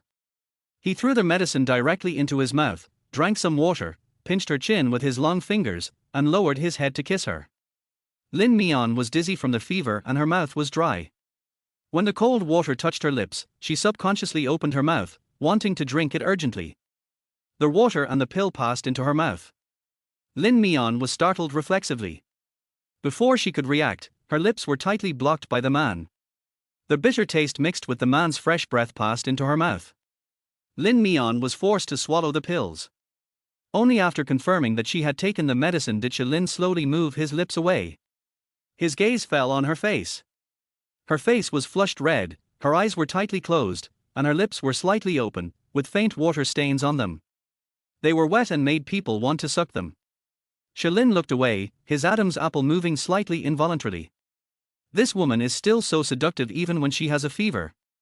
The effect of the medicine did not take effect for a while, and Lin Mian was already a little confused due to the fever. She groaned in discomfort, her rosy lips opening and closing, and no one knew what she was mumbling. His voice was hoarse and sounded uncomfortable. Shalin turned around to change her towel, but his shirt sleeve was suddenly pulled. "Don't go, my head is so hot." Shalin was stunned for a moment, looked down at her and asked, "You won't let me go?" Lin Mian uttered a sound weakly. Shalin pulled his lower lip and asked in a low voice, "Do you know who I am, Lin Mian?" "I know." Lin Mian uttered a few words in a low voice, "You are Shalin." Shalin paused for 2 seconds and looked at her dimly. "Why, you're not afraid of me anymore?" Lin Mian did not answer. In confusion, she grabbed his sleeve and muttered nonsense. Shalin couldn't hear clearly, so he lowered his head and put his ear close to her lips, and then heard a few intermittent bites. Bank card password, payment package password, deposit balance. There are only a few scattered here and there. Shalin. Lin Mian was still mumbling, as if he was leaving his last words. "If I die, please leave this money secretly to my father. You are so rich, you won't have any ideas about my savings." It turned out that the reason he was held back from leaving was to make it easier for him to leave his last words and distribute the small amount of savings. Shalin's lips twitched. "It's just a fever, it won't kill you. But I always feel like I'm going to heaven.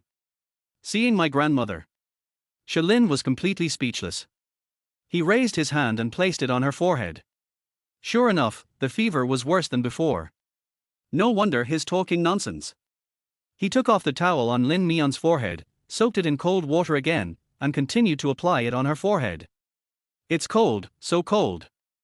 Lin Mian couldn't stop shivering. She huddled up, her long hair spread out, a deep blush appeared on her pretty face, and her whole body was shaking uncontrollably. "So annoying." Shalin stretched out his arms, got on the bed and held her in his arms. Lin Mian was sleeping in a daze. She felt like she was sleeping in an extremely warm embrace and couldn't help but want to get closer. Gradually, he no longer felt cold, so he curled up his body and fell into a deep sleep. The room was silent. The dim light of the bedside lamp shone down from above, quietly enveloping the two people hugging each other on the bed. Shalin leaned against the head of the bed, his tall body motionless, and he looked down at her quietly. The light fell on his eyelashes, casting a small, thick shadow. His eyes were so deep, like an impenetrable fog. Chapter 51 Mouth-to-mouth feeding. After she finally fell asleep, the phone on the bedside table suddenly vibrated. It's Lin Mian's cell phone. Shalin glanced sideways at the screen and saw a number without any remarks. He hung up the phone for her without hesitation. A few seconds later, the number called again. He hung up several times, but the other side just kept on attacking without stopping. Lin Mian lying on the bed frowned slightly, as if he was disturbed. Shalin had no choice but to grab the phone and slide the answer button. "You damn girl, you are becoming more and more rebellious, aren't you? You are so happy to have hung up on me, right? You are such a slut, you only cause trouble for others every day. Do you still recognize me as your mother?" As soon as the call was connected, the woman's cursing came over like an overwhelming barrage. Shalin's brows furrowed, and a hint of displeasure flashed in his eyes. The other party's words were so harsh and unpleasant that he felt physically disgusted. "Lin Mian, listen to me. Come back this weekend for a blind date. A matchmaker has introduced you to a girl. She is a civil servant, has a good family background, owns a house and a car, and is willing to give a betrothal gift of 500,000 yuan. She just wants to marry a top student to improve the genes of the next generation. If you give birth to a son, she will give you 100,000 yuan in pocket money. You can't miss such a good opportunity, okay? I've already taken a liking to your academic qualifications, and I also want to see you as a person. When the time comes, dress up nicely and don't look like a bumpkin." The woman opposite was still chattering, and every word made Shalin's brows deepen. What era is this? Are there still families selling their daughters for dowry? Shalin held the phone in his hand and said nothing. The other end exploded and yelled, "You don't agree, right, little hoof? You keep silent every time you resist me, right? Okay, you don't have to marry, then I'll give you money. Our family is so short of money right now. If you don't marry, your brother will still marry a wife. The woman keeps asking for a house and a car as a gift. Where are your father and I going to get so much money? We worked so hard to support you just so that you can honor us. Don't even think about hiding from me. Lin remained silent. The other party kept cursing, using all kinds of dirty words. Lin felt that it was a bit absurd. In this era, there were still people who favored boys over girls and used daughters to subsidize sons. Lin Mian is a college student and has received compulsory education. It's a pity that she can still endure humiliation like this. He thought again, if she didn't bear the humiliation, he would have no chance to get close to her. Lin hung up the phone, turned it off and threw it on the bedside table. The world finally returned to peace. He looked down and saw the woman in his arms frowning anxiously, her face flushed, her thick eyelashes trembling slightly, and her eye sockets and nose were red. Like a weak little wild kitten that no one wants. No wonder she sells eggs. It turns out it's due to the relationship with the original family. He stared at her for a while, then turned away, and his eyes regained their indifference. The next day, the sunlight shines in from the floor-to-ceiling windows, illuminating the cartoon blue sheets. Lin Mian slowly woke up and felt as if his throat was cut by a knife. It was painful and dry. She sat up tiredly, and just as she was about to pick up the cup of water on the bedside table, she saw the medicine box on the bedside table and was stunned. Blurry images appeared in my mind, and gradually became clear and real. She was with Lin last night. Woke up. A quiet voice came from the door frame. A tall figure walked over, holding a glass of water in his bony hands and placed it on the bedside table. Take the medicine later. Lin Mian looked at the board of pills on the bedside table. 2 pills had been picked out of it, leaving a few scattered pieces. The memories of last night continued to attack her mind. Last night. Lin Mian's voice was hoarse and his pupils were trembling. When you fed me the medicine, you put the medicine. Feed it mouth to mouth. Lin said calmly. Lin Mian felt his cheeks getting hot again. You. We even went to bed and hugged each other. You even slept in my arms all night, holding me tightly and not letting me leave. You even told me your bank password. Lin glanced at her playfully, and curled his lips lightly. If there is anything else you can't think of, I will recall it for you. Chapter 52. Lin has never been a good person. Lin Mian suddenly felt his cheeks burning hot, and he was so embarrassed that he wanted to find a hole to bury himself. I rejected him righteously the night before yesterday, but I didn't expect that I would roll with him last night. She felt a slap sound on her face. I don't have anything to think about. Lin Mian said unnaturally, anyway, thank you for taking care of me last night. I'm going to work now. Goodbye. She turned around to get clothes from the closet, intending to change into them and leave. Lin was leaning against the wardrobe, with a slender figure, and spoke lazily. No need to go. I've asked for leave for you, and Qin Li has approved it. What? Lin Mian stopped holding the clothes and stared at him with wide eyes. How could he ask for leave for her without her consent? You have been infected with a viral cold and are carrying residual viruses in your body. To prevent infecting others, follow the doctor's advice and rest for a day. Lin said calmly. After hearing this, Lin Mian looked at him strangely. Then why were you so close to me yesterday? Lin's brows were indifferent. So I have to take a day off too. Lin Mian. She was speechless. Lin looked at her choking appearance and raised the corners of his lips inadvertently. He had taken medicine to prevent the virus last night, so he kissed her so unscrupulously. To him, kissing was one thing, but he would not be so stupid as to infect himself with a virus. But he saw that Lin Mian seemed even more melancholy, with a look as if he wanted to say something but hesitated. He raised an eyebrow and asked, why are you so unhappy about giving you a day off? Lin Mian sighed in confusion. If I take sick leave, I will be deducted half a day's salary. Lin glanced at her calmly and said, when you transferred 50,000 yuan to me in one go the day before yesterday, I didn't see you being reluctant to part with it. Lin Mian lowered his head. This is different. She sighed and told him she couldn't understand, so she simply stopped talking. There were still some food in the refrigerator. She had been hungry all night and now her stomach felt empty and began to ache. Lin Mian walked around Shilin and prepared to go to the kitchen to make some breakfast. Just as she passed by him, her wrist was grabbed and she was pulled into his arms. His long and strong arms then wrapped around her waist. The man's delicate facial features gradually enlarged and then touched the tip of her nose. Lin Mian opened his eyes wide in panic. "What are you doing? I took care of you all night last night. It was very troublesome. I have to ask for some compensation." As soon as he finished speaking, he pressed his kiss down on her without hesitation. Lin Mian wanted to struggle, but he held her in his arms and she couldn't move. She could only tilt her face up and let him kiss her. His kiss was still very strong, not giving her any chance to breathe. The clear breath with a hint of bitterness passed into her mouth. Lin Mian tasted it vaguely and it tasted like pills.